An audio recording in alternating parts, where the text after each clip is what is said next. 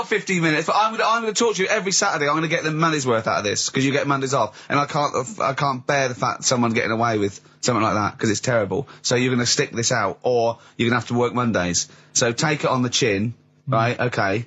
Just finish the story. Yes. I command you. Just do it. Anyway, so they said, he said, you know, will you be able to sort me a little knob out? A prosthetic cock, yeah. Yeah. But they put him out for the operation. Yeah. He woke up. Yeah. Right, and he's thinking, oh, thank God that's over and done with. Yeah. They've only grown it on his arm. What are you talking about? You twat. Shut the you're an idiot. What do you mean they've grown it on his arm? Apparently, like, that's the way they do it. Oh, yeah, but to then put it on, that wasn't a mistake. It wasn't doctor going, does it go there? Some bloke I didn't do a degree. Are you a real doctor? Yeah, yeah. No, but why put it there? Because it's got to grow, it's got a graft there, so they can control it. To skin tissue. But on your arm. Well, But they're going to remove it from the arm itself. What do you mean on the back? on your back. Somewhere, well, we can't wear a t-shirt. Yeah, but you could have a He's in hospital. But this way you can still have a little tug, can't he? But they'll leave it there for quite a bit. It's not... Do you know what I mean? It's not going to be like, oh, it's just there for a few days. Yeah. It's there for a bit. That's not good, is it? So he's got a cock on his arm. Yeah, what's up with that? What do you mean, what's up with that? Well, I mean, you could say it's a thumb or something, couldn't he? Yeah. But they remove it. Be good and for attach hitching. it down below later. If you had a knob instead of a thumb and you went hitchhiking, just tickle it, and they can see it like a mile down the road, couldn't they? Boasting. Yeah. If I'd lost my knob, I'd go, oh, I'm not going to have all that stuff. Just whack a pair of tits on me. Do you know what I mean? I think, oh, just forget it. But why not just put it where it should be straight away instead of messing about? Where should it be straight away? You know. On the forehead. Listen, are we doing a competition? Let's play a tune. Come on, Carl, you can't be bothered. Right, okay, we're going to scrap this and you're going to work Mondays again. Well, I think it was in Hot Tickets magazine. Sure. It's free with the Evening Standard.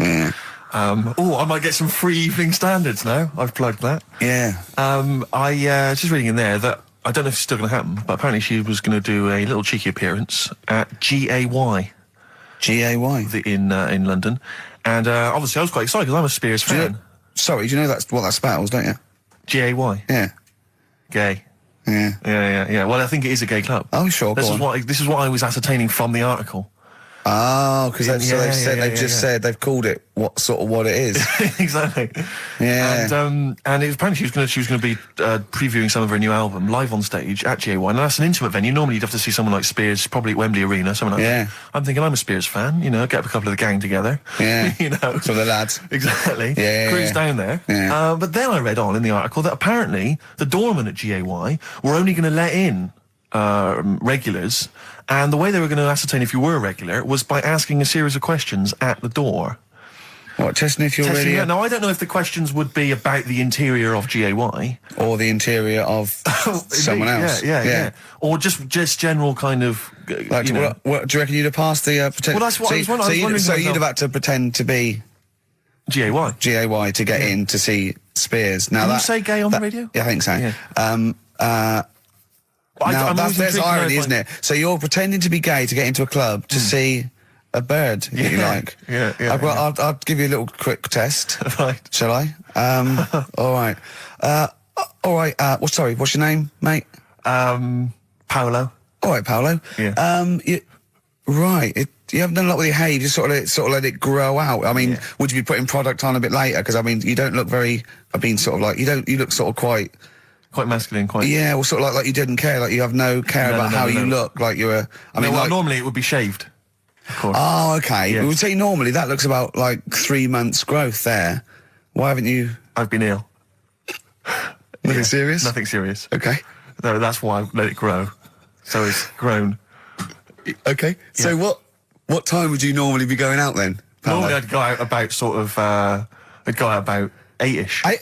8 o'clock in the evening, you've got... No. That sounds a bit early. That's what... No, I'd go out about 3 in the morning, normally. Right, so I take them. Yeah, okay, right, so that's right, yeah. Where'd you go? Down sort of... Old Compton Street for a coffee and then onto GAY, something like that, with your little shaved head. Yeah. Okay, well, you're doing fine. Gay. Sounding pretty good. Can I just ask you one final question? 20 bender points? 20 bender points. I'm just going to let you in. Okay, I'm just going to tell the guys to let you in. But I'll ask you one more question. Yeah. Do you prefer knobs or tits, Paolo? Knobs. Knobs. You love No, knobs, do you? absolutely Can't get not. enough knobs. So you hate tits, I assume? Loads of them. You hate tits, do you? Yes. Okay. What? Even Liza Minnelli's? I don't know what to say. I love hers. But not in a straight way. In a straight way. In a gay So way. okay. So you love knobs more than tits, I right? love knobs more than tits. Okay. I love knobs. In you go. Thanks very much. Brittany's on, do you? Oh, she is so sexy.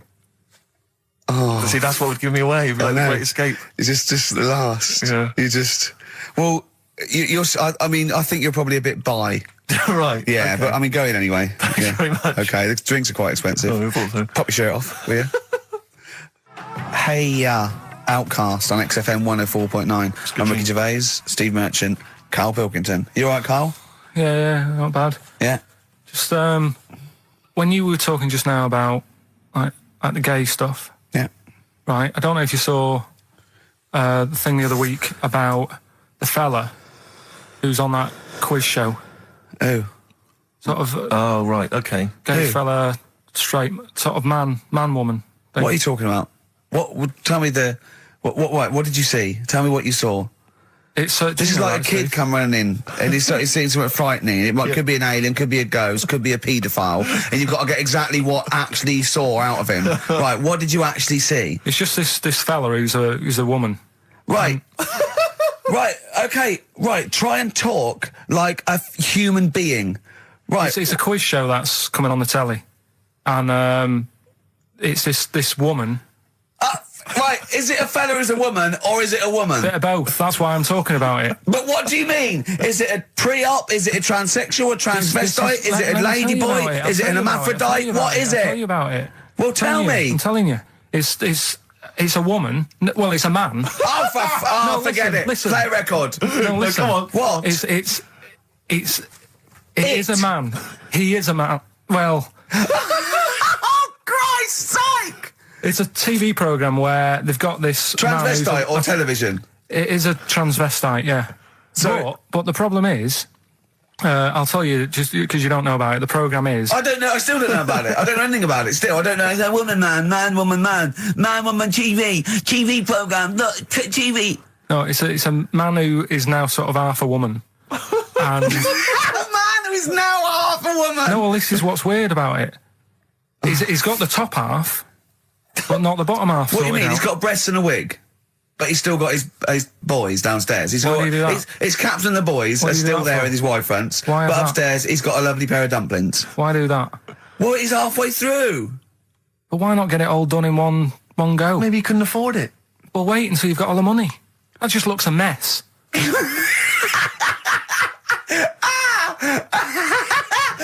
And who's he pleasing there? Well, he wakes up in the morning and everyone. pleases himself. He can't believe his luck. He doesn't know where to start. No, but what I don't understand, I mean, I don't want to see him. Well, could I see him finish that ignorant. sentence? What you don't understand is just about everything. Yeah. Right. What? I find it weird, right? I sort of get, I understand the gay thing, right? But, Do you? What do you mean? well, I know. Well, I tell know, me the gay thing. Explain the well, gay I thing. just know if you're a fella, you like men. I don't know much more than that. What do you mean you don't know? But what I mean is, with a transvestite, what's going on there? What do they want? A transvestite is a cross dresser. See, I don't get that either. Because You mean a transsexual? That's a man who likes to dress in women's clothing. It's not necessarily, they're not necessarily gay. They're or not gay. straight They're or often anything. not gay. They just happen to like wearing women's Those clothes, aren't yeah. but then why not wear women's clothes that could be seen as a bloke, like Suzanne wears jeans? No, but Just but that's buy the women's thing. jeans. But that's their problem, is it? They like being seen as a woman. They like being seen as a woman. It's not just that it's more comfortable. Or they'd wear a kilt. They like being seen as a woman. They feel more comfortable. All right, and what's the deal with this fella who's got... We don't know both? who this fella is. No, we don't know this man who's half a woman. He's called Miriam. Oh, that's helps. yeah. Brilliant. I love this scientific basis. No, I so think- all he's done, he's had the tits done. He's probably had the hormones. Probably lived as a woman for a while. The last step because you can probably reverse the breasts anyway, because they're probably implants and hormonal things, and whereas you chop your knob and boys off, that's you come back the next day and go, so I didn't mean that. I wanted my ears pierced. It's a bit more of a bigger operation to put them back. So doctors are probably making sure that he's just Surely absolutely. if you've had the top half done, you're not going to go back on what you've said. But no, what's the top half being done? I could get you breast implants, give you a bit of hormonal treatment. Now and that you would could be a great idea for next week. and you could reverse it. What you can't do is grow a knob back. Well, you can. Last week we were talking about growing one on your arm. Yeah. We've done that. We can, so that is possible. But the thing is, the truth of it is, I think I do know about this story. I think it was a television programme called There's Something About Miriam. The conceit of which was that this pre-op transsexual... So I guessed that right, yeah. was masquerading as a woman. Right. And various blokes who didn't realise that this was a man had to I've heard try about and this. seduce her. And when they found out that it was actually a bloke, and a lot of them had kissed agree. her, they refused to let it be shown. I and there was a big agree outrage. though. That's just terrible. Yeah. That's It's deceit. absurd. But I mean, that's awful. I hated that. Who's the biggest, most professional person in radio? It's probably Terry Wogan, isn't it? And it was you that said you can't tell what the sentence he's saying because he keeps going up at the end before. But he and never. after. There's never any punctuation. Yeah. So he'll just segue from one point to the next. So he'll be like, going on my holidays, Friday. We're having a lovely time, says Mrs. Dorothy Sheehan of Westminster. I'm thinking of going to Greece. Oh, and it's halfway. So he's got his knobs, but he's still got the tits. Yeah. Typical. Oh, hello, Paolo. Do you want to come into my club to see? Yeah, I'd love to go. Britney Spears, I'm a massive fan. Yeah, well, it doesn't start for a while. It's it's only about 8 o'clock, and you're not going out for hours yet. No. 8 or 7. But might as well watch a bit of telly. We've got FA Cup final. Ooh. Oh, yeah. That's a good one, isn't it? Or we've got the Eurovision Song Contest. What do you want to watch, Paolo? Oh, blimey. Well, I love all the camp and lame of the Eurovision Song Contest. Yeah. But is that David Beckham playing? Because I love him. Oh, his hair and his legs. See what you've done. You see? So you will watch the football, but you'll be mainly looking at the legs and the tight shorts. So while Beckham's knocking them in, you'll be exactly knocking one. Right. Let's. Do you know? Remember, I never really looked, but when you see old clips of, say, early '80s footballers, the shorts are much tighter. Aren't they? I don't know. I don't know. Really know. I don't know. wasn't really looking. I remember Carl was saying when he went and there was two strippers, a bloke and a woman, and they whipped off their clothes at the same time, and you looked straight at the boys. Yeah, everybody would. You would have done. Right. You do. You do. You look at his doo-doo. What do you mean? You look at his doo-doo. No, I'm just saying. If you were there, you would have done the same. Two people on the stage. Yeah. Woman and a man. Yeah.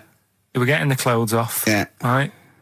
The fella took his pants off the same time as the girl took her knickers off. Yeah, right. All I'm saying is it's human nature to have a quick look, have a quick glance, see what's going on. See what's going on. And then I wanted to look at the woman, but she put her knickers back on quick. She didn't live opposite from you, did she? But just to return briefly to the shorts question. It's only because in the 30s and 40s they were huge shorts, weren't they? I mean, genuinely massive, like huge. A small child could wear them as trousers. They were. I think that's to do with comfort and decency, though, isn't it? And then, but by the sort of 80s, there was barely any shorts there. I think that was fashion. But it's weird that you feel like at some point someone's gone, guys. I mean, They've good gone game too today, small. but it's just ludicrous. But that's what happened, isn't it? Because things get bigger and bigger and bigger, and then they get smaller and smaller and smaller. Yeah. And fashion's like flares, drain pipes. Yeah. Heels, flat. Yeah. Tall hats, flat hats. What do Yeah. you make of the miniskirt? Long hair, skinhead. Miniskirt. Again, I don't know. I'm sure there's been 10 resurgences of miniskirts since 65, whatever it was. Yeah. It's fashion. So the short. You know what? Do you know what I think, Steve? I think the shorts will get smaller again before we die. I think we'll see one more tight little packet of Premiership footballers running round with their offal squeezed like the last chicken in a butcher's window. Almost protruding. Wrapped up, yeah. Yeah, definitely. Imagine if they just wore cling film shorts so you could see what was happening in there, Carl. Where would you look then? Because you like football, don't you? We're doing Rockbusters. I suppose so. Go on then. Knob body has been that lucky before. Brilliant, all right. Okay. Or you've got get a lobe of this court case. Right, okay. Not bad, I'm going for interesting. knob body. It's been that lucky before. Right, it's a story about this kid who was born, right? Was he? Yeah, he was popped out, like, and the dad and the mum saw the baby, and it was like, oh, that's a good-looking little kid. Sure. And they were proud and that. And then... I don't know if they're surprised that it's a good-looking little kid. It's theirs. yeah. Like, it could have been a frog, and they'd have gone, oh, he's got your eyes. And then the doctor goes, yeah, it is, but look at that. What? He said, it's a boy and hasn't got a knob. I love the doctor saying that. I love this GP. Right. Oh, this midwife saying that. Oh, I love little boy. Yeah, but no knob, baby. Mr. and Mrs. I mean, think. Right. No, but I'm speeding it up a bit. All right, come on. So the baby's Right, so the born, baby's like that, and the doctor says that, and and the woman's like, oh, it's our first as well, and stuff, right? She's really gutted. she's living. What's the second going to be like? So, Go ahead. so the Just a knob. doctor says, you know, We'll call it Carl. All right, go on. Right, go on. so the doctor says, well, I'll leave it with you for a bit, get used to the idea, right? As opposed to throwing it away. So he wanders off. Yeah. He comes back with a smile on his face, right? Found the knob. So the mum and dad are like, what are you smiling about? He said, you're not going to believe this. Baby's just been born. It's got 2. Right? You can have one of them. And they did a little operation. Where did you get this information from? That's in a book. What book? Is it the a same as joke the book that you carry round with you? No. With the woman with 3 legs, the juggler with 9 arms, and the bloke who found shagging a chicken under a rock. Is it in that book? Weird though, isn't it? Well, it's not true. It is true. What, in the same hospital, there was a baby born without a knob. Luckily, Carl. It happened. You swear to God you're not making The this up. not doctor making came up, back honest to God. smiling, because you won't believe it. There's a baby there with an excess of a knob. It happened, honestly. I'm not, all these things are not made up, the educating stuff. That's why I do it, isn't it? Teaching you stuff, always teaching you stuff. Fair enough. All right, if anyone can confirm the baby with no knob, they're the going to baby with confirm it 2, because they're going to go to the same dubious website that Carl got it from. I always try to be level-headed and reasonable in these situations. And it's you always ignore it. Guatemala or Mexico. Rodriguez was born without a knob. Luckily, baby next door and was got 2 knobs. What a load of shite. Play a Play a tune. record. There's still more to come. Oh, I'm looking forward to it. Was it Nelly? Nearly dead. It nearly died. It nearly died. Bones, Radiohead off the Benz album. I mean, might be my favourite album of all time. You said it before, yeah. I Yeah. can't say I've ever really got into it. I remember when it came out, it was just so ubiquitous everywhere. I never really bothered listening I to can it. still listen to it every day. I mean, that might be sad, I don't know. But little it's a fantastic album. Yeah. On XFM 104.9, just practicing for when we Talk about music. talk more about music than maybe monkeys and people born without knobs, baby. Carl, any other thoughts? Educating Ricky. Can we just clarify what this is? I think a lot of new listeners perhaps aren't familiar with this. It's when Carl looks on the internet and finds a weird story about, the double knob fun, and tells me about it. And it's usually not true. Okay. If it is true, I know it already. Go on then, Carl. They're not really weird stuff, it's just stuff that's gone on. That's interested me, that's all it's Yeah, about, and I go on. educate about it. I should just confirm that we've had a number of emails that say the baby born without a knob and then having one transplanted from a baby that luckily enough had 2 knobs is apparently true. Right, Yeah, there you no, go. listen. So- I don't question that you could be born with a deformity and get someone's, fingers, knobs. What I'm saying is, it didn't happen with the doctor goes, I'll leave with it. I don't believe it. That baby's got 2 knobs. Exactly. What a coincidence. I bet that little bit of information isn't in there, is it? Sure. That he went out the door, I'm going to get a coffee, came back, bloody hell, hold on, look, here's an extra knob, I found an extra knob. We can put that knob on there. Perfect. Run, Snow Patrol on XFM. Well, big question, where was Carl's knob? That's what people have been hanging on for. Yeah, where was it? Well, I can't believe people have been texting in. Hey, what, guessing where it is? People saying, is it in the middle? Is it in the left? It cost them 10p. That's the 10p to find out. Just wait. I'm going to get out the answer. You don't win anything. Right? Like, strike it lucky. Right? Bottom or middle? Right. It was to the left. Oh. Yeah. I went with the right. That's annoying. See, I thought it would be to the left. If not, maybe if it was all scrunched up, sitting on your lap right, it might just pop up to the middle. Just pop out, like, you know. Well, next week we'll be finding out where yours is. Where's Ricky's bollocks? Right then, which leads us nicely into... Knob news. Oh, it's the welcome return of Knob news. Right, okay, it's very much like the news at 10, this, isn't it? I do a bong, or in this case a schlong, and he gives me the headlines, the knob news of the day. The big, where have you collected all this knob news? Was there a lot of knob news this week? It was mental this week. The amount of stuff. The way it works, you give us the bong, Yeah. I'll give you the headline. Okay. Steve decides which stories we're going to talk about. And now on XFM, knob news. Schlong. Man grows knob on his arm. Schlong. Man gets doctors to make him a second knob. Schlong. Turkish prisoners made hole in cell wall to produce third inmate. Schlong. Doctors accidentally remove man's testicles. So, well, can I straight away go for the accidental removal of the testicles? Well, it's happened before, right? We've talked about that before. How does it, what did he go in for a tonsillitis? What are they called? Tonsillectomy. And he went in the wrong way. What are you talking about? How can they accidentally remove his testicles? It says he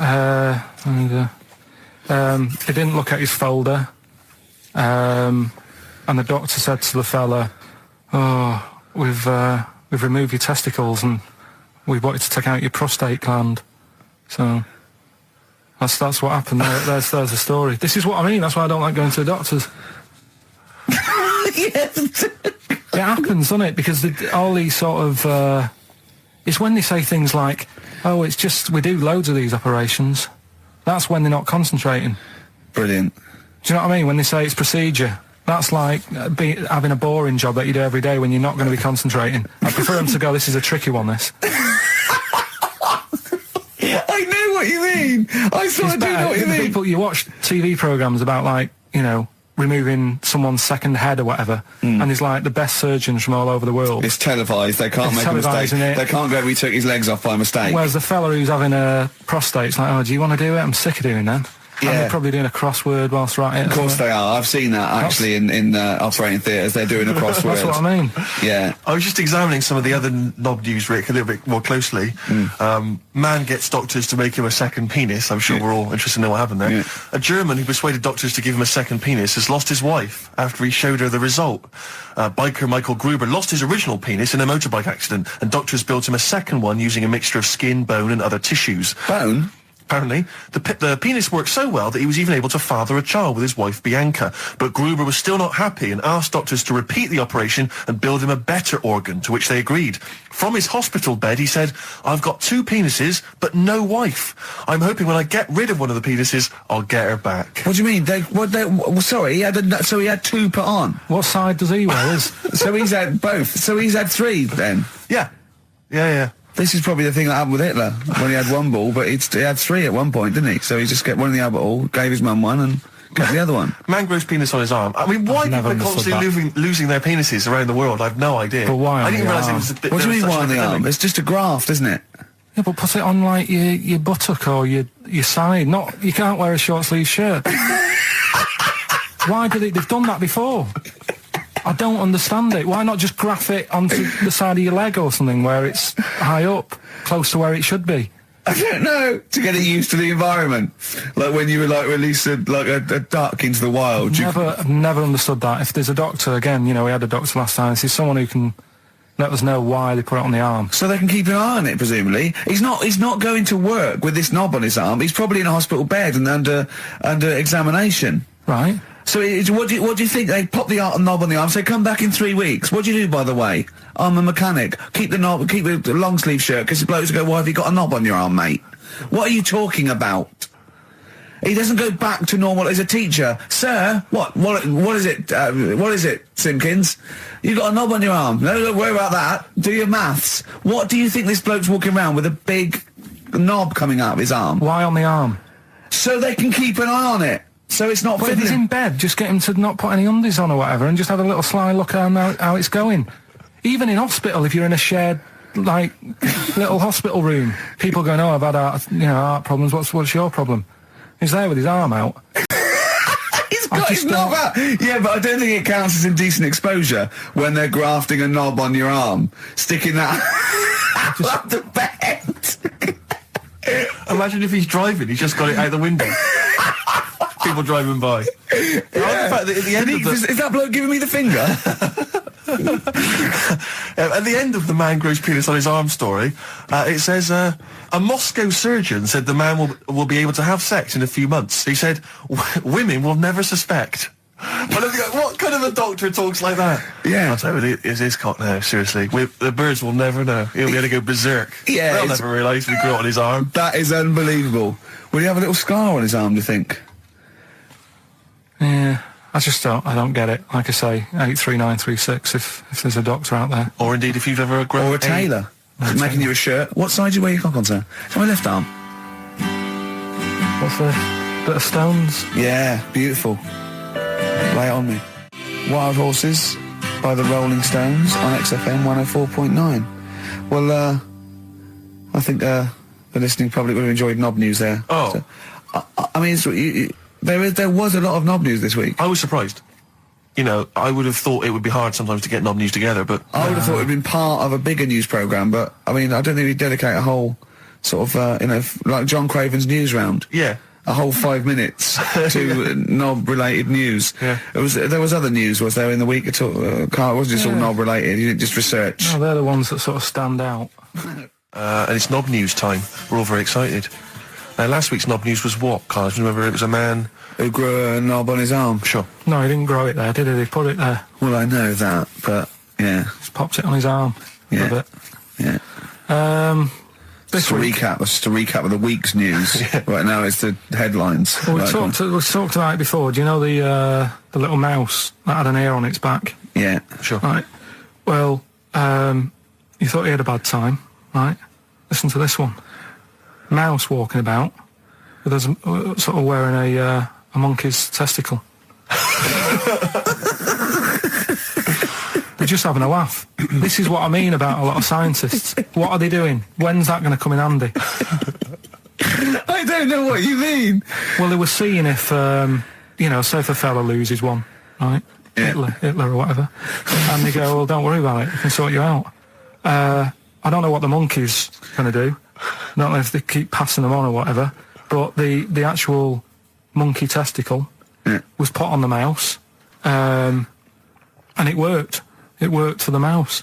But isn't it... I mean, isn't a monkey's testicle quite large in relation to a mouse? Would it not look like the mouse was on a space hopper or something? Oh, yeah, it didn't look good. Well, they didn't put it where its testicles would be. No, they did. They put it. Well, how could it walk then? The ear was on his back, so he could just get about. Well, I don't know. But Well, you don't know, do you? You just guessed. Did they grow the monkey's testicles where the mouse Well, it testicles looked would... stupid anywhere else, though, wouldn't it? Oh, whereas a mouse with monkey testicles, that's fine. You'd be showing off. You'd be all right. I'd prefer that than the ear. When that mouse gets put back in with the other mice, do the other mice go, George, you look different. Have you had anything done? But the weird thing is, as well, apparently it still works as a monkey. What? So, like, what are you talking about? Like the sperm and that was it was still sort of monkey. Of course sperm. it was. What are you talking about? Well, that's weird. But what, Carl? What do you? It's only a thing to give it nutrients. That's all the thing they're testing. It's like grafting at that level. Right. What's your question? Because I'm right. What do you think? It would change eventually. It would have changed into a mouse testicle because it had been hanging around a mouse for so long. No, I thought the actual sperm of it though would be a mouse's. Why? Because it's hanging off a mouse. No, but your sperm is actually created in the testicles. So that's why it has to be outside your body. Otherwise, we put them in a nice little cage. But I'm guessing then that they've done this operation so that they can do it to humans. Yeah. Why would I want a monkey testicle if my kids are going to be monkeys? What use is it? No, think. That's no. That's going to happen anyway, Carl. Yeah, but think of what you're saying. They've grown a monkey testicle on a mouse to see if it would still function as a monkey's testicle, okay? So they can do that to humans. So think, Carl, what they'd do is they'd grow a human testicle on a mouse and it could still be used as a human testicle. So what? To give you a testicle that you've lost. From a mouse? No, from another person who it was kept alive on a mouse. Because it's kept the nutrients alive, as opposed to keeping it in a deep freeze. Maybe bollocks go off after a week. I don't know. Maybe they get accidents. He had a little a card. Do you donate your testicles? Yeah, I'll tell you what. No one needs testicles yet. Let's keep them on a mouse. You have yours ripped off in some sort of bizarre skiing accident. You go, well, you're in a Battersea Dog Town. You pick the ones you want. They can grow them on anything. They can grow them on a Dachshund. Bulldogs are growing them usually, that's where you see a bulldog. Usually that's waiting for an operator. What don't you understand, Carl? Hang on a minute. I thought this was knob news, not testicle time. I don't understand why. Yeah, this testicle time's not for another 10 minutes. Yeah. No, it's all sort of linked and that, though, isn't it? Well, sometimes it's linked to a mouse. But what do you think about, like, I don't know, testing stuff out like that? Is it worth it? Could you not just go straight from... But listen, Carl, I'm getting this information from you. No, if this was on Question Time and someone said there were, Dimbleby and Paxman or whatever said it, I'd think about it as a moral dilemma. You've just said you saw a mouse with a monkey testicle. What do you think of that? I don't think anything of it. I don't think anything of it is the answer, Carl, because I can't trust the info. I cannot trust anything that comes out of your mouth. But I know for a fact that Steve is getting a little bit sick of Carl's attitude. Oh, his attitude's appalling. I quite like it though, because it's straight away friction, and he's sort of like, To be fair, I genuinely don't think I'm the culprit in this. I think I come in and I just ask him a simple request. Yeah. And immediately on my back. Whinging, moaning, whining. I don't know if there's any evidence. Well, it's funny you say that actually, because in a survey, it came up this week. It's quite extensive. Mancunians take more sick days than anyone else. Mancunians take more sick days than workers in any other city in Britain and Ireland, according to Manchester-based employment firm. Survey by Peninsula found employees in Manchester take 11 sick days per year, whereas closest rivals Edinburgh and Dublin take an average of 9. Liverpool, Newcastle, Birmingham, and Cardiff only 8. Is Reading mentioned there? Or no, Bristol? it's not even in there. They don't take days off. London is only 7. So the point is, I don't know you can take anything from it, but if you were an employer and you had a Mancunian and a Liverpudlian and they were equal on everything else, but you really couldn't afford them to be away, Liverpudlian's going to probably be away for 8 days. Sure. The Manc's going to be away for 11, phoning in sick. And so what can you, just analysing the data there, what would you extrapolate from that? I really don't know. Call in if you've got any clues, or email us in if you've got any. I don't know why I think maybe, I don't know, Mancunians... I don't really know many people from Manchester. Well, I only know one, but I know he was off sick because he put on wet trousers and he got a cold, I think. Yeah, well, he just said he didn't come in for... Yeah. He left early as well once. Yeah. But I don't know. That's the survey, I don't know. It's evidence because it's statistics, so there you go. It's guaranteed evidence that's proof. Any thoughts on that, Ricky.Gervais at xfm.co.uk? Oddly enough, you're from Manchester, Carl. Yeah, I am, yeah. What are your thoughts on that? On what, sorry? No, on the survey. Oh, wasn't really listening. Sure. Well, Mancunians take off more sick days. They call in sick. Presumably spuriously. Yeah. Because they've got the same body. They're biologically the same, so... they're obviously making up their life. Yeah, some of the days. Maybe there's just the 3 extra they're making up. Yeah, they're moaning. Probably because we work a lot harder than the others, so we're tired, so you're sick, so you need time off. Probably. Seems unlikely. The Scousers, to be honest, take them on, let them work in your office. But how many computers are going to go missing? Right, that... So offensive. Is offensive. Right. This is a survey that proved. You just made that up. You just carried on the myth that Liverpudlians thieve. Now that's not true. That is not true. Well, it's not. Well, some of them do. There's been no survey that you're more likely to thieve if you're from Liverpool than if you're in Manchester. So that hasn't been proven yet. So all I've got is the evidence from a survey of, I think, 3,500 people. It's proof that Mancunians take off more sick days. XFM 104.9. This is April Come She Will by Simon and Garfunkel. Simon and Garfunkel. April Come She Will, a lovely love song there. The X-List was all about sort of like sexy songs because of death of Barry White, of course. And Carl and Steve having a little argument. Steve said, well, there are such thing as sexy songs, of course. Carl said, I can't understand it. How can something be sexy? How can you woo a woman with a song? Steve went, well, you don't woo a woman with it, you just put it on the background. Carl said, stick the telly on. Stick the telly on. I love that. You don't believe there's any such thing as a sexy song, is that right? I don't think it can get you in the mood. You know what I mean? Right. You're either in with a chance or you're not. I don't think it matters what song you put on. Well, I don't think it ups your chances. I don't think if it does. If you put Channel 5 on a Friday night, right, see a little bit of that action, gets anyone going. It's worked for me, and that's all. What's on when pets go mad? No, you know, like, I don't know the titles of them. I don't look at the titles. But that show with Chris Moyles? Do you mean the kind of erotic thrillers? Yeah, put one of them on, that gets you going a bit. I might be tired and that, but... What does the woman go, oh, that's an idea. Hey, that's an idea. They're normally called something like illegal briefs, and they're normally about some kind of female solicitor who's defending a guy who may or may not be a killer, but maybe in a former life they were lovers. It's always some nonsense like that, and presumably there's normally some gruesome murders. So how is that getting you in the mood? It's plot development. Yes, the narrative. I love narrative. Yeah, I'll tell you what, that's a lovely twist. I've got the horn. Yeah. Brilliant. So, if you're from Manchester, sorry about that. I mean, it is true. We weren't making that up. We weren't doing a stupid stereotype like Kyle did with Liverpudlians. It's just a survey that one can just take off more sick days. But there might be...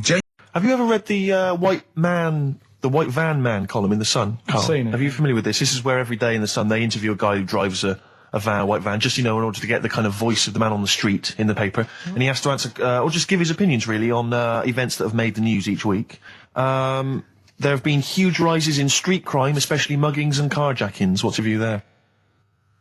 More youth clubs are needed, aren't there? You think more youth clubs? I like that. No? Okay. I like that because it's so 1950s. Yeah, it's sort of like you want a bobby on the beat that'll clip you around the ear. So once they've come out of national service... Yeah! No, I love that. And if you find someone smoking a wood bomb, you make them smoke 50. Yeah, exactly. Oh, this is great. That is great. Did you used to go to youth clubs? Yeah. And they kept you out of trouble? You used to get into a fight afterwards when you came out. But for the sort of hour and a half you were there? You had a bit of pool and some boxing and a bit of pop. Yeah. So more youth clubs, that's good. I love him. I love him. If you're at home, just make notes, because this is brilliant stuff. Honestly, you won't hear more honest, from the heart stuff than this. This is great. Go on. This is not pre-planned. These are your direct responses now. I promise you, Carl did not know what we're going to do. He never knows what we're going to do, and he always answers honestly. That is the beauty of Carl. It's not an act. What is your view, Carl, on New York's former mayor becoming Sir Rudy Giuliani? Sir Rudy Giuliani. Is he happy with it? He appears to be pleased with it. Let it go ahead. Fair enough. Okay. Go ahead. Oh, he's genius. Okay. Is he happy with it? He's like your nan. Yeah. What do you make of a cat that's been cloned in a secret 2.5 million research project? To find out what? If they can clone cats, yeah. Have they had to hurt it? Sorry? Have they had to sort of hurt it to do that? Have they had to hurt it? Yeah, or is it just scraping its tongue for some stuff? I think the cat's fine. The point is that they're cloning another creature, which is potentially very dangerous. Have you seen that film where they bring Hitler back? That cat. What if that cat turned out to be a world dictator? Exactly. What do you reckon of cloning generally, Carl? You concerned about it? When they're cloning for organs, they just grow them for the, Do you know what cloning means? Yeah, it's when you, make something else that's the same, isn't it? Right. Yeah, I mean, it's not going to do any harm. Okay. And Great. And finally... When you're on the World Council. Yeah. Finally, what do you make of some city workers who were caught bonking in the glass lifts of the Lloyd's building? What do I make of it? Yeah.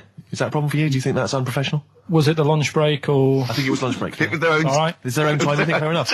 It only takes 45 seconds to go from the bottom to the top. Is that a problem? They moved quickly. They acted, on instinct.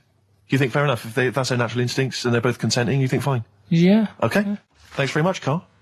Thanks very much, Carl. Carl, we'll have more of Carl's world-weary opinions next time on the show. Yeah. Now it's time for White Van Man. White Van Man. Yes, for those that don't buy The Sun, they think it's beneath them. White Van Man is a column they have, I think, every day, actually, and they just get sort of some, Joe Public to kind of comment on the week's news. Just seemed to me, that it might be interesting to get Karl's views on some of the big events. Not because we think that Karl hasn't got a valid sort of viewpoint. No. Because Karl sees the world differently to some people, that's all, and that's what's interesting. Like an artist does, or Exactly, yeah. He's very bohemian in his outlook. Yeah. Do you feel that you're up to scratch on this week's news? I don't like this bit. Do you? No, just relax. Why not? It's pressure. No, because you just have to give us your first opinion. For your honest answer, that's all we've ever asked of you, Karl, and it's all you've ever given us. Your honest, your first from the heart view, yeah? All Don't right. worry, just relax. Just chill out. Are you worried that people are listening and thinking you're an idiot? If my girlfriend's listening now, go and have a wash or something. Go and have a wash. Not very nice, is it? Is it the opposite of Napoleon and Josephine? Yeah, go on. If you're going to visit me again, Josephine, for Christ's sake, what? Right? Here we are then. 1 o'clock. Yeah. Hey? XFM. I'll tell you what you should play. No, I'll tell you what, before you say, Yeah. we're back then. Yeah. We're back in town. Well, that was what I was going to say. You should play Boys Are Back in Town. No, this is Boys Are Back in Town. You should play that then by Thin Lizzy. It's just it. Talk then. Someone should talk. It's obviously already a shambles. Can you believe that? I'm amazed that we're back on the air and it's already a shambles. What are you doing? What? What are you talking about? I'm talking. No one was speaking. The record was ending. No one was speaking. It was just. Well, I might shoot off. Already, I might shoot off. It's Thin like Lizzy. nothing's changed. Boys Are Back in Town on XFM 104.9. We're back then, aren't we, Karl? I'm Ricky Gervais, with me Stephen Merchant and Karl Pilkington. I'm not coming back. I'm definitely not coming back. Care someone. Care that I'm not coming back. Rick, I seem to remember the end of the last time we were on. What was that, 3 months ago? Yeah, 3 months ago. Karl said he's never going to do the show again. There was nothing that was going to bring him back. Yeah. He didn't enjoy it, wasn't going to do it. All a ruse, right? Really? Yes. I've known him coming back for about 2 months, because he's got our agent now representing him. I thought he was a I fool. haven't really. Why? Well, what's he done for me? What's he done for us? No, I know, but I mean, he's your agent, so, and he's sort of calling Graham. And it was all a con, so Karl could get Mondays off. Poor Graham, the station's struggling enough as it is. Yeah. It's like running around like a headless chicken. Yeah. No one's listening. That's why I don't bother talking when the record's on, because there's no loss to London. Sure. Right? It's pointless, this show. We don't do it for the money. We don't do it for the kudos. I don't know why we do it. No. Is there anything on telly at this time? I could have had a lie in. I know. But, it's all a ruse to get Mondays. He's got Mondays off now, because he has to do the show, 2 hours, right? And he's still getting paid. And it's all a con, because he knows that he's holding him over a barrel, and it's like, we've got to keep Karl happy. Right? I had Mondays and Tuesdays off before Duncan got involved. No, but you know what I mean, though? And it's like, poor Graham, who's the MD, in charge of the thing, probably pulling his hair out, worrying about the station, right? It's a sinking ship. And then Karl comes along, well, I'll do it, but I want Mondays off. He's probably sitting home now. His family, he's probably ridiculed by his wife. His kids almost certainly would have lost all respect for him. That he's been fooled by Karl Pilkington. He calls his mates and goes, I'm busy, Graham. I don't, I just can't think. It's embarrassing. But do you know what I mean? And you think it's funny, and you think you've got one over him. He's going, Mondays off for 2 hours. Yeah, you do. You think, and now you're embarrassed. We've said it on air. But you're only conning yourself in the long run. Because, do you know what I mean? I hate that sort of, the world owes me a living, what can I get out of the world? What are you going to give back to the world, Karl? What are you doing now then? Are you going to prepare Mondays? What have you prepared for this show now? You've had 3 months to prepare. Yeah. What have you got? What have you got for us? Okay, what's happened in the last 3 months? What? In this place or just my life? Well, what have you got for us? 3 months, we're turning about, you get Mondays off, you're getting paid for it, you've got a cushy deal, you're having a laugh, you're taking the piss out of the management, right? So, what have you got for us? Give it to us. I've kind of, updated Rockbusters a bit. Right, brilliant. Yeah. Right? So, and you said don't mess with it. If something's good, don't mess with it. What do you mean it wasn't good? It was never good. It was never good. No, of course it was we had never to good. fix it. It was fun to do. It was a laugh. I mean, I imagine it was much more fun for me than the 450 listeners. You know what I mean? I enjoyed it. I enjoyed squeezing your head and dressing you up. No, but that's just it. When I had a meeting with Graham, right, I said, look, I'm not being funny. I don't want to do it anymore. Yeah. I've had enough of it. Yeah. And he was like, oh, what's up with you? You sounds like you have a right good laugh. I said, yeah, but that's all good acting and stuff. I said, it's hell in there. I said, like he's talking about Vietnam. Yeah.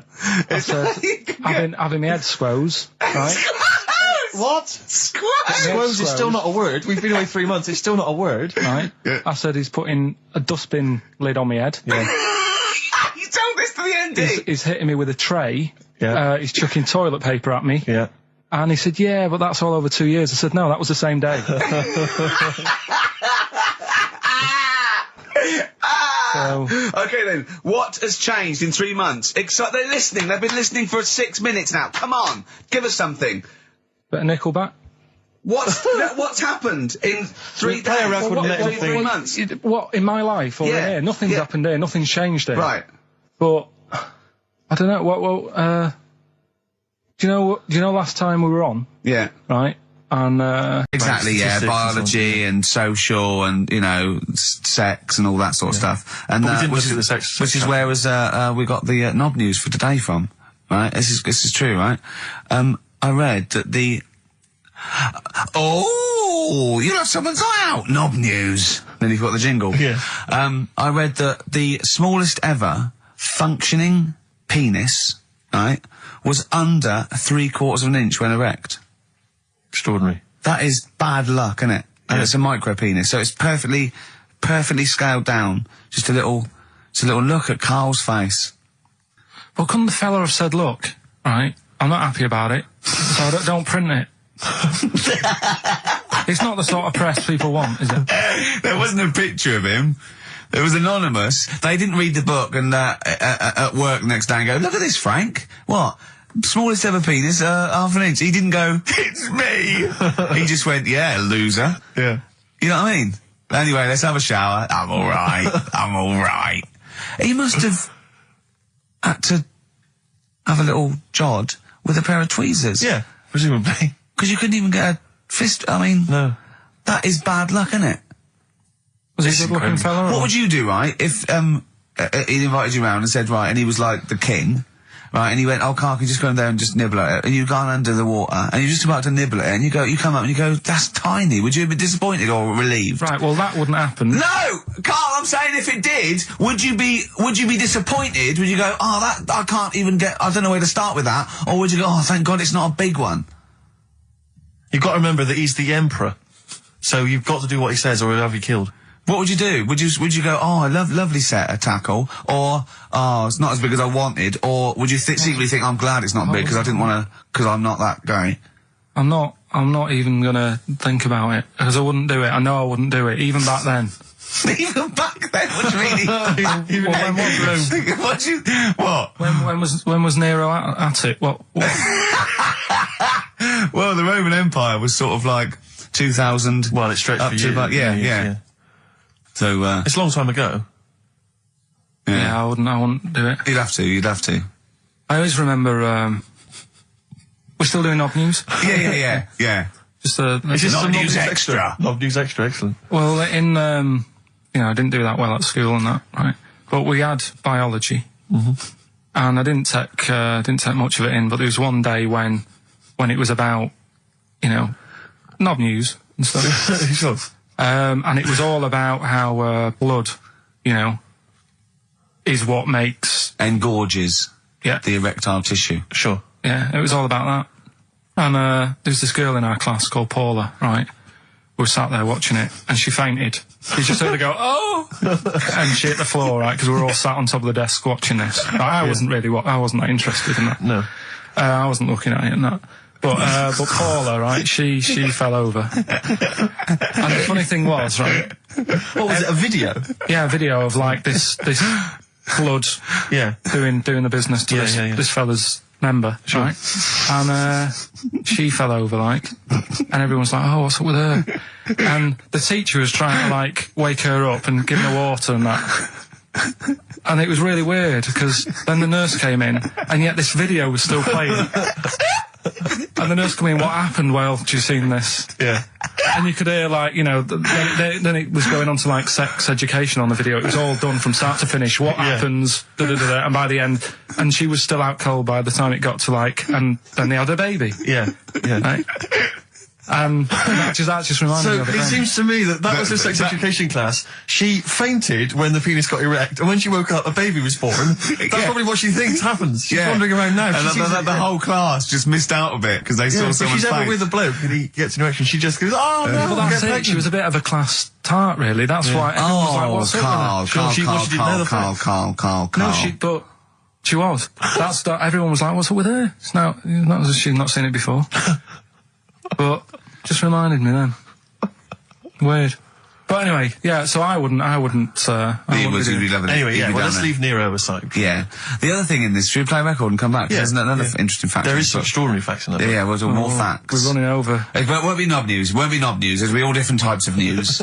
Good show, though. Enjoying the last show? Yeah. It's all right, and I hope it gets better because Telegraph are listening today. The Telegraph, the paper. Yeah. Are they? Why did you say that? Just Jenny, the PR woman, said to me yesterday. She said, do some good topics and that, so you don't have to worry there. What they phoned up to say? Hello, it's Telegraph here. We'll be listening tomorrow. I don't know what they're doing. Are they doing a review of it or something? I don't know. Why would they do that? There's no reason to. I'm a bit. Why didn't you mention this earlier? So Telegraph have said, why would they call up to say we'll be listening? It's Because a free country. Because they said they'll be listening, but also, can you make sure you record it? Because if we can't listen to it because of the pirate stations that are on at the weekend, because it affects our signal and stuff. Whoever's listening must listen and know there's a problem with pirates. And they said, can you... Well, they're probably just doing a feature about radio shows or something then. They're going to tear us to shreds. Listen to seriously, the drivel we've talked today. I mean, what are they going to make of it? That's a broadsheet newspaper. I think I know what Monday's headline's going to be. I don't think it's going to be like, they're going to forget about the power cuts. It's not going to be about, the inquiry or terrorism or anything. It's going to be no more to knob news. Yeah. It's going to, they're going to love that. I mean, I have a little bit of self-respect. And if I'd known a quality newspaper was going to be listening, I wouldn't have turned up today. Because I'm an award winner, and I'm a respected television writer, and I've, won awards, sort of classy. Don't worry though. And don't worry. What have we talked about? Knobs. We've had the worst quiz on radio. We've had you trying to explain relativity. You didn't even understand what that word meant. Yeah. You just mentioned there about sort of no knickers and that. Is this going to be your Auntie Nora? No. Right. It's just, like the last flat that I lived in, I always had a good view across the road and I could see, it was the hairy, there was the hairy Chinese not hairy Chinese kid, he was just a Chinese kid, actually. Yeah. Running Because about. that's rare, isn't it? Hairy Chinese kids are very rare, isn't it? Yeah. There's only one official sighting, isn't there? In one of those shit little magazines that you buy. He was running around in his underpants. You just swore ironically. I mean, I imagine if there's any newspapers listening, you did that.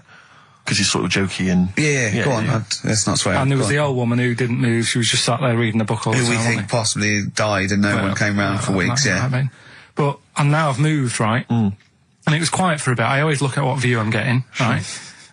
Looked across and it was just sort of empty, sort of flats ready for people to move in and that, right? Anyway, people are in there now, right? And they've put all the furniture in, but I haven't put any curtains up, right? So anyway, I'm sort of washing up, just having a look out the window, right? Girl sort of wandering about, knickers on, right? With no knickers on? You mean naked? No knickers. Well, she had a bra on. Right, okay. But, she's probably looking for a knickers. So I thought, and I don't know how long I was looking. No. Right, but anyway, she looks across. Oh God! I think she spotted me. Yeah. I think, oh God. I felt really bad. Yeah. I said to Suzanne... Sorry, is this some sort of Peeping Tom confession while the Telegraph are listening? I've no idea. Well, it's not... That's the thing, though. Peepington. If I was peeping, she was peeping as well, because she was looking over. Works both ways, doesn't it? Yeah, but yeah, all she could see of you was your bald head. Yeah. No. But and your hands moving as you were washing up. And some white-looking substance frothing up. Particularly stubborn stain on this glass. Yeah. Oh, God. Imagine that. Imagine if she looked across. I'm assuming your sink is lower than the window. But didn't she just cover up or something? Or she looked back and go, oh, you're looking at my fanny? Well, the thing I did... What? I thought, just sort of drop me boxer shorts. Because I thought... Well, Suzanne said, what are you doing? What are you talking about? What are you talking about? No, just so they can see me cheeks of me. What are you talking about? No, because I thought if she thinks I'm walking about in the nude as well, then we've both got something out of it. Carl! This sounds like a bad excuse in court. I know. This is Or the plot of a film on Channel 5. I mean, this is like the doctor who got done, right, for exposing himself to a patient and then painted that little thing that you look down their throat pink. Yeah. And go, this is what they saw.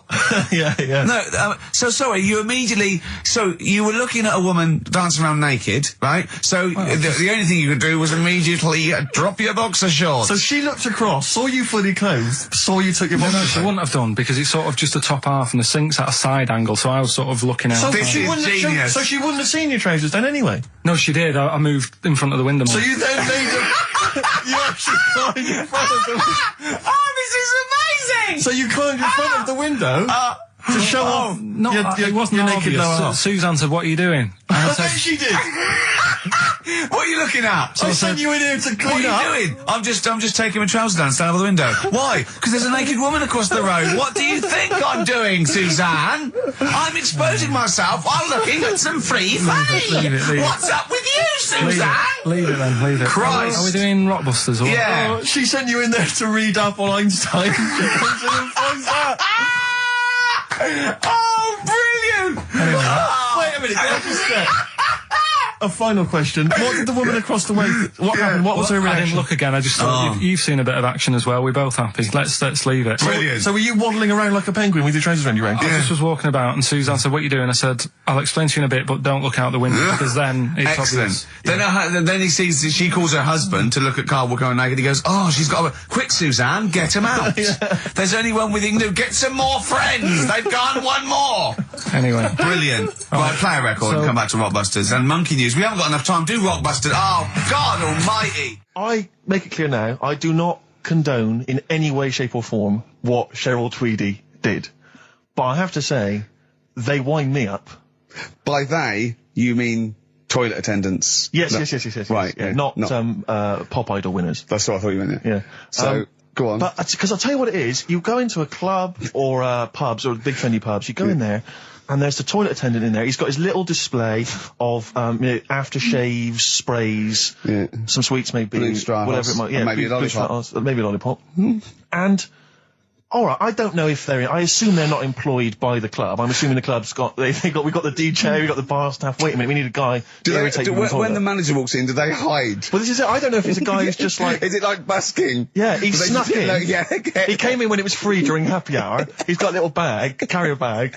He snuck in the toilet. But the thing is, it's the fact that toilet attendants, fair enough. I mean, I'm happy if a toilet attendant sneaks in under cover of darkness, cleans it for me, and then shoots off. But it's when I have to see them there. I feel guilty because it's like I maybe wash my hands, I'll forget he's there. He'll hand me a paper towel. Suddenly I've got to tip him like a quid or something. It annoys me because I wash my hands at all. I don't usually wash my hands. I sometimes don't even bother getting my knob out. I do it while I stand and change my trousers when I get home. Exactly. So it annoys me I have to go through this charade of getting it out, slashing out of it, shaking it dry, and then washing my hands. See, if he did any of those elements, what, I'd tip him a quid, yeah. Pop it out. But not to hand me a paper towel and get it myself. And it's this guilt, and sometimes I'll hold it in because I'm nervous I don't want to go back in there. What annoys me is like a posh award ceremony, it's a pound a piss. It is a pound a piss. Do you know what I mean? So, or in a top hotel or something. Yeah. It's absurd. And I'll tell you what's worse than that. I know that he's doing it because he's got to feed his kids, but it's the fact that I've got to look him in the eye.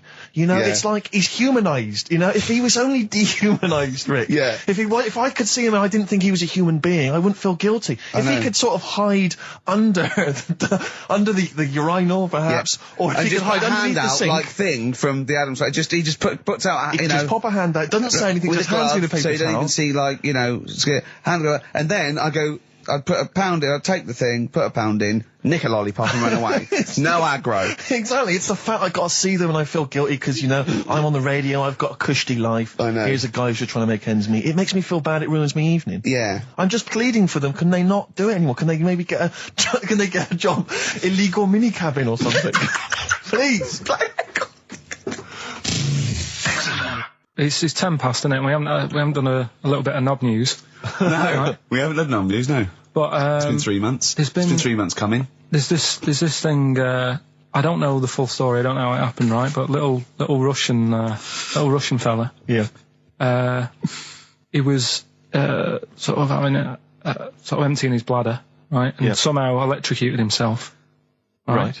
And sort of did a bit of damage. How did he smashed I don't onto know. some I don't live know. wires or something? Something like that. So Did anyway, it damage to himself or to an electric fire or something? no, to himself. To himself. Yeah. And so the doctor Didn't slip and took curling tongs went up his arse when he was pissed, because that's happened a lot in Yeah, we've all been hospitals. We've all shoved the old curling tongs up the arse when having a piss. right. So I can't even be bothered. No, go on, we're interested. We're interested. Come on, we're interested. Don't You give up. can't be bothered. You get Mondays off. Do some work. Right. So anyway, so the doctor says, "Oh, it's not looking good. We'll have to take that off." What? I was like, Novectomy? Yeah. Really? But the funny thing is, right? Nothing funny about that. They've done. You're doing me head in. Just tell the story. It's doing me head in. Or you can chill out on Monday. Right. Do you know the monkey that went into space? Yeah. Yep. It happened in 1958. Right. Now you know that. Yeah. Yes. What did he do next? What he did the do monkey do next? Yeah. One appearance on Celebrity Squares and it was like forgotten. Right. Yeah, cut a novelty record. Yeah, just like Rick Waller. I'll tell you what happened. He got back and all that. He got back. Heroes welcome. NASA sort of said, you know, you did a good job. And that's where a lot of people think, you know, it all ended. Sure. Yeah. But NASA were like, well, hang on a minute. We He's spent a lot of trained. time, we've trained him up and stuff.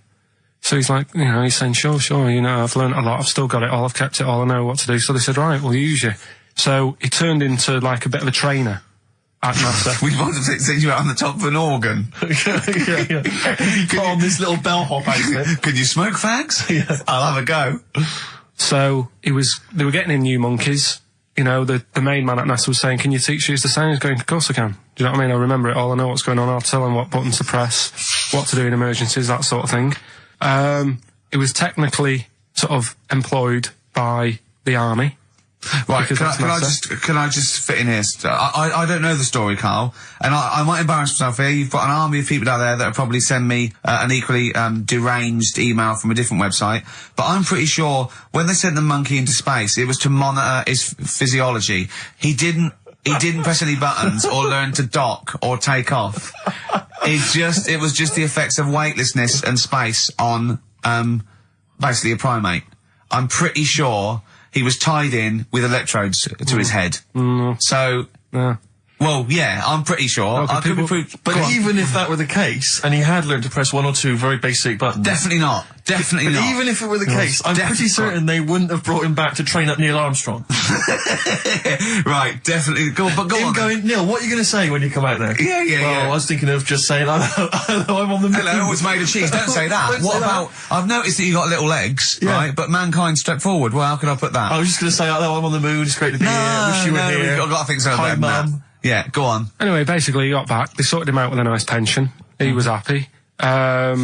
Because of, like, the rank that he got, he was like, you know, he had loads of medals and stuff. He said, right, we'll make him a colonel. He got that. Like I say, he got a pension. How does it end? He died in 1969. He was buried with his wife. He passed away. His wife. I'm sure it just goes on to a different website about something completely different. And Yeah, it's you're just talking like, about Buzz Aldrin.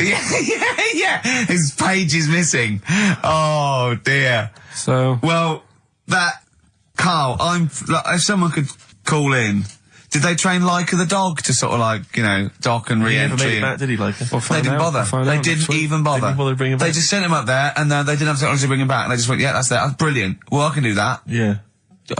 Amazing. really? Yeah. What do you think of that, Carl? Rubbish, isn't it? Sort of brought it down a bit. But But the little monkey made a colonel. Hero. Big hero.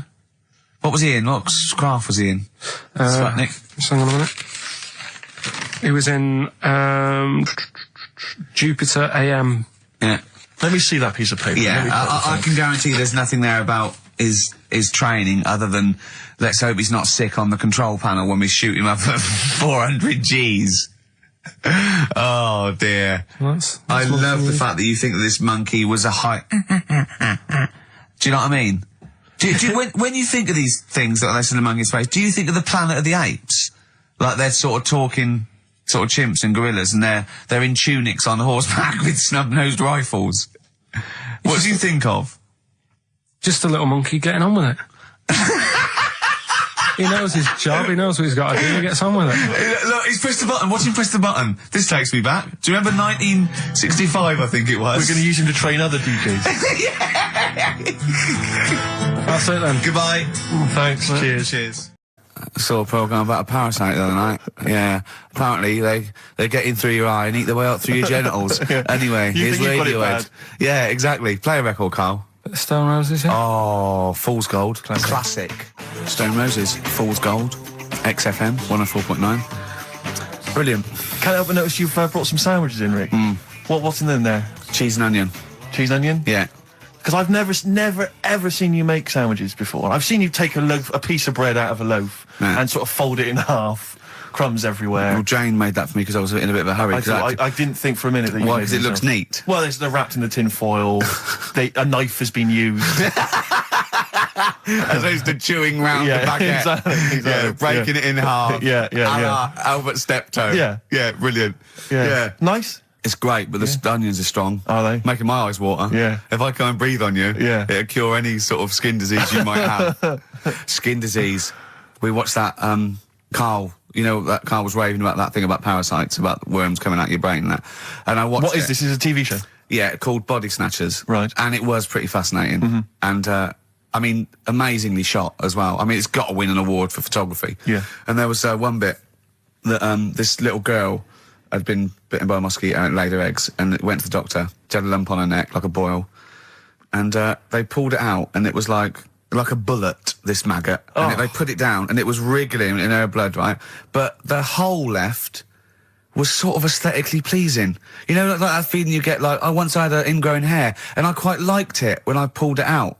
And it's a perfect little hole. And I thought, I wouldn't mind having those as long as they sort of like healed over. What are you talking about? I don't know, it's weird, isn't it? Well, why would you want a hole in your body? No, it's got pulling something out, sort of like pulling something out of your body. It's I sort of don't know what you're cleansing, talking isn't it? No, but it's sort of like, I don't know what it This is it. You watch one programme recommended to you by Carl, you've turned into Carl. You want a hole in your body? No, it was like, you know, like squeezing a really good sort of like spot. I mean, I haven't squeezed spots for ages, and I'd never had spots, but maybe that's it. I didn't have spots. Right. And I always thought that'd be nice, squeezing a spot. I don't know what you're talking about. Why would these things be pleasurable? Why would an ingrowing hair? That's it was great good. fun. That was good, because I got it. It was like a little lump, and I pulled it, and then it pulled out, and it was like left a little. I know what you mean. Because I get thick hairs and like really. Oh, when they come out, it's like a bit of wax. Yeah. Like putting out a little candle. And I love that. What? Yeah. Because I've got not much hair on my head. No. Right? It sort of grows thicker on my face. No, not true. Sure, but go on. Yeah. No, it does. Not true, baby. Go on. No evidence for that. Just made it up. So it grows sort of thicker on my neck and that, and now and again I'll see like something that's like a twig. Right, it's really thick. Yeah, you feel it, and then you think, oh, I'm going to have that. And then you work at it, and then when you get hold of it, it's brilliant. It's like pulling out, it's fantastic. It's waxy and build up, and it pulls it out, and it stretches your skin, and it leaves a hole. I've just realised why we talk about Chinese people, monkeys and gays every week. Why? Because this is a sort of replacement. This is what we've got if we're not talking about them.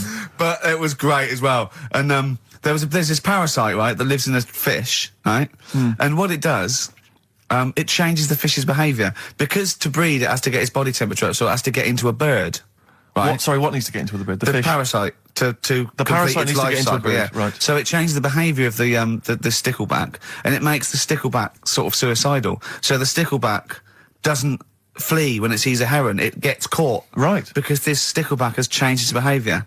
Carl didn't quite understand this, I did still you? don't really get it. I watched it and you see like the fat fish and that and you go, oh, it's not well. But I don't understand. Well, all it does is, it has to get into a bird because it has to breed, to lay its eggs, it has to have a raise of body temperature. So the fish is cold-blooded, so it has to get into a bird which is warm-blooded.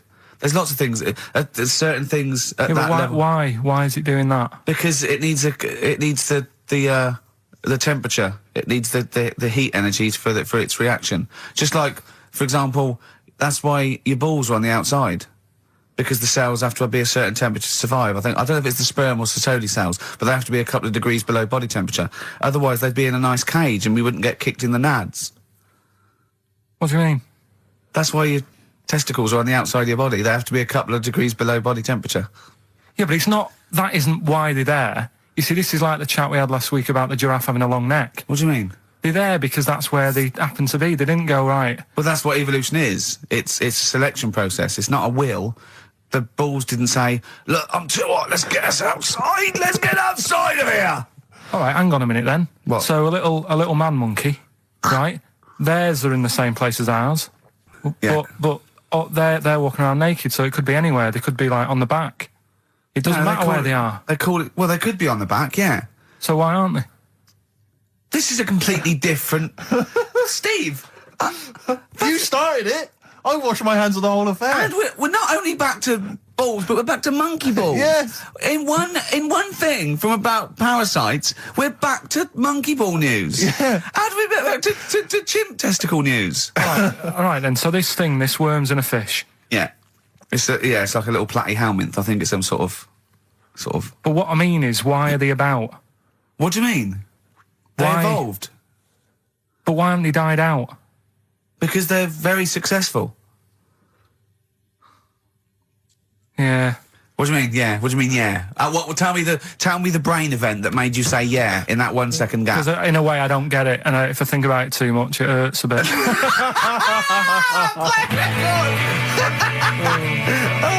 They've just been around for years, Carl. Yeah. Like Cliff Richard or something like that. Yeah. Roll Over DJ by Jet on XFM 104.9. I'm Ricky Gervais, with me Steve Merchant and Karl Pilkington.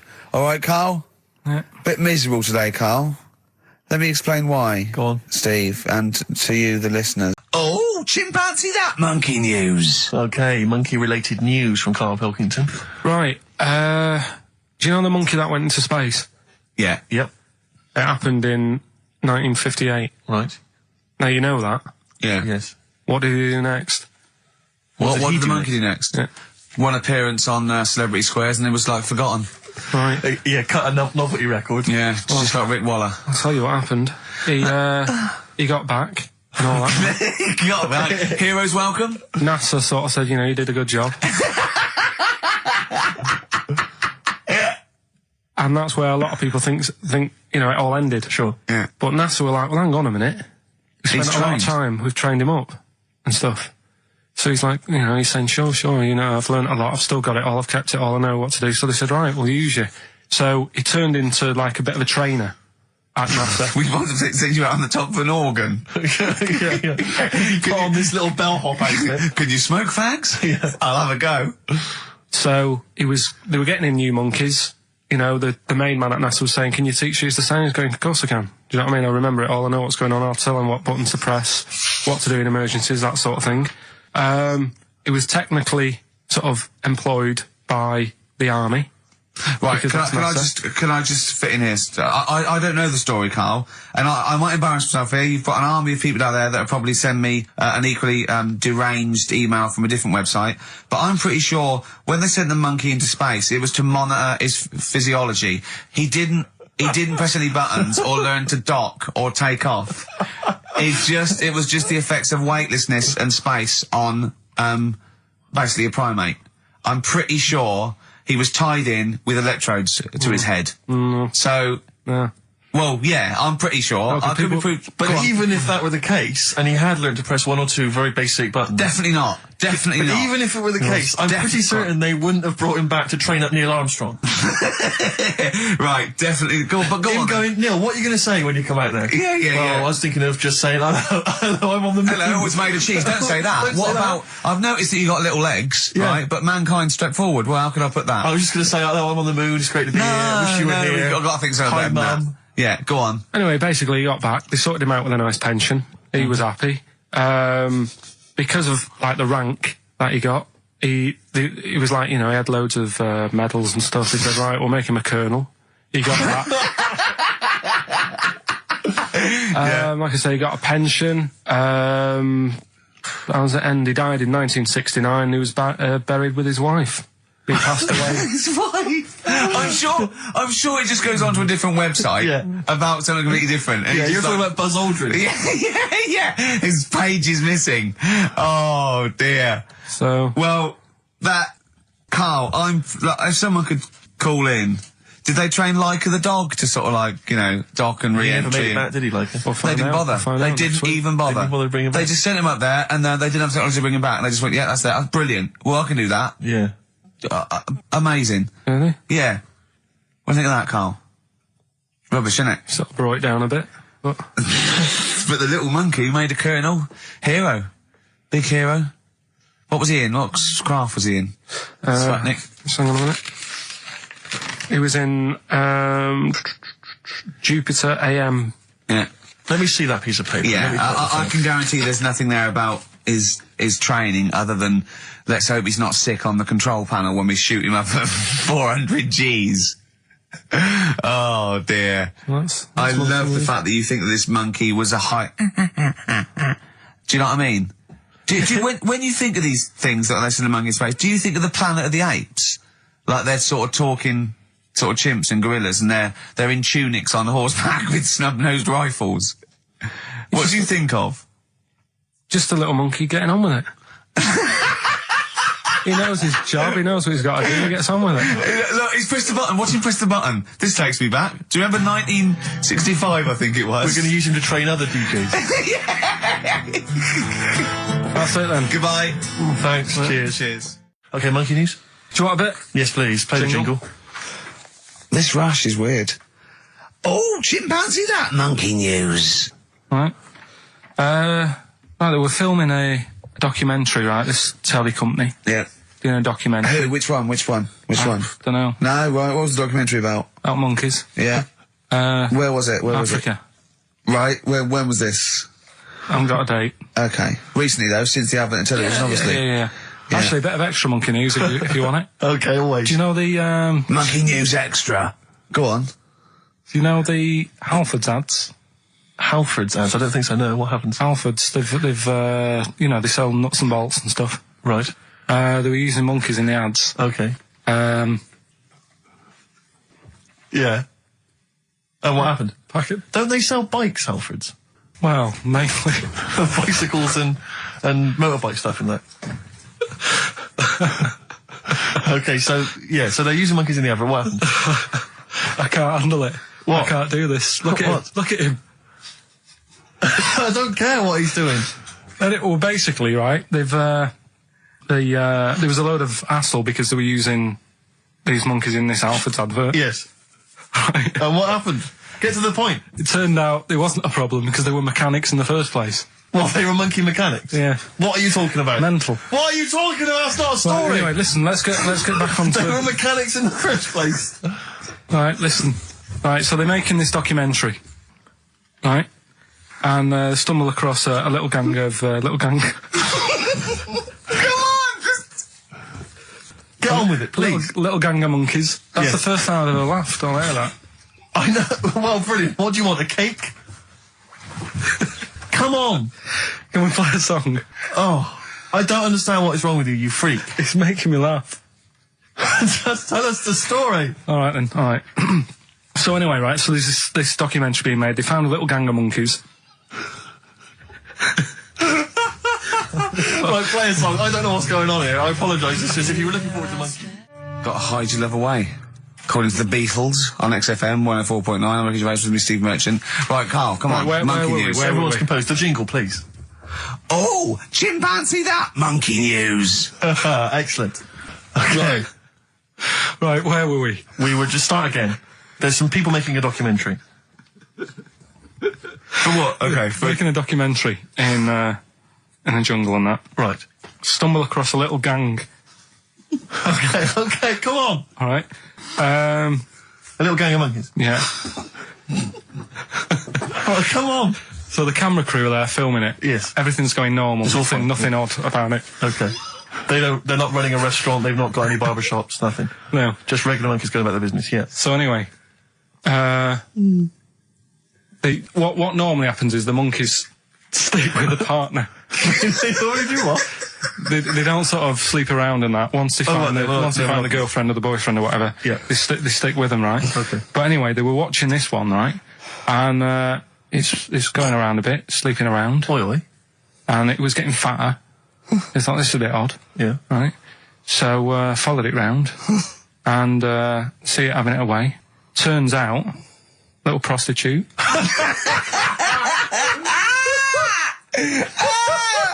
Oh, God! It's a little monkey prostitute. And it was getting fatter because it was charging them bananas. What a load of old rubbish. Charging them bananas! What was it, a boy or... It was a... Woman. Little woman monkey. That's the most extraordinary monkey news I've ever heard. Oh! That is genius! Has this documentary been televised? I don't think it's been on yet. No. And that's all the information you've got? Yeah. And is that's one banana for everything? Now, half a banana is for... Just oral? A paw job. Right. If you want full-blown monkey sex, it is 2.5 bananas. Sure. So, Let's just play a song. let's just play... All right, well, this is our penultimate show, so we're back next week. We're going to make it a barnstormer, I'm sure, lads. I want 100% behind it, 110% next week. All right, none of this giggling, none of this infantile giggling, like two schoolboys. Right. All right, we're going to come back, we're going to have some quality monkey news next week. We're going to have all kinds of treats, I would have thought. Okay. Some great prizes. All right, are we okay? Yeah, We're all best show. behind that? Let's make next week the best show ever. Good luck. If you miss it, then you miss out. We're ending with a track from a couple of years back. I think it was 92, 93. Dinosaur Jr. Start Chopping. Play that. Start playing. Forget start chopping. Start playing. All right. All right. See you next week. Yeah. Anyway, it's what everyone's been waiting for. For It's the what last Carl time. exists for the last time. It's that... This is XFM 104.9. I'm Ricky Gervais with me, Stephen Merchant. You're listening to the best of, basically, Karl Pilkington. Check, because there are rules in place, aren't there? Yeah. There was a big bust up in the week. I'm only allowed to wind him up. I'm not allowed to wind him up socially now. I'm not allowed to... What am I not allowed to do socially? I think squeezing the head, socially, Yeah. has been crossed off. Right, okay. And I agreed to that because it got to a head where, Carl was really upset and he was thinking of just giving it all in, weren't you? Yeah. Yeah. Why was that? Because you were just winding me up too much. Yeah. I mean, do you want to bring it all up again? I don't mind. What was I doing? It was just... I mean, I should say now that there was a conversation where we were all sort of really walking on eggshells. It was frosty. It was a conference call, and Carl was on one end, and I'll tell you, I was very much a mediator. I was very much a UN mediator. What do you think of that, Carl? It was difficult to sort of keep it serious when I'm saying stuff like, I'm sick of you putting a Burger King bag on my head. Do you know what I mean? Yeah. There's a part of me that's like, I can't believe we're doing this. But What I like about it is that I'm laughing and going, well, I won't do that anymore. And he's going, you can still do it on air. And like today, I came in, I went to squeeze Eddie, went at 1 o'clock. I love those rules. Yeah. I love those rules. Well, between the hours of 1 and 3 on a Saturday, you can squeeze his head, you can put a Burger King I bag on his... can't wait. It's terrible. Oh, But dear. that all started last week as well, really, because I got in a bit earlier to do an edit for you on some track that had swearing in it, right? Yeah. So I get in early, he comes in, first thing he does is go to sort of squeeze me head. And my reaction was, not now, do it later. As if it's all right to do it later. Yeah. So that's kind of what made me think this isn't normal. We should just point out, when we say squeezing your head, what exactly does that mean? I put my hand on the front. I do 2 experiments, right? Yeah. One is the side, because you can crush an egg sideways, so I think that's more dangerous. Right. And I actually put my elbows out, and I press like a vice, and I really go for it until it really hurts. And the front one it shouldn't hurt so much, if my experiment's right. I don't know.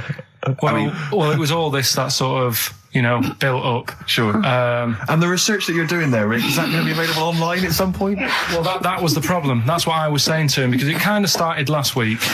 Well, it's been going on since we've known you. Yeah. Hasn't it, really? Yeah, but I just upped it last week. It got out of hand a bit. I upped it to when I think it got to ahead on Thursday when I filmed it. That was it, yeah. That's right, yeah. I brought in a cameraman to film me torturing him, and there was some people from the 6th floor being shown round. Yeah, some management and that, showing probably clients round, sort of, they've probably been on all the different floors, saying what all the different radio They've seen stations Dr. do. Fox.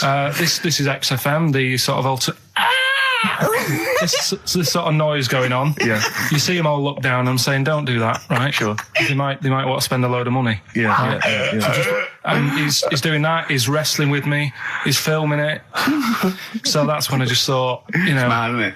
And then when we were having the argument on the phone, I was saying, you know, has this been some sort of experiment? Yeah. He did. He said that, and of course I lost it. Yeah. But it's all good now. Do you isn't it? want to squeeze his head before we play the next record? I won't at the moment because I mean we've got to get on. It's not right, and that annoyed me as well because I was trying to find out where he was going. I was filming him. I was going on waiting for Karl. Told Johnny he's meeting a mate at 6, which annoys me on 2 counts. So I'm just doing it to the camera, you know. So I'm gonna follow him and just turn up and go. All right, where you been? But then when I came and he went, I'm meeting a mate, and he told me where it was. So I told him that spoils my fun. Of course. Because you'd want to just track him down. I don't want him to like it. Yeah. Which is it's sort of pulled the rug under my carpet now that he's going to let me do you know what I mean? It's just, it's a little bit annoying. Right, is this talking about diets and stuff, right? Go on. They've come up with a drug that, they tested it out on a mouse, right? They said, you know, it's a problem that weight is a big issue in the world, and, you know, a lot of people are depressed, and that, probably like Rick Waller. Well, right? I'm depressed looking at Rick Waller. Well, you know. Oh.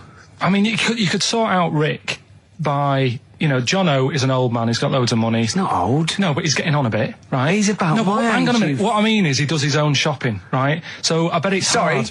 What do you mean? Because he's like, how old is he? 35.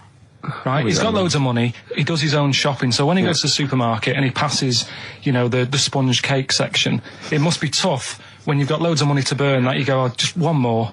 Yeah. One more. Look, sorry, we are getting close to libel here, I think. No. But I'm saying how it is because Right. I've tried like losing a little bit of weight. Have you? And it is difficult when you're in Waitrose and you see a little chocolate muffin and you think, well, one more and I'll do without. Do you like a little chocolate muffin now and Well, again? yeah, right. Is that your favourite thing? So the thing chocolate is- and Let him muffin? finish his point. So the thing is, right, now with Rick, he lives at home with his mum. So why doesn't his mum just say, I'm going to buy less this week, and if you eat it all, you're not getting any more? Yeah. That's sort that Does out. he live A with short, his mum? sharp shot. I bet he does. 'Cause So he- you don't actually know if this is true or not. No, but anyway, right, so this drug they've come up with... They've tested this on mice, haven't they? They've tested No, I'm worried if they haven't tested it on mice. Thank God for that. It's definitely been tested on mice. Definitely. They fed a mouse a load of cake, Yeah. right? And it went a little bit chubby, and he said, right, stop a minute. And then they gave it this drug that makes you lose weight. Yeah. And its weight went down, but the only bad side effect was its eyes were popping out. Well, that seems to be fine then. Let's give it to Jono. There doesn't seem to be any problem. Oh, with let's Rick should get some of that. Yes, truth, Doc, look at these. Oh, Jesus, Jono, your eyes are popping out. That happened to the mice. Sorry? That happened to the mice. But what do you mean? That's the option. It's What? like- What do you mean that's the option? So I love the fact that your choice is either be like a fat, happy man who has the odd sponge cake. What albums am I getting? Is that good? Good, yeah. What albums am I getting from for working for this place for 6 years? All right. Ricky.Gervais at xfm.co.uk. Do you want to apologise once more for anyone you might have offended over the year? Yeah, like I say, I never want to upset anyone. We're No, just chatting about stuff. it's just chatting. It's from the heart. You see something, you say, "Oh, it looks a bit like so and so," or "Isn't it a bit?" You're not really, you know, you don't really try and hurt anyone's feelings, do you? But I think most people know that. And I've got to apologise for laughing at anything you say. I actually can't help it. Again, it's not vindictive, but when Karl comes out with some of the things he says, it's impossible for me not to laugh or react. So, have a Merry Christmas, everyone. Well, before that, Rick, is there some final, for the year, monkey news? Tell you what, let's play a good song. Okay. All right, we'll have a bit of monkey news, and then that's it. A bit of Amy Mann, then. Perfect. Brilliant, this one. I bought in Metal Christmas, is that all right? That's my only request from this show, that we do play Paul Di'Anno's version of Santa Claus is Coming to Town. The rest of it's over to you. Yeah, we're going to play some Christmas tunes. We're going to play some, our favourite hits of the year. But mainly, this is the rock programme. This is the rock programme. What worries me, Rick, is there's a lot of people who listen to our show and they're not regular XFM listeners. They just kind of crawl They're out not of their regular morphine people. stupid on a Saturday afternoon, put the show on. So they might not be familiar with Well, Ian's Ian work. Canfield is a young man. He's been in. He's about 14. He's been in radio. It's weird. He's 14, but he's been in radio for 15 and a half years. He was weaned on the milk of Avant. Yeah. Right. And he's going to be the new. He's going to be the new rock god, aren't you? Well, I'm trying. Yeah. No DJ Canfield. Just go, yeah. Right. And over the 2 hours, I want to work out the 4 pillars of rock, right? I want 4 names, 4 pillars of rock, right? Huge rock pillars, and then I want the king who stands astride them like the archangel of metal. So we'll be asking Ian, every few minutes we'll be asking, right, who's your first pillar of rock? And then, you know, keeping the one that stands astride them, okay? And how many do we need? Well, we need 5 names then, don't we? The 4 pillars of rock and who stands astride them. Right, okay. Like the Overlord with these Axe Attack albums. Yeah. Yeah. This is Oasis. Christmas. I just wonder if there's one more contender. I don't know who this was, Ian, that phoned in with it, but possibly it's topical. Deathly Hem. Yeah. Deathly Hem. It's brilliant. Oh, it's Deathly Hem. Please welcome to the stage, Deathly Hem. It's Deathly Hem. Who's that? We've got to give it to I don't know who that was. Oh, but, well, if you came up with Deathly Hem, email again. Deathly Hem. It's the greatest name for the greatest rock band of all time. Will you please welcome to the stage, Deathly Hem. It's Golden Tonsils. Isn't it? I was going to go see him once at the Camden Underworld about a year ago, and they had this sign up, right, saying that Graham Bonnet, who sung that song, had cancelled, right, and it said, God willing, he'll be performing tomorrow. And just in case you thought he'd cancelled because maybe no one bought any tickets, the doctor's certificate was beneath the cancellation sign. Brilliant. Well, we've sung that a couple of times drunk, haven't we, Ian? Oh, but, at the top of our voice. We have done it. It is the best ever. Yeah, it is. Ben has won whatever you're giving away. Yeah, Ben came up with Deathly Hem. Yeah, Deathly Hem. Yeah. I mean, if you are in a rock band, you're looking for a name, and you think you deserve that name, then, you know, write to us. We want to know that you're really heavy, and Ian Camphor would officially hand over the deeds of the name Bethlehem. Deathlyhem? Deathlyhem, yeah. Deathlyhem. They only play at Christmas. You only play, like, big venues at Christmas, and it's all things about, like, fighting, like, good versus evil, and God versus the devil. And you got to write songs like that, yeah. Deathlyhem on XFM 104.9. Perhaps that the debut should certainly be a concept album based on the Nativity play. Yeah, Nativity, yeah, that'd be just good. the whole kind of Old Testament in kind of rock form. Yeah. With, like, it'd be extraordinary. It's the battle for humanity. Yeah. It's called, Humanity Manatee, and it's a fight in the ocean of hell. Yes. Sure. Yeah. Sure. Yeah. I'd like to see a serpent. Maybe pictured There'd somewhere. be a serpent, Yeah. isn't it? Track 4. Track 4. Yeah. I think we should give massive props and suitable regards to Ian Camphor. He's come in, he's pressed the buttons. He stood in for an idiot brilliantly. He has stood in for the retarded. It's a shame that you've not displayed some of the usual incompetence that we've come to love and expect from Karl. It's a shame. Okay, well, you are the greatest DJ in the world, though. The way you sort of, like, drop press these buttons. But, you know, every time I've pressed a button off air, Ricky's been going, "Oh, what great DJ!" It's great because he ends it. It's just brilliant. I mean, we're lucky if we can talk with the mic on. That's the title, not talk over a record. We did some great links during the ads. Yeah, and of course, Jonathan Ross masturbating live on air. Just looking back at some of the highlights. You of this don't get that on Capital Gold, do you? Like Tony Black. How's your aunt, anyway? How's your aunt, the one who farted for 5 minutes, Karl? Also got the U2. not been that well. What's up with her? No. The best chill out album ever. Is she alright? Yeah, she'll be alright. Yeah. Okay, guys. So that's the prizes up for grabs. Sorry, we were having 2 conversations there. I think we're a little bit too relaxed in this show. Sure. I mean, people tuning in will just think, do those 3 people know they're going out live, or is that a conversation like between the records? It's. Do you know what I mean? It probably sounds like the record is playing. We think the record's playing. We're just chatting. Oh dear. What we got, Karl? What we got? Karl. One opportunity. Karl, come on. Oasis, Live Forever on XFM 104.9. Right, we're in the swing of things. It's mine and Steve's favourite bit of the whole show. This is what we do this show for now. Educating Ricky. Yeah. Go for it, Karl. As you said, learning can't be fun. Yeah. Yeah. Okay, I'll go for the one. What's the one about the butcher going down the butcher shop? You've got get your kit on. We're off down the butcher's. Yeah. You going for that one? Yeah. Well, do you know the saying? Don't let the cat out of the bag. Yeah. Do you know what it means? Yeah. Well, don't give away a secret. Right. Well, do you know how it came about? No. Well, ages ago. Before, like, ages ago. 17th century. Yeah. Before, like. Yeah. 17's good. Yeah. Before, like, proper butchers and Dewhursts and supermarkets and that, you used to get these blokes who sold meat. Right. Butchers, they were called then, I think. Yeah, but the difference was they didn't stay in the same place, they moved about. Right, so they'd turn up on a street corner, and he'd have like loads of carrier bags of like Carrier bags? yeah, with meat in and that, and people would Plastic be like, carrier bags. Yeah, with whatever. mobile butcher on them. Yeah. Right, so And an email address. Yeah, go on. people went, right, yeah, I need some meat. Right, so they'd go up to this bloke and say, what have you got? And he'd say, well, I've got a you can have a bag full of pig, or you can have whatever, a bag full of chicken, whatever. Yeah. And they'd go, yeah, how much? They go, call it a fiver, whatever. Yeah. And they'd buy them, and to make more money, they didn't always fill the bag with what they said was in it. Oh, I thought that might be the case. Right? Yeah. So what Did they they used ever to do... put cats in there? Yeah. But I don't see what...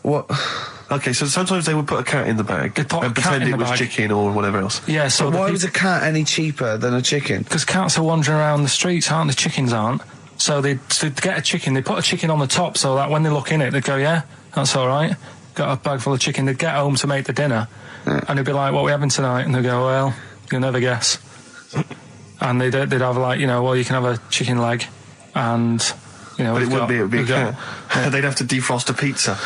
Yeah. Did they mind that they were eating cat then? In those days? He didn't say. He just was saying about the saying, don't let the cat out of the bag. It's like, if they see that, they're going to go mad. I'm mildly disappointed with this story. It's all right if it's true, but there's something about it. It's just... I want to know more. He always leaves it... Is it Karl doesn't quench your thirst for knowledge, he creates more. I don't know if that's a good thing or not. Well, yeah, he's like the pot noodle of information. Yeah, do you know, he never... I want to go... I'm not nourished by it. It's like if for every fact he tells me, there's 10 others that spring up that I have to get clear. Well, so it was the people that were doing this, it was the dodgy butchers that coined this phrase.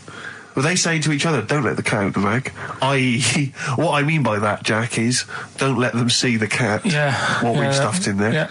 Dodgy butcher, that's another phrase, isn't it? So that's the first one. Is that a euphemism or is that dodgy butcher? As his meat delivered around the back. Sure. So that's that one. So let's get your kit on. What does that mean?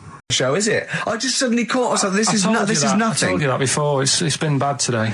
No, but I mean, it's the way, this casual way that it's like we almost have no regard for our listener, and I'm not proud of that. I just don't know what to do about it. Do you know what I mean? I don't know how to do this properly. I mean, we're just chatting here. I mean, it's only Anderson who's seen through us, and that surprises me that more people haven't. I mean, what are the figures like? Do people listen to this show? I'll find out for you. You keep saying that. But there's this parrot, and apparently it lives. I mean, Rick, it's unique, if nothing else. I mean, when you wake up with Woken tomorrow, you're not even going to hear him start a line with there was this parrot. Go on, there was this parrot. Yeah, go on. And it can talk and that. Someone's obviously, taught it how to speak and that. And it flew away, and it's living in this church, right? And people are at the church doing hymns and that. And then Trouble's brewing.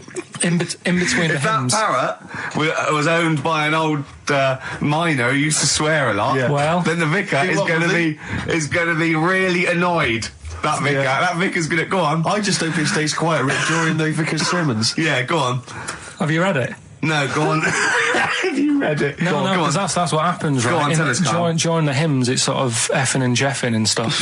Jeffing. Yeah. And everyone's like going, it's quite funny, really. It doesn't know what it's doing. Everyone's having a laugh. Yeah. But it's causing a havoc at funerals. There's an elephant in India with sore feet. Why? There's an elephant in India with sore feet. I'm interested. Why? Tap dancing. Why? I didn't write that He's much trying down to about break it. Roy Castle's record. He's still going. Go on. What is it? Think. It's an elephant, and it was really old. It was about 76. Right. And it had sore feet because it's old, and They don't make stair and lifts the that roads big, do they? roads are bad and that. Yeah, go so they said, "What are we going to do?" And the town was like, we're used to seeing it around. It's part of the thing, we don't want it to have sore feet. Yeah. So they got some slippers made for it. And it had like a picture of the elephant looking happy wearing some slippers. I love him. I love Karl. His world. Think of it. Where did you see this picture? That was on the internet. Right. That's a lesson, though, for any elephants listening. You know, don't wear stilettos to work every day, because it can do your feet in. So that But it's don't elephants have really bad memories? no, they're great really good memories. memories. Oh, do they? Yeah. Oh, well, that's good then. No, I just thought they'd forget where they put them. I thought there was something about elephants having bad memories and that. It goes on. Where's my slippers? Yeah. I'm sure I left them by the test. So, sorry, there's an elephant walking around wearing slippers. Yeah, that's in What India. kind of slippers? Those sort of old man ones with the sort of check. well, round design. ones, I imagine. Yeah. Big round ones. There was that going on. And is it happening? Is it happier? I mean, does it feel Yeah, more it satisfying? looked it. Did it look? How can you tell? How can you tell the elephants, please? What else is there? There was a woman who's had a breast insured for 150 grand. Right. Okay. Any more information there? What? Third party fire and theft. Don't know. It had a picture of her with them, like, you know, out. I just thought, yeah, he should get them covered. He's done another real joke. Brilliant. That's a proper joke. He's done look at his little face. He smiles. I'd like to see you on one of the sort of TV panel games. If they could bring back sort of celebrity squares, Yeah. it'd be amazing as the centre square. One of my uncles, like Tattoo Stan, he's just caked in them. Right. I don't think he's my proper uncle, but it's just like my dad's got. Tattoo Stan. No, my dad's got. That's a province in Russia, isn't it? My dad's got loads of mates who. When you like, say he's not your names. proper uncle, Do you know, like, when Just a bloke someone who used to comes hang around around, with the all school? right, Uncle Stan. Yeah. Do you know what I mean? And there was my dad had loads of mates like that. There was John the Screw. right? So he either works in a prison or he likes to have sex. Cabbie. Cab driver. Okay. There was Jimmy the Hat. I don't know where he Jimmy did. the Hat. Yeah. And, Did he wear a hat? No. No. There was Fred the You Veg. sure he wasn't a relative? Sorry. Fred the Veg used to get us like big bags of potatoes and that. Fred Veg, okay. And there was Tattoo Stan. And he was just caked in them. And I used to always look at him thinking, why have you done that? I must have only been like, 6 I or suppose 7. if you're born with a name like Tattoo Stan, Exactly. you're destined, aren't you, were really? they like a 1950s gang? I'm worried about... I'm worried Who were doing a about... bank job? What was his name? The Hat? What was his name? Jimmy the Hat. I'm worried about Jimmy the Hat. Yeah. Not having a hat. I don't understand Are it. you sure he didn't have a hat? Not when I met him. Did he ever wear a hat? I didn't see him that much. Do you think it was a joke, like, when your mate's sort of like, 8 foot and huge, you call him Little John or Tiny? Do you think... Well, the fact that he never wore Yeah, a they hat. went, hold on, I've noticed something about Jim. Go on. No hat. And I go, oh, true, let's call him Jim the Hat. Jimmy the Hat, yeah. But my Uncle Stan, he had like loads of them. He did them himself. Oh dear. And it was always that thing. God. What was it things like? He had like the cross. cut here, one Cut here, on made the in neck. Britain. And if you're going to do them yourself, I'd say at least make sure you're sort of a good drawer. Yeah. And don't do it in the mirror so it comes out backwards. Well, that was the other thing. But like, I remember he did. Names are all right. He had like all his kids' names down his arm. And, what are they called? Yeah. oh, God, it's Tattoo Stan Jr. Yeah. and Paul shits the bed. I'm trying to. Oh, Wabbai Kate. yeah. But he had. Frankie never amounts to anything. Oh, God. So he had like. Johnny, I don't think he's mine. So he did all this stuff. How do I, Carl? I was watching. Did you watch The Mammals in the week? No, I'm David Attenborough. No. I was thinking actually, right, all this MTV stuff, if there's one reason why I'd like to do it, Yeah. is I was watching Attenborough, the Mammals programme. I reckon I could do something like that. Right. And just have like me, instead of Attenborough, like a young sort of fresh person, Yeah. watching like certain animals and saying, do we need these? Do you know what I mean? Yeah. Oh, God! What do you call it? Death on Earth? Well, just- That's amazing! Do we need these? No, 'cause there's loads of and the stuff. audience at home would vote. Would there be something like Yeah, telephone like a vote? vote out system. Oh, But the that- thing is like, it's something interesting that Attenborough was saying the other night on Do we need these? on Jonathan Ross's show, on his telly show, right? He was saying, he said you could take all the humans off the earth and it would carry on, but take like some animals off it, mammals and that, you got problems on your hands. I thought that was quite interesting. Yeah. So it's like the question is, do we need these? Is that part of the big thing? Right. Like jellyfish. Yeah. We've talked about jellyfish. Yeah. Yeah. So which mammals in particular were You talked about watching our that Zoe you Ball thought- show, haven't you? Hey? Which mammals were you thinking we don't need when you watched the show the other night? Any in particular that you thought they don't need them? They're not of interest. Well, I like whales, but I don't know what they do.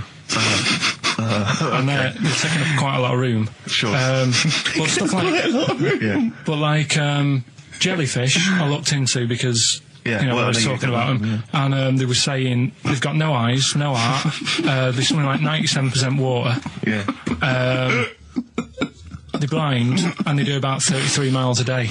Right. So it's like, do we need them? Could we clear them out? Yeah. Well, a big net. That would be the programme. What? Right, we'll get rid of them. Next week we'll be looking at Rhinos. I think it's genius. Honestly, I think it's genius. And like going along sort of like picking up sea anemones and going and just lobbing them into the sea.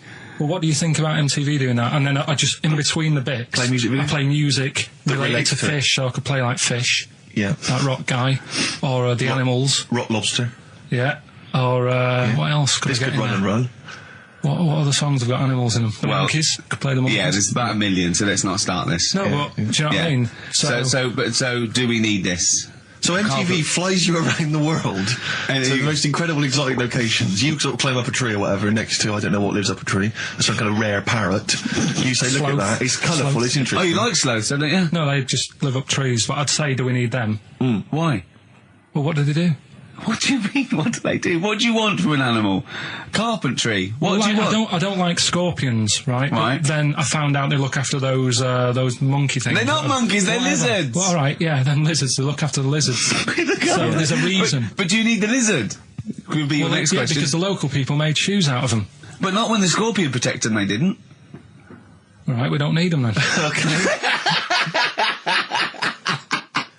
So, and so ultimately, would anyone decide? I mean, do the animals kind of get a chance to mount a case for their survival? I mean, is there maybe someone that comes into their corner and sort of defends them? I'd have like a David Attenborough type character who says, well, they do this, and I'll go, yeah, but do we need that doing? Yeah. Yeah. Okay. Yeah. And so what does an animal need to do in order for you to feel that it sort of gets a chance of life? I mean, like a pet, like an animal, like a dog maybe, or a cat, I mean, they give a certain affection to its owner. Is that a valid reason to survive? Not particularly for you. Not really. No, okay. I've been saying that, though. Blind people use dogs, so they are useful. So dogs are useful. St. Farmers Bernards, use they dogs. often save people, don't they, in Yeah. snowy weather? Cats. I'd have to think about it. Okay. Keep the mice down. Yeah, but you got rent to kill. So Okay. what I'm saying is something that will affect the world. Right. I think you'll find everything does. Except Carl. I'm not sure what effect he's having on the world. I'll tell you what, though, Steve. Right? Did you watch the mammals? I think if you want to get on TV, Carl, you'd be better as the subject of maybe like an omnibus documentary. Living with Carl. He had some Germans laughing at him on the tube because they recognised him. You don't think of that? Well, What do you think of that? obviously Ricky doesn't travel on the tube anymore. He's too rich for that. I never did. I always thought it was beneath me. Sure, but They I used have to walk everywhere, didn't Yeah. you? But I'm still forced to take the tube, and sat on the tube, and it pulled up, and outside the window, just happened to be on the station, was one of the posters with us. So I was kind of there, not realising it was behind me, and these big kind of fat German or maybe Bavarian guys. Well, they're in lederhosen eating sausages. Yes, they were. They're Bavarian. Yeah, they were. And I noticed one of them kind of looked at me, then looked at the poster, then looked at me, just happened to say it, and wittered something to his friend in German. You know, I don't want to try and do an impression. That's freaking goggle eye.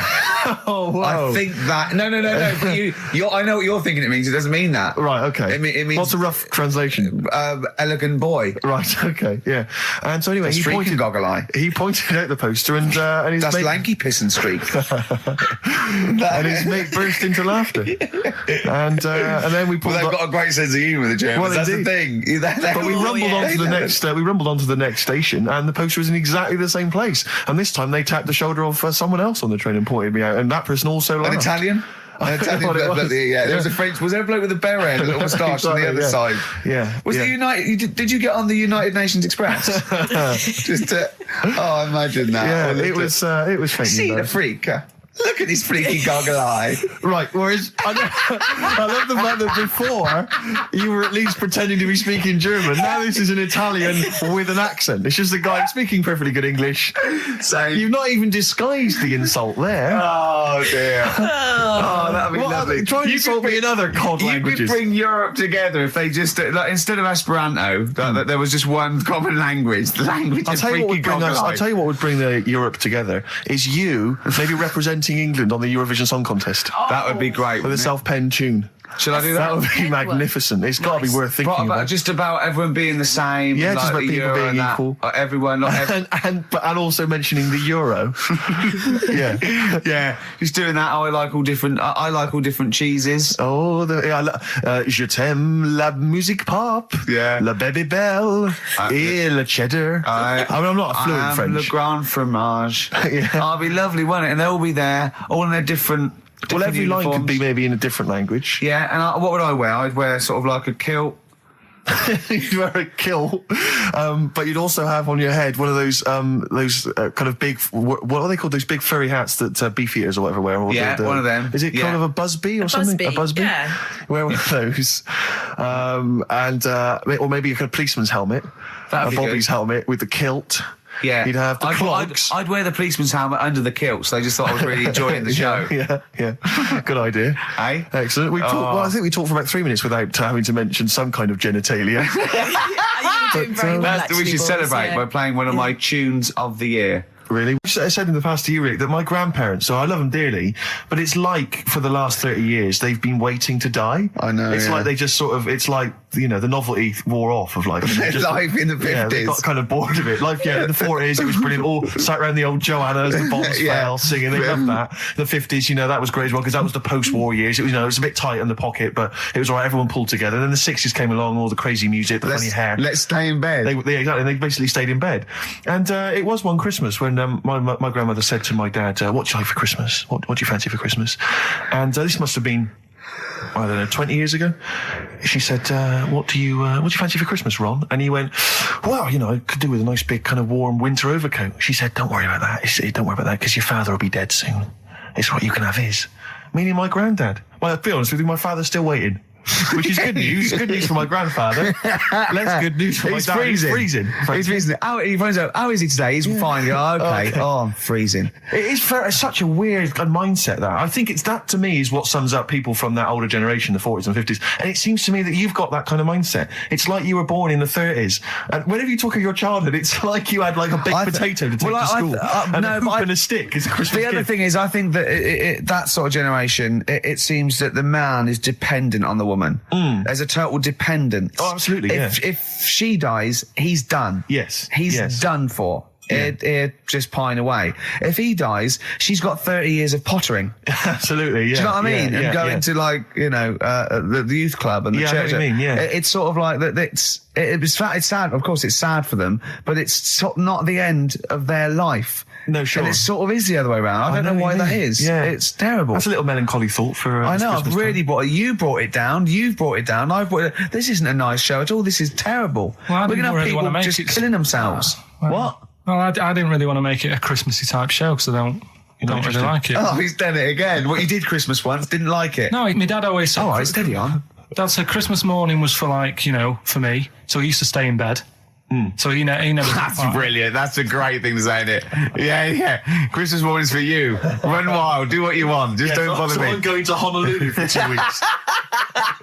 That's great.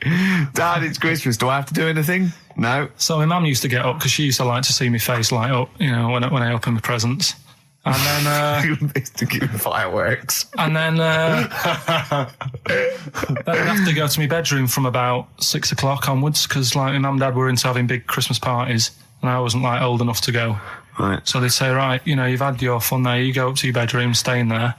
Really? Yeah, I remember one year, right, I got a train set. That's what I wanted. Yeah. Right. It's brilliant. Playing with it all day. I thought, I don't mind about the party. I'm happy staying up here playing with this. Brother comes in. He's had a few. Right. He's going, yeah, give us a go on your train. How old is he? He's a bit older than me, so he might have been like, let's see. Well, let him be must have been 18. About, yeah, probably about 18, 19, And how old something were like you? that. I had a train set, so I don't know, about 14. something like that, right? So I'm playing on that, loving it and stuff, and then he comes in and goes, "Oh, give us a go." He turns the transformer up to like 14. He went really fast for about 5 seconds, broke it, and then he went back downstairs. Wow. So Christmas, I hadn't even got to Sounds Christmas like Day. the Conservative government with British Rail. Satire, that is. Rick, I just thought that there's satire. If there's any satirical shows listening or it magazines, doesn't work in any way because there's the analogy falls down apart from there being a train. think it through though. British Rail was trains, and the government broke the trains in many. Well, they didn't break them, like not officially breaking them, but they kind of. It does work. It's perfect. Oh, I'm very pleased with that. And I can't. And no one's asked him to be on. Have I got news for you? It's weird, isn't it? Because it's strange that when you've got a satirical mind that's as quick as that. Yeah. Right. And he's broke your little train set. So what did you do? I just watched telly and had some sausages. I bet you were happy with that though, weren't you? Oh, it's a bit annoying though, isn't it, when your main present of the year has been broke. And did it ever get it fixed? No, that was it. Put away. I'm intrigued why your parents wouldn't let you come and join in the festive fun. Was it like really debauched down there? Was it like eggnog everywhere? Well, no, but I mean, that's fair enough. 6 is a little bit early, but I just think, if you're a kid, you had those fun, put them to bed at 8 maybe. And Do you think so on Christmas Day? I thought that was a day for family. Well, not if there's a party going on. And Well, don't have the party on the Christmas Day. Well, that's another option. Yeah. Your parents are weird, aren't they? A strange breed. Well, I think that was the year, right? You're talking about buying presents and stuff. I think I did treat my mum to. I didn't buy my dad anything. I think that was like when I got a bit older, I used to get my dad something because he wasn't that bothered anyway. No. So, got my mum. There was a cheap shop. Right. Can I just ask Carl how he got on over Christmas? Because the last time I spoke to him, you hadn't bought a present for your girlfriend. I have to say, I was on tenterhooks all Christmas. Well, you changed it. After that show, I felt bad, even though I shouldn't have done, because... you hadn't bought your girlfriend a Christmas present? Yeah, but I said to you, I booked a table at a hotel in Covent Garden, had Christmas dinner there, which was nice, right? It's good food and everything. Didn't feel like enough to me. Well, then I went out and treated some stuff, and then... No. A couple of days before Christmas, he went, I took Suzanne to that hotel we're going to go to for Christmas dinner. We had tea and cakes. And I went, "Oh, you treated her?" He went, "No, she paid for it, but I was just showing her what it was going to be like." That was her extra treat. She paid for it. I love that. Brilliant. Yeah. Well, it was a dear. It was like 150 quid for a meal for two, which is pretty dear. So I'm not going to buy her cakes as well. I love that. All right, love, have anything you want. You pay for your own pudding. I'm not mental. Yeah. So you treated her to some other stuff. Some bits and bobs. What, so she chose them and you paid for them? What, the presents? Yeah. Or you chose them and she paid for them, but, it's the thought that counts. I got them on the way home that Saturday. Well done. And what did you buy? Shops. Well, just some bits. It might be personal, Steve. Well, I don't care. Just some bits. Yeah, Just but bits and pieces. leave out the personal bits. What bits? Just little things. And then yesterday, right? A monkey wrench and a new washer for the shower. Yeah. Some recordable CDs that you need for your job. Oh, dear. No, when you gave those presents to her, did her face light up? Right. I don't want to tell you what they were, right? But she wasn't that impressed.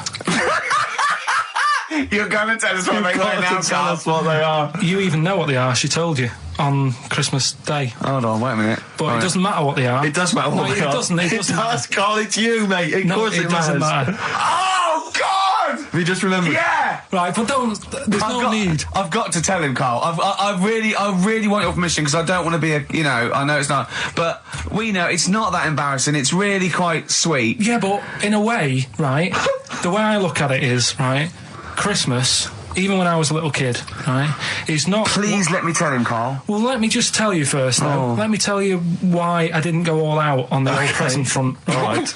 Justify yourself. Right? First of all, I've covered it up since then anyway, right, with that present, because I bought her some shoes yesterday, and she did say, "I'll give you the money for them," but when I get home I said, "It's all right." I said, "You can have them," right? So not only did I buy her some food on Christmas Day, I got her shoes. She's probably had a And they feel like a horse. Yeah. It's not like, yeah, there you go, there's your shoes, there's your food, right, bed down, see you later. Yeah, but what I'm saying is I she's have done... fed and clothed Yeah, her. did you comb her hair? She's done well this year, right? So, the thing He's is, done well this year. It's like you're a single parent living on a council estate with a smack problem, and you still managed to buy them some Lego. when I was a kid, it wasn't about what you got. I remember one year when I was about 8, right? Oh, it's going to make me cry, isn't it, this? No, it's not. I'm just saying the way it is, right? I woke up at about 4 in the morning. And I was like, oh, what forgot? And I couldn't sleep. I was that on edge. It's the excitement of Christmas, isn't it? It's like, oh, what's wrapped up? I need to know. Yeah. And it's the fact that people are saying, no, you won't know until tomorrow. Yes. That annoys you and winds you up. Okay. So I got up at 4 in the morning, Yeah. opened my presents, and then went, right, I know now. Went back to bed, had a great sleep. Yes. Right? So it's nothing to do with the excitement of what you get. It's the excitement of not knowing what you've got. And then what happened when you got up to go down with the So presents? what you're saying to me is that you could wrap up a brick because the thrill of Christmas is in hoping and being excited about what it is, not the actual gift itself. Yeah. Is that what you did? That's- did you get a brick? No, let me tell you now what he got. He got her a present, right? And she said, she came and I said, yeah, he got me. It was an industrial-sized packet of condoms. It was a joke gift. No, it No, it wasn't a joke. joke. It wasn't even a joke. I went home that Saturday after the year, past Boots, thought, might have something in here. They were on, like, some value. Right, you passed the Were they makeup. used? Right, but The anyway, makeup. You passed all the other. Past the Feminine makeup, stuff. past the lovely vanity cases. Yeah. the foot spas. Exactly, Yeah, the yeah. bathroom Oh, hold products. on. How much are these, love, for 100? Yeah. $4.99. Yeah. Do I get them reduced if I buy in bulk? So how many did you buy? What was it? I don't know, probably about 100. Right, okay. And is she allowed to use those with anyone? Did you wrap them? Can she just go out and have a wild Well, time you with don't need them? to wrap. They're already wrapped, aren't they? Oh. And then what did she say when she opened them? I No, just- wait. Carl, what did she Right, play a record and we'll come back to this. You're worse than my father, that's genius. Made famous, of course, by Jimi Hendrix. Yeah. That's All Along the Watchtower, as originally done by Mr. Bob Dylan. On XFM 104.9. So, Carl, just take us through the moment where you gave this gift. Firstly, So you were went excited- into Boots, right? You thought, all right, 100 condoms. Brilliant. Okay. Did you wrap it I up? don't know if it was 100, probably 80. Right, okay. Yeah. Right? You don't want to go So, mad, do you? Wrap them up. I'm just resting easy knowing that he's not trying to breed. Right? No. Yeah. So I got her them. I got her Grease on DVD because she's Okay. always watching that. Yeah. Right? Yeah. So just think of when her mum said, what did Carl get you? Some condoms and grease. I was going to say, I'm glad he said on DVD.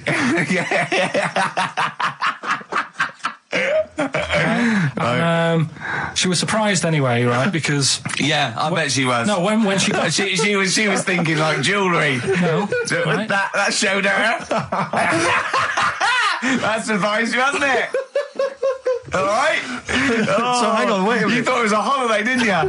Yeah. Look at your face. You don't know me at all. So hang on. So did you give these on Christmas Day? Right, what happened is she got in from work that Saturday, right? And I said, look under the tree. Knackered. Oh, at least it's Christmas. Yeah. At least I'm going to get a little bit. Yeah, go on. I said, look, you got some stuff under the tree, right? So that Did you give her a surprised sugar lump? Right, she was really chuffed with that. But she said she was a bit puzzled because I didn't know we had any wrapping paper, right? So I ended up using wallpaper. You didn't take it off the wall, though. You had some. No, it was some left over, right? So she said, why have you used wallpaper? I said, well, I didn't have any paper and you were getting in a bit and I wanted you to have a surprise. So she said, can I have a feel of them? I said, no. Presents. You thought, right, I've got the right thing. Yeah. Right. And then Christmas Day, I said, no, don't get carried away. It's nothing really good. You know, we said we weren't going to buy each other much. So there you go, open them. Yeah, go on. And Can I just ask, had you received your present from her yet? yeah. So what had you received? What did he have? Had some shoes, Nice. right? Getaway game for PlayStation. Nice. Which is all right. I'm just totting up Just the talk value the of value this. of those, Go yeah. on, yeah. And just also think about how much fun and pleasure you get from them. Yeah. Although, of course, condoms, I can see the Well, do see you know. the appeal. Well, okay. So Yeah, I think but I can. also add to that bit 150 quid for a meal. If you're going to start Mindless. totting up, 150 quid for a meal. I bought her some shoes, 72 quid. Yeah, that was after the event, though. We had a cat. We used to get through loads of cats because we lived in a. Oh God! It started early What do you mean you It's got through only a 10 lot of cats? past one. Because What are you doing? Running a restaurant? We lived on. Oh, God, what do you mean? No, we lived on like a main road. Oh, yeah. Right? So Yeah. we used to get through a lot of them. My dad It was kept their saying, risk. stop wasting money. It's not Stop good. wasting money, not wasting cats. Right. So anyway, we had this cat that was ill all the time, and It's just bag of news, probably. Yeah, malingerer. Yeah, I'm terrified. I'm going to which house? Rome. Oh, God, bloody hell. Rome. Don't let me go to the Pilkingtons. and he, for some reason, it kept being sick all the time. Right? Yeah, that is news. That's definitely news. So my mum kind of thought, I've had enough of this, and she shaved it. Whoa. Whoa. Now, I know you're not vets in your family, but what correlation did your mum think there was between you being sick and shaving it? Because it kept being sick, and it was a pain to wash because it kept getting So caught she up. wanted a dry wipe cat. So Why didn't she just varnish it? What? it's weird. It's weird. Though. So now he's cold and sick. No, but not all of it. She left sort of the back half, but sort of from its waist, sort of. I love that. Shave it because it's sick on itself. And That is it was the genius. weirdest looking thing. I mean, normally I like cats. I'm always like giving yours a stroke on the head and that. Yeah. But as soon as she did that, it was like, oh, Yeah. can't touch it. And then So now it's sick, cold, and hated. Yeah. just doing some research, right? I'm sort of working my way through different creatures and insects and stuff that's on the planet. Yeah, Right?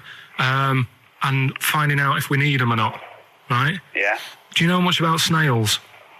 Well, sea snails, Well, yeah. snails in general. Don't know much about snails, land snails. I know a bit about sea snails, like whelks, top shells, that sort of thing. Would you say they're important? What sort of sense do you mean by important?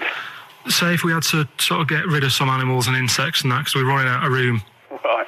Do you know what I mean? Because I'll tell you what I know about some snails. I don't know if this applies to sea snails as well. I mean, I called you today because a lot of other places are shut. Yeah. Right? So I know they like to eat stamps, apparently. The glue on stamps. They love it, right? Right. Apparently a lot of letters and stuff aren't getting to where they're meant to be getting because snails are crawling into letterboxes and eating the Right. stamps. That obviously doesn't apply to the sea ones, but that's a problem they're causing. All right. Were you aware of that? No, I didn't know that. But you're glad you answered the phone today? Right? They love beer, Beer, yeah, who doesn't? and also, I don't know if this is right, but I heard that they sleep for 13 years, or can do. Right. I wouldn't know if they can sleep for 13 years or not, but I mean, sea snails are pretty important. Yeah, they do quite a good job in the sea. They graze on algae and But they provide food for other animals. I mean, you can say that about any fish, or any animal. Why do they exist? would you be upset if, someone said, we're getting rid of them? Oh yeah. You would be. They're an animal, I wouldn't. Forget being like favouritism and all that I get for them, right? There'll be other things knocking around you can sort of spend your time looking after. You'll still have a job. Don't be worrying about that. Because I'm not going to get rid of all the fish. Jellyfish need looking after, so you're safe. Yeah. But do we need them? Come on, there's loads of people saying, come on, we've got to move on through the animals, and you're holding them up saying, well, I want to keep them. Well, who's saying we need to? That just sounds a bit crazy to me. Just imagine. Do you know what I mean? And they would come to you because you're working in an aquarium, so they'd be asking for your advice, Right. and you're slowing it down. Well, they asked for my advice and I'm giving it to them, so that's what I think anyway. Yeah, but snails, I mean, like I say, they drink beer and that, What did they do apart from some food for a whelk? They were around. Their descendants were around a lot longer than we have been. Yeah, they've been around a long time, but what have they done? Well, they've survived that long, so they must be doing something pretty good. Well, apparently they sleep for 13 years, so really, even though they've been around for ages... I think that sounds a bit... I don't think they sleep for 13 years. Not all of them, just the tired ones. So, snails, do we need them? Well, yeah, I just think they've got to, just as, it's not for us to say, do we need them or not, we can't just... So you think we should keep them? Yeah, definitely.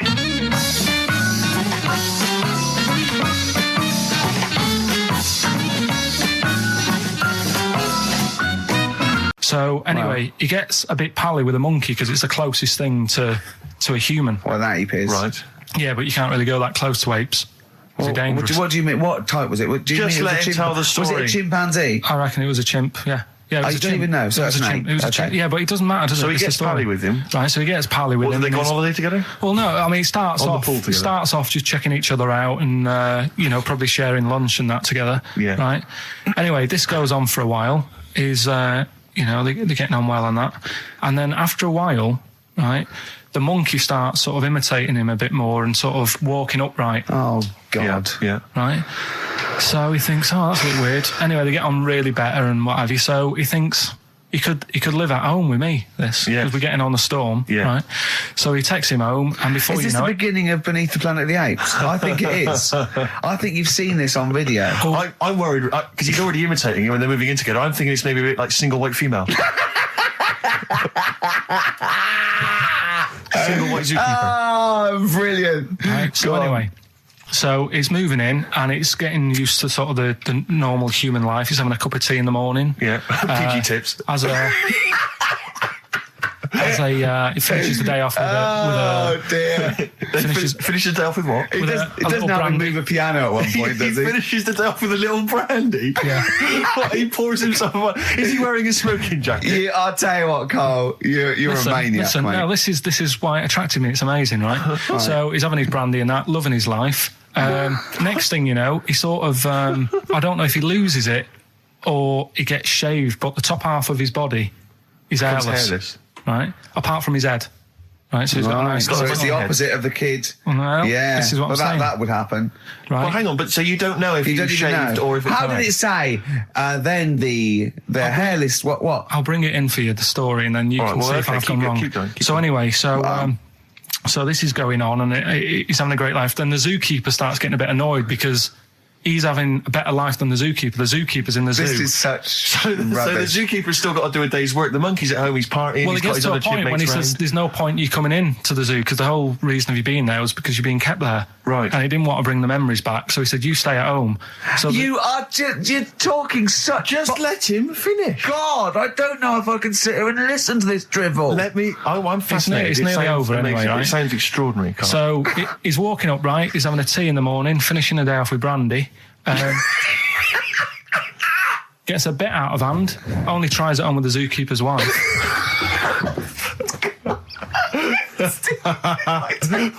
Make him go away, Steve. How does he do that? Well, because he's around humans a lot, he becomes a bit of a charmer. And, But what is it that he could do to seduce her? Pick fleas out of her? he didn't say. He's But- built. He was built. Yeah, it's well done. so what about that? What do you mean? What about it, Carl? It's obviously not true. I don't understand how. I love the fact he becomes a charmer. He's got better taste in brandy. Exactly. And What was it that he was doing that seduced her? I don't know. I thought maybe because he was at home more than the zookeeper was. But what would he be doing, I Carl? love the fact that- He's not going to be talking with her. They're not going to be playing like, Trivia Pursuit. Maybe she liked the silent type. He didn't go into that. He just said that's when the trouble started. Carl, play a record. Right. Did I tell you the time when the doctor said I was going to die? All right, keep talking. Right, ages ago. Must have been about 15, right? And at lunchtime there was this. We used to have a choice of stuff to do at lunchtime, right?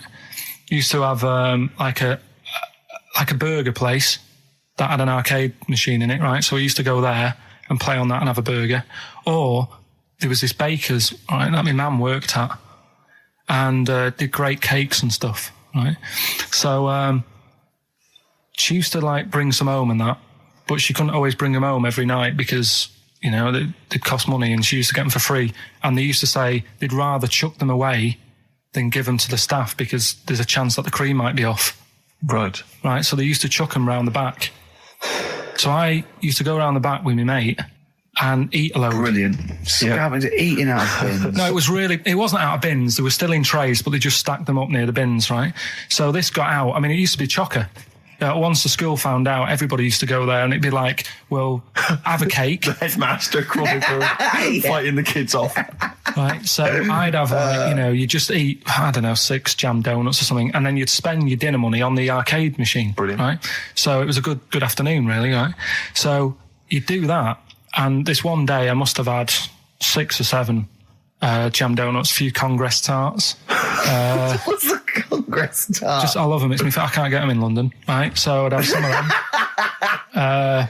If anyone can get a Congress tart for Karl in London, please let him know. So anyway, this day, that was just a normal day. Do you know what I mean? You'd once, twice a week, you'd have a load of cake. In your life, yeah. Yeah, So normal anyway- day in your life. Were the frog boys there with the webbed hands and the big heads? So- and the horse in the settee? Yeah. But the day after one of these days, I had really bad cramp in my belly. Right? I was like in agony, could hardly walk. So I said to my mum, You could hardly stagger to the free cakes. So I was in absolute agony. I said, I don't like doctors, but you'll have to get a doctor in because I don't know what it is. I can't walk. She gets the doctor round. I won't say his name, but he said, well, doesn't look like he's got long left. Blimey. So I was a bit like, hang on a minute, I've only had a few cream donuts. Yeah, My mum was panicking. sure.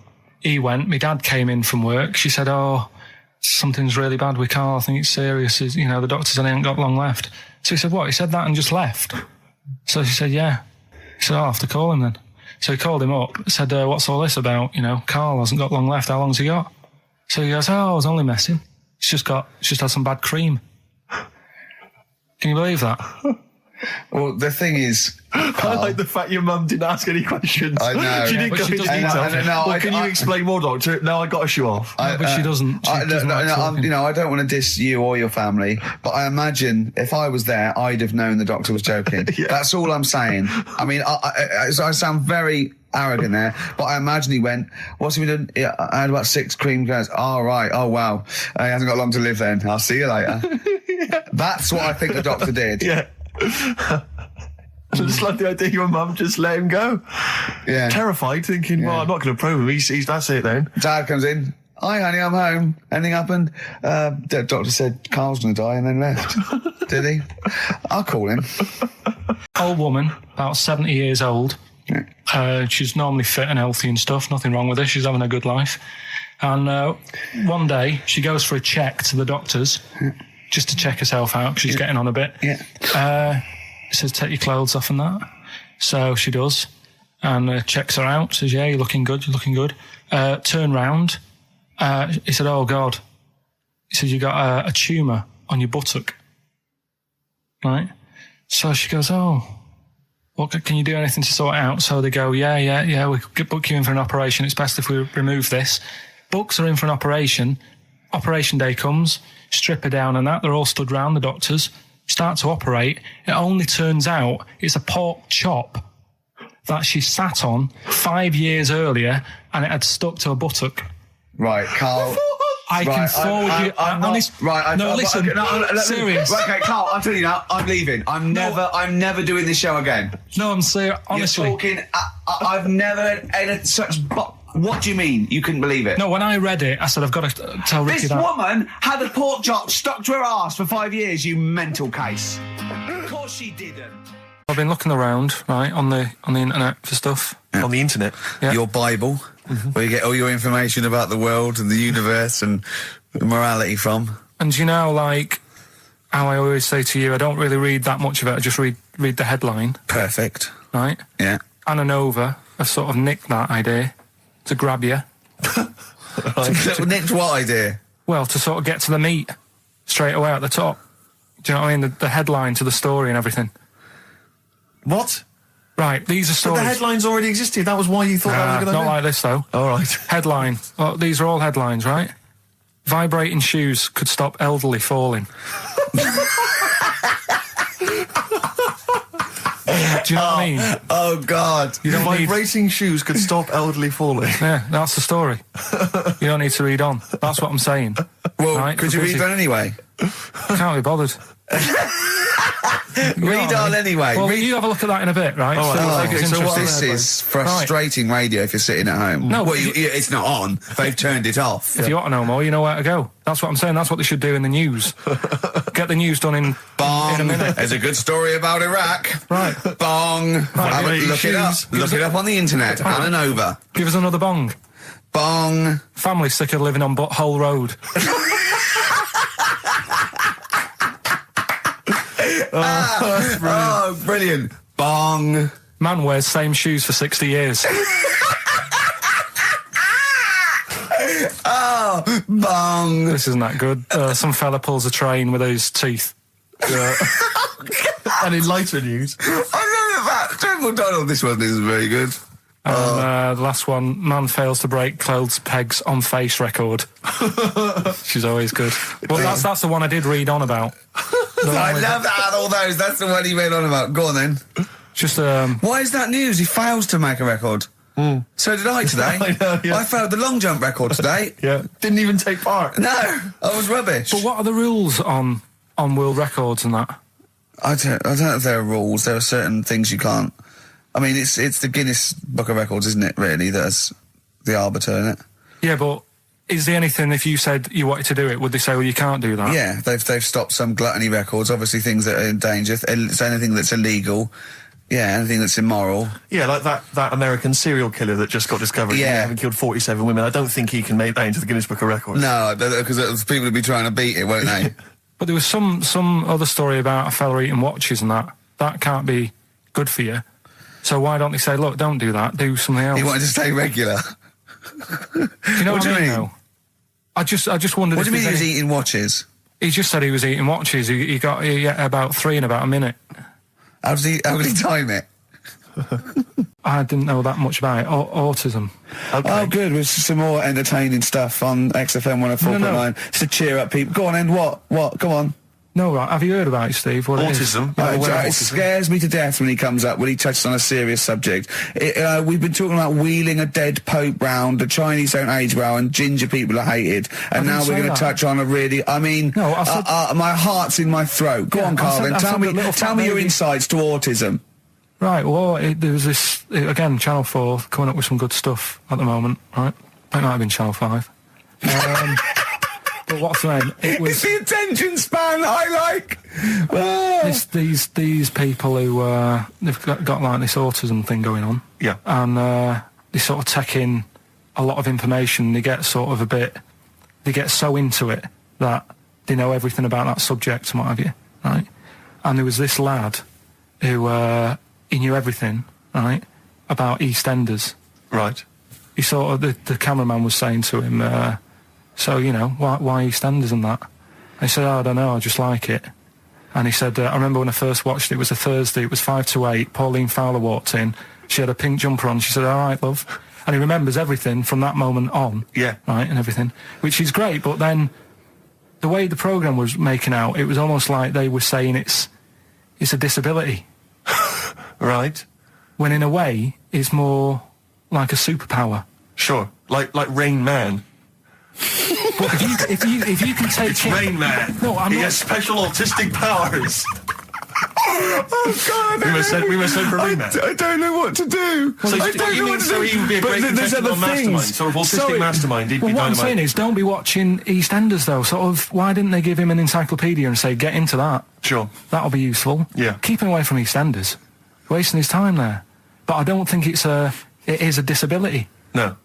Yeah, I there always- are other things, and they're not. It's also autism is a matter of degrees. From what I know, and I'm sorry to have to do this, but I feel that I have to at least be the voice of reason, as ill-educated as I am on the subject. But I think there's degrees of autism. I think some are higher performance than others. There's other issues with it. It's not they're just got good memories. They don't go around doing tricks for people because they can remember stuff. There are other issues with it. Do you know what I mean? Right, well, I mean, they seemed a bit... But you watched the programme. What did you learn?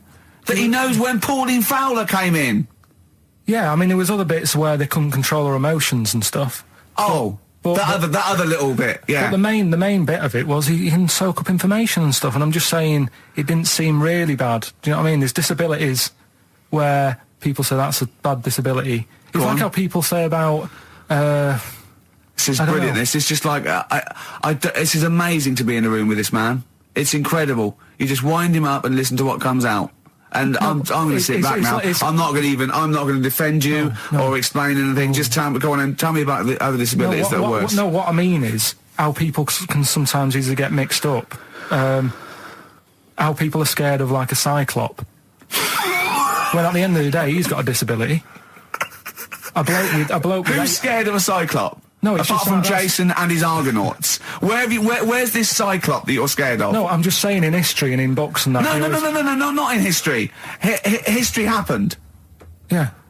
But What are you thinking of? You're mixing history with Greek mythology and Roman mythology and every other type of mythology. What do you mean there wasn't really a giant cyclop that went round picking up ships and throwing them around? That's not history, Carl. Do you think Batman's history? No, but it was ages ago, wasn't it, when we were sort of forming. No, I'm not saying it didn't happen ages ago. I'm saying it didn't happen. Well, it might have done. What's so ridiculous about a fellow with one eye? In the middle of his head, and he's big and scary and lives in a Why is he cave. scary? Because what if he had 8 eyes? I'd be scared of him. At the end of the day, he's got a disability. We'll talk about it in a bit. I had some exciting news this week, Carl. You'll be pleased to find out. I'm worried that you might get a little bit jealous because it's obviously going to impact on your world quite strongly. Because I know you think you'd like things to be quite samey. You like the status quo to be maintained. You like the fact that in the past, we've had some crosswords. Because I remember. What did you think of me when I first walked in? When I first came in on the first day of XFM? I don't know why you're making a big deal. Do you want to bring because it? Do you want to I'm just being honest, though. I'm just being honest about a lot of people who see you for the first time sort of go, well, he's a bit weird.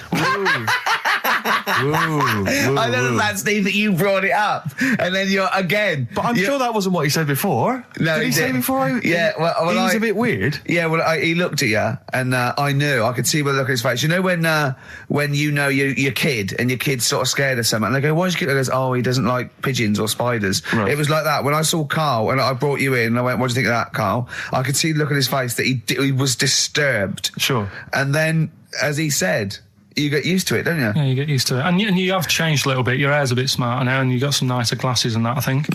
Or I might have just got used to it. Whoa, don't bring it up, Steve. Don't look at me like that. So you say that you think some other people in the office thought the same? Do you know that for sure? Carl. Did you discuss it? Carl. Yeah, I think they do, yeah. Okay, leave it there then. But not just in the office, as you walk through the building.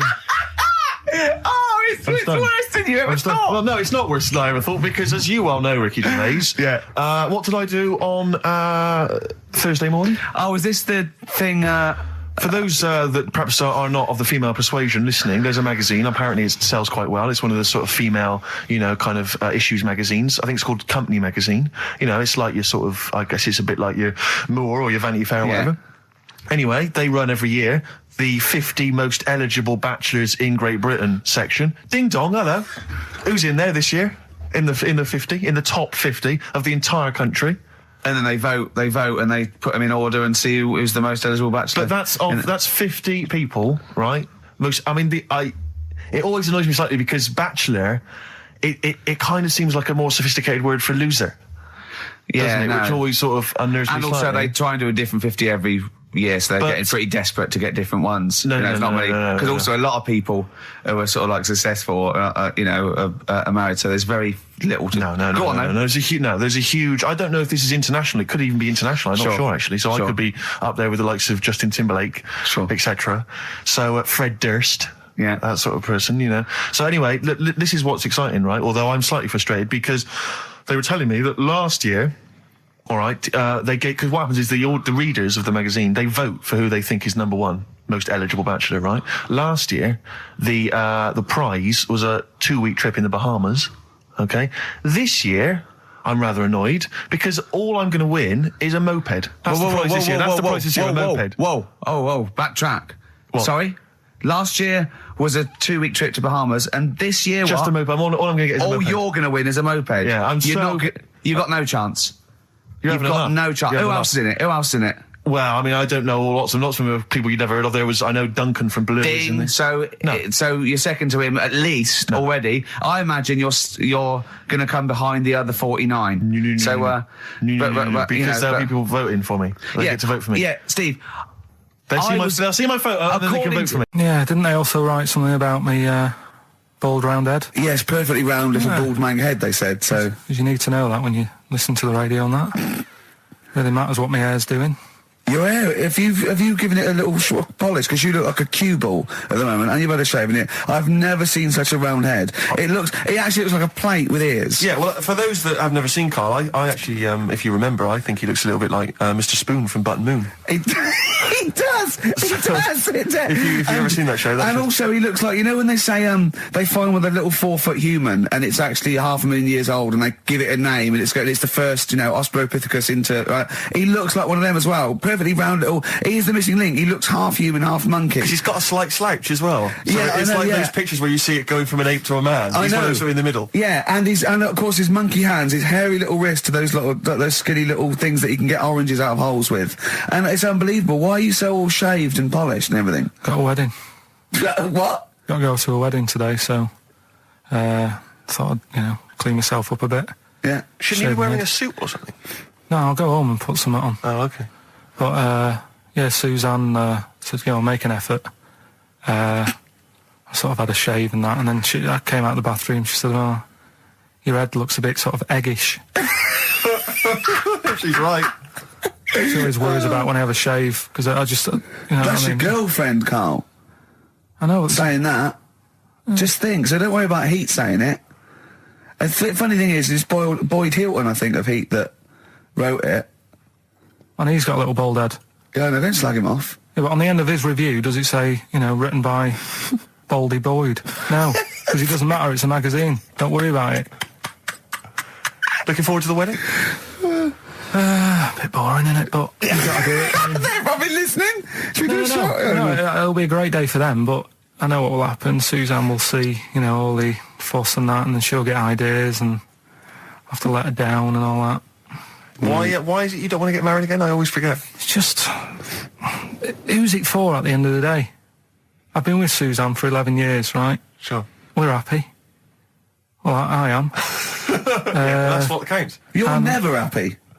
I am. I'm all right. Yeah, no, I know you're happy with Suzanne and everything, but apart from that, you're never happy. You are the most grumpy, moany thing in the world. I mean, I get annoyed, but I'm always happy. I was annoyed here. I was happy coming here, but there was a bloke behind me walking and scuffing his feet. He had a pair of those stupid skulls on, and he was clicking and scuffing. Wear some shoes. You don't have to click. Pick your feet up. Flip-flops annoy me. But I'm happy. I'm just annoyed. You are just like, oh, the world's on me.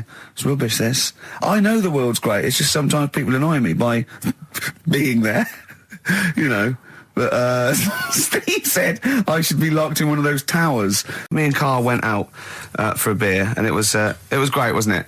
Yeah, I enjoyed myself. We started Yeah, off, it's good. and you met my mate Robin, didn't you? Yeah. And some of the stories. Do you want to tell Steve some things about Robin that you Robin, learned?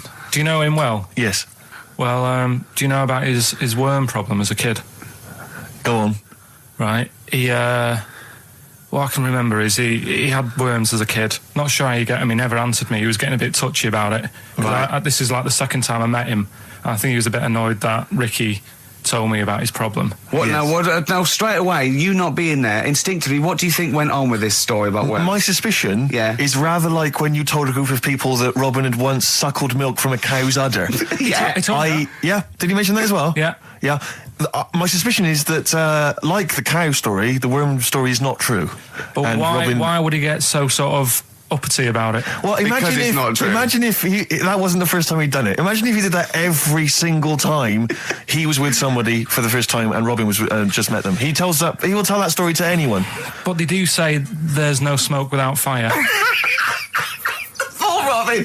I also told him that the way Robin cured these worms was because the doctor told his mother, right, to hold a piece of ham or cheese near Robin's anus so the worms would come out for the food, and he believed it. I'll tell you why, though. I said to Robin used to sit on spam to try and get the worms out, and he believed it. But Steve, right, do you remember that story about 3 or 4 years ago where there was some bloke in the army? He went away to somewhere, Vietnam or whatever. He was messing about in the woods. Messing about in the woods? Shouldn't he have been fighting? Whatever. Yeah. Right, and he walked through some lake, and I think he'd cut his toe or something on something, and some worm of some sort crawled in the gash. Yeah. And it was in his body, and the doctor said, we've got to get this out of your body. So what they did was, they said, right, the thinnest part or something of your body that things can crawl through is on the top of your head.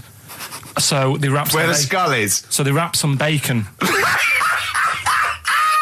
No, they didn't! They did. That's all that right. thing. So Everyone... he's gone in via the toe. So what we do is, I'll tell you what, that worm's probably heading straight for the head.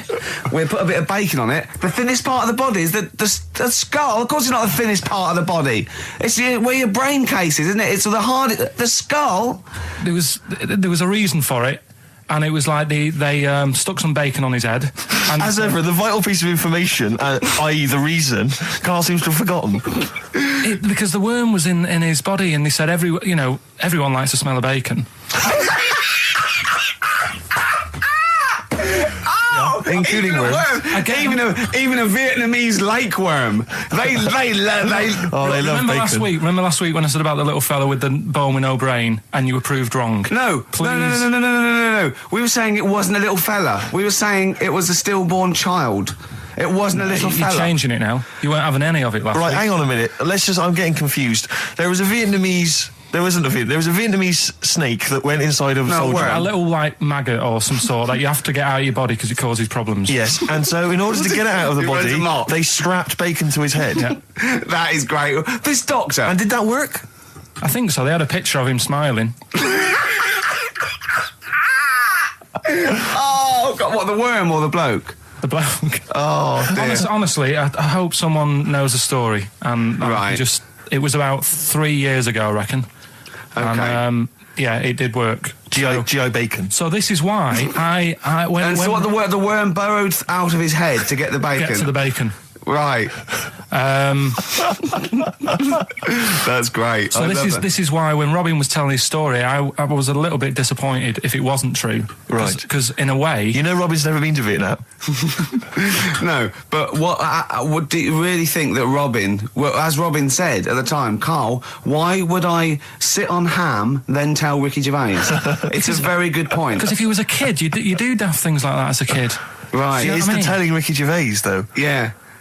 And then, oh, bless him. Okay. And then anyway, Robin left, and I tried to chase him, but he got away. He knows that and then we had a few pints, and then Carl embarked on some of the greatest stories ever told. Can you tell the story about your dad? Let me run it by. I haven't spoke to him all week, so let me run it by him. Okay, play records. Because, What we got? We've got one of Steve's... Yeah, well, bizarrely enough, this comes from the Teachers 2 soundtrack, the soundtrack to the current TV series. There's a slight whiff of nepotism in the air. Yeah. Rick, would you like to explain why? Well, that's why you're doing it. My girlfriend worked on it. But Yeah. you were going to play this anyway, weren't you? Well, I was, actually. Bizarrely enough, I was going to play some I Am Clute, and this is from, as I say, the Teachers soundtrack. This is called To You. It's a good track. That's I Am Clute, a track called To You from the Teachers soundtrack. That's also got, I noticed the Electric Soft Parade, The Hives, Star Sailor, Feeder, Turin Breaks, Mercury Rev on there. It's a good little collection. Lovely. Carl has just had confirmation. He's looking smug because someone phoned up and went, it is true, it's a Laogai chi worm and you wrap bacon around your head. That's all the bloke knew as well. Yeah. And his name was Gary. Yeah. So I'm not having it. No. And he said, see, that's why the Robin thing isn't so weird. He said, but when you said he tried it with cheese, he said I was having none of it. He's got standards. Strokes, hard to explain. Like Carl, really? Yes. Yes. So, Carl, concentrate. Yeah, go on. So, we'll leave the worm with the bacon wrapped around the head, shall we? Well, if you're ever caught in the jungle... Yeah, always carry some... Bit of Danish. 5 burgers here, yep. And so I don't know, how should we begin, Carl? Do you want to just look at the size of these burgers? Look, they can see it on webcam, can't they? They can see us stuffing these burgers into your mouth. Hmm. And by the way, I'm filming this, Steve. Look, Brilliant. Look, I've got a little camcorder. Yeah. We'll put this on unseen footage on a DVD or something. Or maybe on the website. On the Oh, Carl, what if you break the record? Okay, Carl, I'm coming round now to just monitor this and adjudicate. What's the web? If we want to see this on the webcam, what is it? XFM.co.uk. Right, okay. Hold on. Can I, Steve, I'm can not I do being that? funny. I'm not being funny, right? But I think I have got like a bit of a wheat thing. You've got a bit of a what? A wheat allergy Oh, thing. don't give me that. No, seriously, my head's... I've been eating a lot of shredded wheat recently. and my head's got a bit bigger. Carl, I don't think you can let us down now, mate. So you just got to put that first No, one I can't put that like that in my mouth on its with. I've got to break it up. I've got to break it up. Can't break it up. Can't break it up. It doesn't say you can't on the rule thing. It does. It doesn't. I can't look. I physically can't. Try it. I can't look.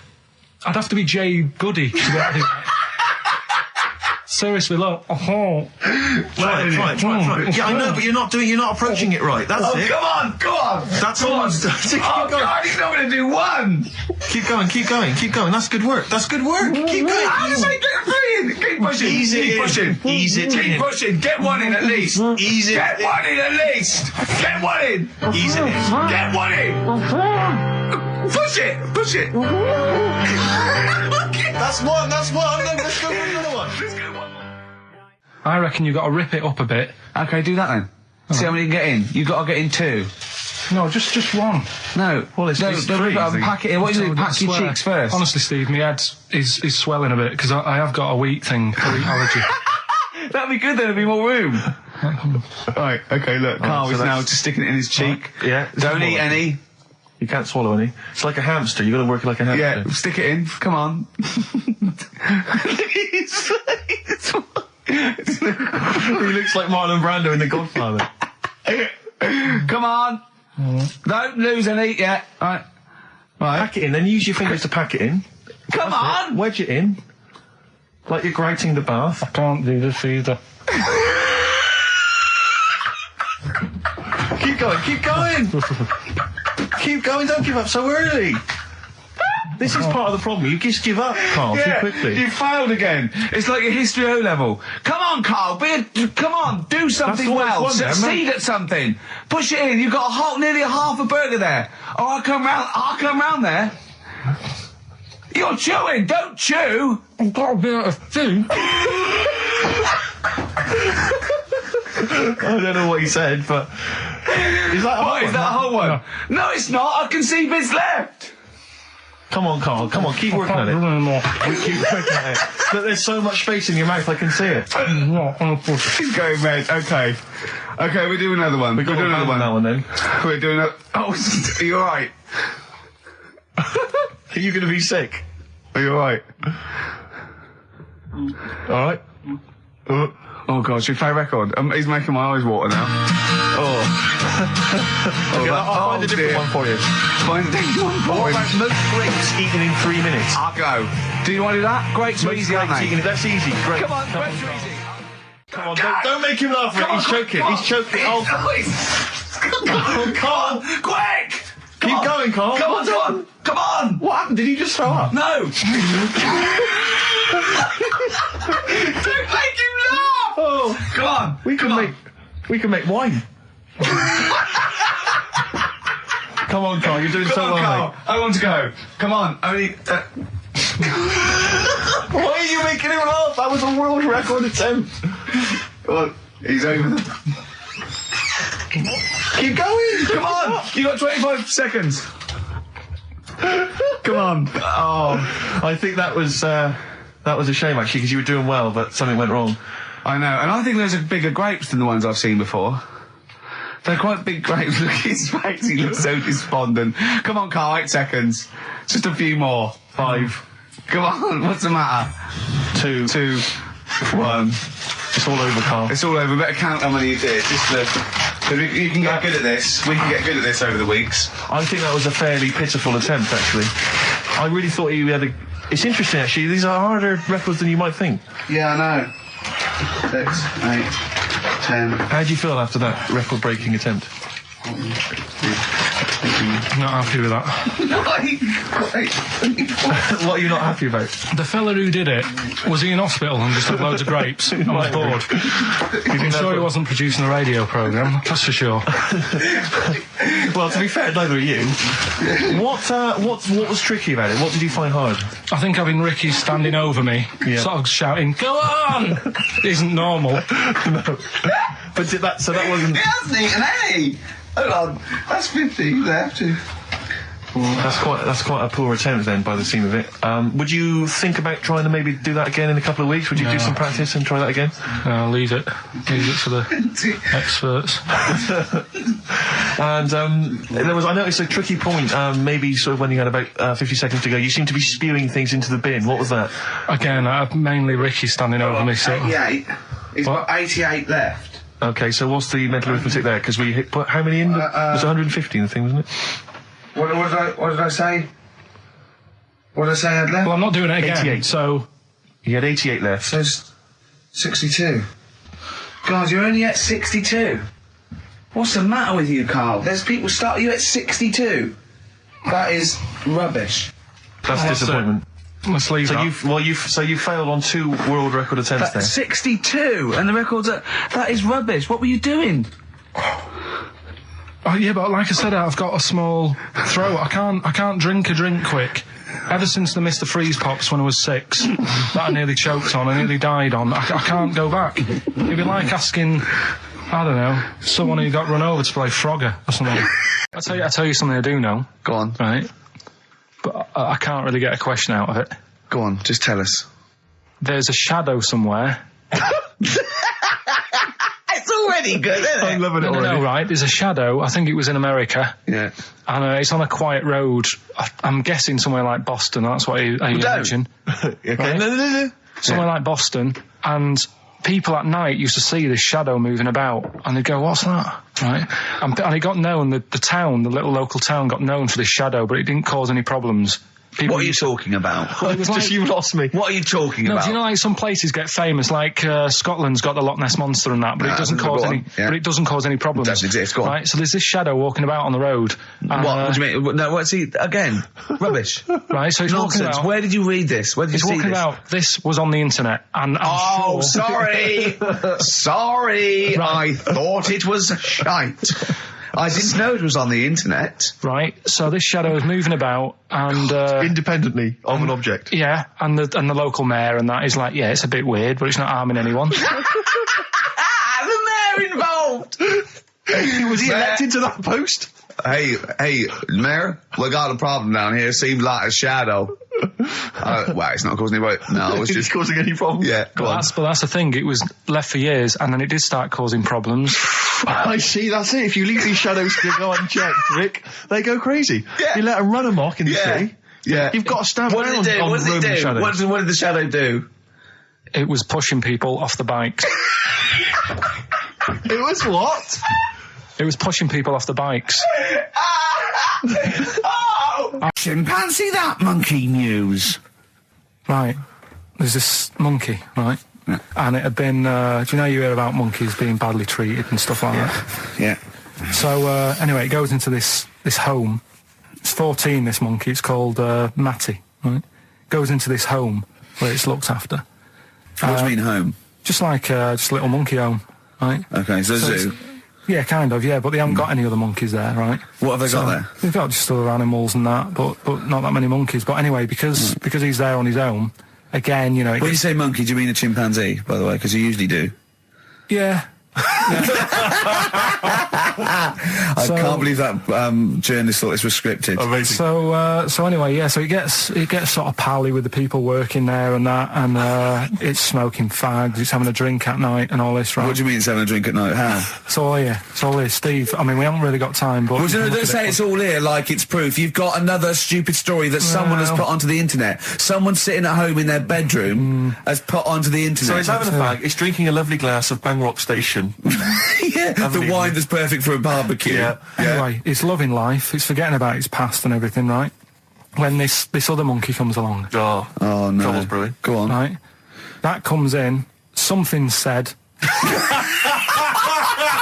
Right, forget it then. Forget it. But, like, last night we were sat in the pub and I was saying, right, you know, let's not even worry about new features then. Let's get the current ones, you know, going. Like Getting what? Good.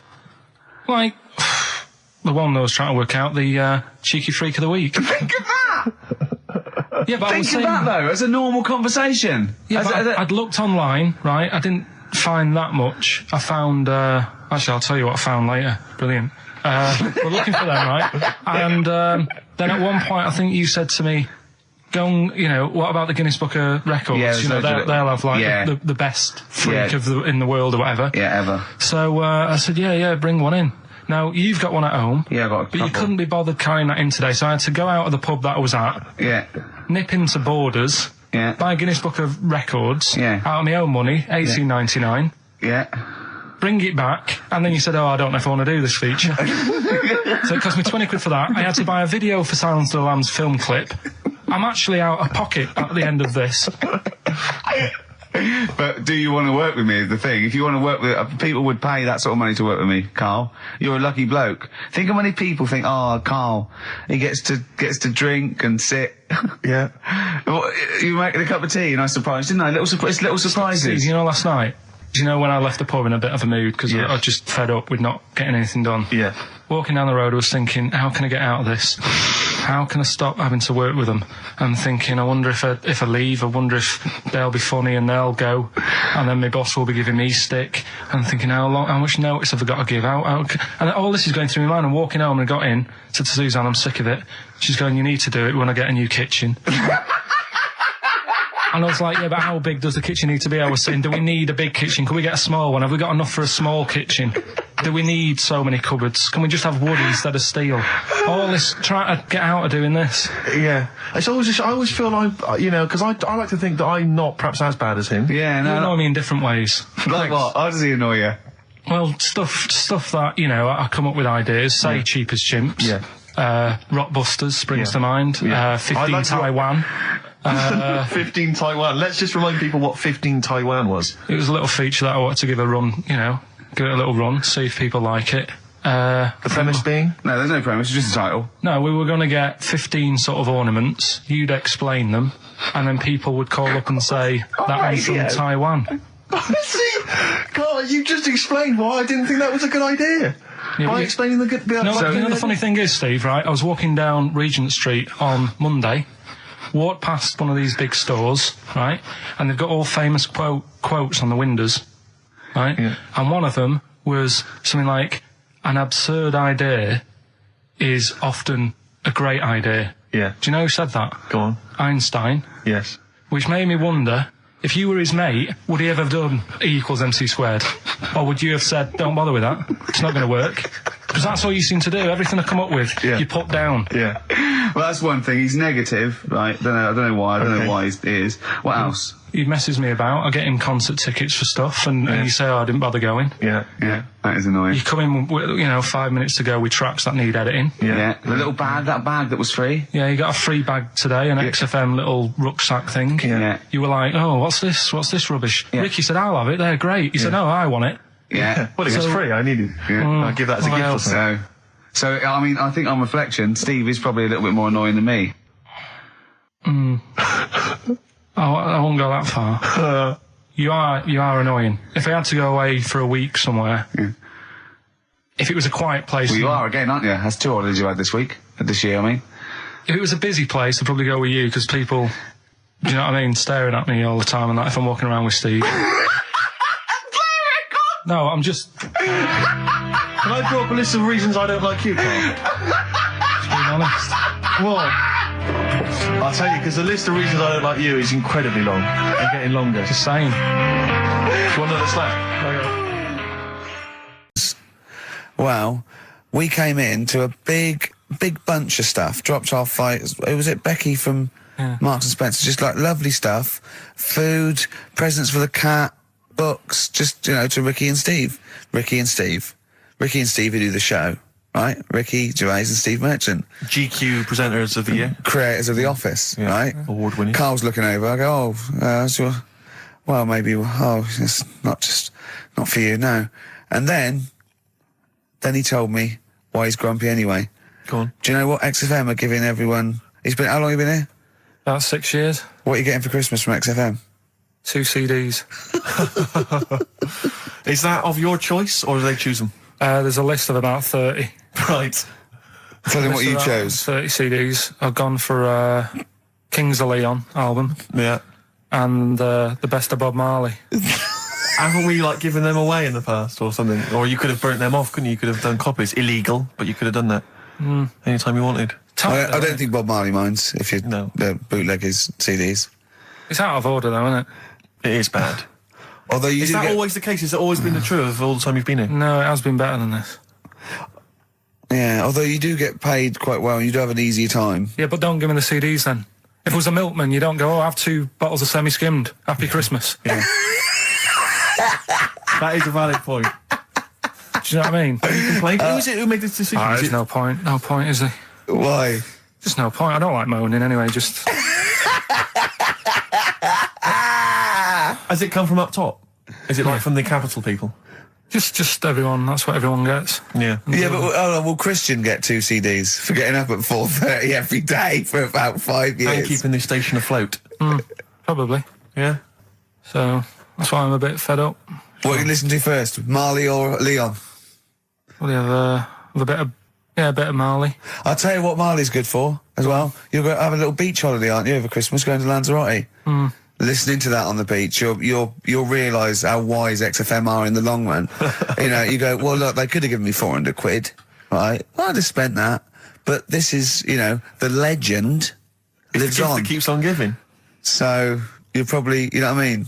Think how much what you got to think of is how much all his great songs took, not only from the depth of his soul and, you know, all his sort of angst and knowledge and love, and then all the studio time, the marketing, and they're just giving you one that. They go, don't worry about that, Carl, just have it. And you go, what? All the time we spent with Bob Marley and everything. You know, have it, Carl, have it, Carl. And Practice. Yeah, have that. Thanks, well done. Carry on. We're still going to pay you for the work. Yeah. That's just something on top. Here's a little piece of Bob, free. Yeah, so don't moan, it's extra. So, they didn't have to give you it at all. Play a record, you ungrateful little swine. Some people, like the homeless, aren't getting anything this Christmas. This is my Except to favourite chill. Elvis Costello track of all time. It's Alison. This wasn't on the list. Right. What? Ricky and Steve are here. Karl Pilkington is away today, so Mr. Ian Campfield. Stop it! This is my signing off link. Right, look, I'm running into your show now and it's your fault. Mr. Ian Campfield's with Ricky and Steve today. Jimmy Carr's on X-List duty tomorrow. If you didn't get a request in, I'll see you 10 o'clock next Saturday. Merry Christmas. XFM. Comfort and Sound by Feeder on XFM 104.9. I'm Ricky Gervais. With me, Stephen Merchant. Hello there. But no Karl Pilkington. No Karl. He's in Lanzarote. Lanzarote, But as we we have speak. got a very, very special stand-in. It's Camfield. Say hello. I'm so excited to be here. It's Yeah. been, you know, the things I've learned in the last 10 minutes before we've even gone on air. Like, you Yeah. don't have a theme tune. I don't have a theme No. tune. I don't wear headphones. Exactly. Ian wears headphones with a preamp. He's got 3 midgets just brought in his backline. Yeah. Right. They're called Dog, Mongo, and Blitzkrieg. Look, Blitzkrieg is up there. They're eating a banana. Yeah. He is the king of rock, the new king of rock, Well, the prince. He's the prince of rock. Obviously, Vance is the king of rock, but we'll be doing that. We're working out who. Over this. And by the way, Camfield, I don't want the Ian Camfield that does XFM and going. And this fast approaching 1:23. Here's Ash. I want the Camfield that goes. I snorted ants with Lemmy. Okay, so we want the real Camfield. All right. I bought in Metal Christmas. Is that all right? That's my only request from this show, that we do play Paul Di'Anno's version of Santa Claus is Coming to Town. The rest of it's over to you. Yeah, we're going to play some Christmas tunes. We're going to play some, our favourite hits of the year. But mainly, this is the rock programme. This is the rock programme. What worries me, Rick, is there's a lot of people who listen to our show and they're not regular XFM listeners. They just kind of crawl They're out not of regular morphine people. Stupid on a Saturday afternoon, put the show on. So they might not be familiar with Well, Ian's Ian work. Camfield is a young man. He's been in. He's about 14. He's been in radio. It's weird. He's 14, but he's been in radio for 15 and a half years. He was weaned on the milk of a Vance. Yeah. Right. And he's going to be the new. He's going to be the new rock god, aren't you? Well, I'm trying. Yeah. No DJ Camfield. Just go, yeah. Right? And over the 2 hours, I want to work out the 4 pillars of rock, right? I want 4 names, 4 pillars of rock, right? Huge rock pillars. And then I want the king who stands astride them like the archangel of metal. So we'll be asking Ian, every few minutes we'll be asking, right, who's your first pillar of rock? And then, keeping the one that stands astride them. Okay? And how many do we need? Well, we need 5 names then, don't we? The 4 pillars of rock and who stands astride them. Right, Okay. Like the Overlord with these Axe Attack albums. Yeah. Yeah. This is ISIS. Chris, you've got to do by law when you're buying, right? I was looking at one in London, right? It's haunted. They've got to tell you now. Right. Don't talk shit. I'm telling you Play now. a record. I'm telling you now. Yeah, yeah. There's no such thing as ghosts. That is ridiculous if that appears on a legal document. That Right, is if there's anyone ridiculous. who sells flats and that, does that for a living, Yeah. right, email in, Yeah. because I'm telling you now, that is a fact. She sort of dropped it in. She said, I said, oh, you know, nice feel here. And she said, yeah, well, that'll be the ghost. Just dropped it in, that's all they've got to do. And then I was like, what? And they went, oh, yeah. That's all I've got to do, is it? So that's the legal thing. Did you drop it in? So in court you go, did you drop it in? Yeah, I dropped it in. Play a record, you're an idiot. Did you have to have that thing done where they say, what side do you wear your member? What side you dress? They don't say what side you wear your member. That would hardly be a euphemism, would it? So they say, what side you dress, sir? It means what side your little poke, your little John Thomas leans, doesn't it, on rest, usually to the left, isn't it? Your little But do left you know, testicles. if I said to you now, what side do you wear? Hang on. Do you know? It would be left. It would be the left. That's what I mean. If standing there, right, with nothing restricting it or holding it in or holding it up, right, it sort of leans. Your one ball is sort of like slightly back and lower, isn't it? And your little John Thomas rests there, so it's left. And the reason they ask it is so they don't put the tape measure up on the left and squash your willy or touch your willy. So it's nothing to do with like, well, you'll need a bit more room of sort of more material on that side, or... Well, no, I don't think they compensate. It's just when they when they stick that up into your groin, they don't want to come in contact with your The little... thing is, I Pussy. don't know what side I wear stuff on. I just sort of pull my pants up and wherever it wants to go that day. But maybe it's not big enough to sort of make any, real decision. But, like now, I'm sat here, right, with my jeans on. I don't know where I am. Well, that's clear from hearing you talk. No, but what I mean is, if a fella said to me, what side are you, what side's your member on? I'd go- Member? What is this the use of the word member suddenly? I'd go... Well, it's usually not appropriate. And also, I imagine in the old days they had big baggy pants and used to sort of like hang down. And now, like with those stretchy boxers and briefs, it's sort of held up in a nice little, neat little parcel, isn't it? So it's probably not appropriate. It doesn't come in contact with your little snake. So, Did you ever? What have you ever heard that? Are you telling me a tailor has asked you that and you went, "What do you mean, mate?" No, I've never. I've not really had one made to measure. I had one made when I was a kid, but since then I've sort of bought a suit off the hook. But when you were saying about buying a suit, I know that question sort of crops up, and I don't know what the answer is. It just annoys me the way I don't know. There's no surprises anymore. Do you know what I mean? People know. What do you mean? He's going to go, right, I'm going to measure you now. Which side shall I measure? Go, well, pot luck, go on, have a look. Right, there you go. Oh, you got it. You checked me out. What do you mean there's no surprises anymore? What are you talking about? Everything you say is a surprise. Everything you say, every opinion you have is a surprise to me. What I mean is, why aren't people just happy just to go, well, depends, doesn't it? I'll just pull the pants up wherever it wants to go. I'm happy. What do you mean? Why is this such a big issue?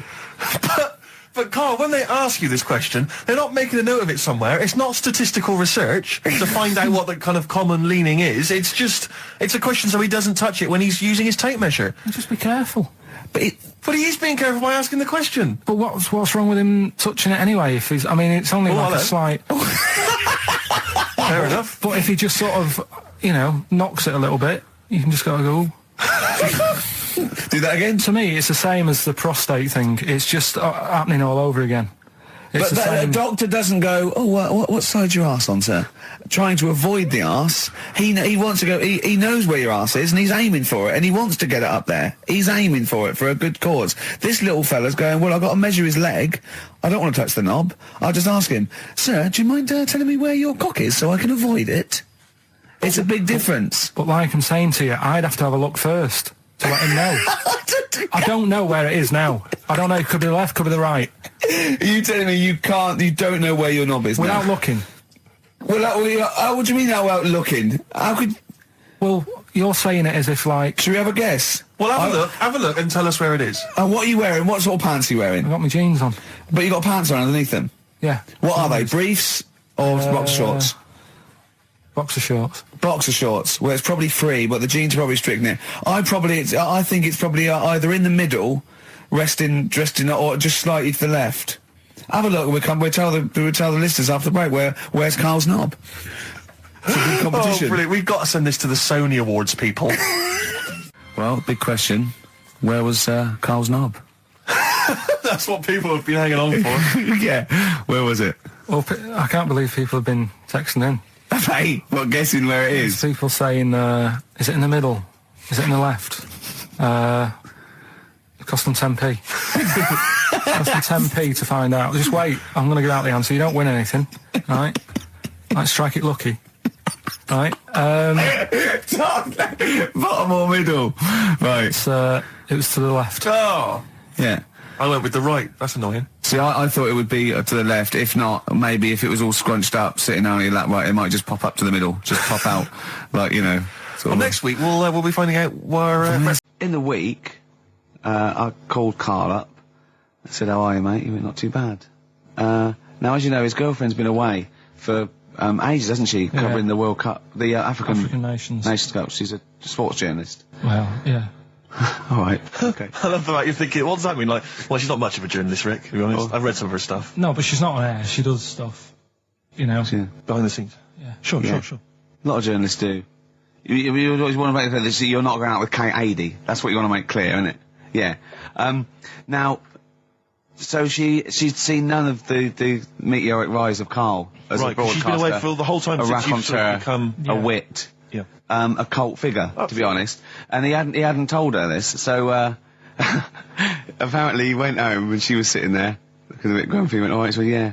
She went, should we go out then? She went, I'm not sure I want to go out with an idiot. Right? Oh, no! Yeah. And she went, Loch Ness Monster. Why don't you just think, of course the Loch Ness Monster lives in Loch Ness. And she was giving a bit of a hard time. And she went, that's why that's why I didn't tell her. I didn't tell her really. Same thing happened when I was at school and I had to play drums in Little Donkey. I didn't tell my parents, right? But my dad turned up anyway. And what happened? He, How old were you, Karl? well, it was the school that I used to go to. Oh, yeah. Like, Oh, yeah. You went, you used to go to the school you used to go to? no, but what I mean is, on. I didn't go to secondary, did I? So I missed a lot of that. Sure. But primary, I liked. Oh, it was okay. all colouring in and stuff. Yep. And it was a Christmas play, and I managed to get a part in it. And, Did you audition? got a part in it, and I should have been playing the drums to the one about Kings. We Three Kings. Yeah. I was meant to be doing that, but Little Donkey came on, and it was one of the. What do you mean came on? That was like next up on the next song. Right. And it's one of them songs that you can't help sort of Tapping along to. Yeah. Do you know, like if I was to go Yeah, you'd have to finish it with... yeah. Do you know that they actually send that into space? Do they? And What, hoping that aliens will respond with that? yeah, they do that because apparently it is one of them things that you can't help. What, even if you're an alien life form? Yeah. They know that, do they? Yeah. But anyway, What, because they watch Star Trek or something? Hello. Knock, knock. Yeah. no, seriously. Is it true, like, if you send out knock knock into space, yeah, they have to say that? Oggy, oggy, oggy. Oh, that is great. Seriously. Oh, hold on, what's something out there? Was a little green fellow? That is great. Yeah. So anyway, That is Little Donkey is like one of them tunes that you can't. And I was there, and I had the drumstick, and I thought, oh god, The drumstick. I could feel myself. And anyway, Just wanting to do it, yeah. I started going along and playing Little Donkey, which I wasn't meant to do, but it went down such a storm. What, were there people like parents and that dozing off, and then suddenly they heard your version of Little Donkey, and they thought, wait a minute, now it's really picking up. What do you mean? I'm glad we paid £1.50 for this. What do you mean it went down such a storm? They're going, hold on, was it like when People have Ringo... lighters in the air. You know, like when Ringo joined the Beatles, and they were going, Yeah. boo, Pete Best, but he went... Yeah, And they went, whoa! Oh, No, God. but the teacher just said, oh, it went down really well, you can do that again tonight, Right. when you're in it again. But anyway, so my dad was there, and... And you hadn't told him about this performance, so no, I he never just did. turned up I off never his own did. back. I never took the letters home and stuff to No. show my mum and dad, because it just put me off. So, anyway, he turned up, don't know why, he must have heard from someone else's dad. Yeah. He turned up, and he swore about me, which... Did he? I don't... Could you use Do you a think word it's allowed that's... to be said? The word? Of course it is. Right.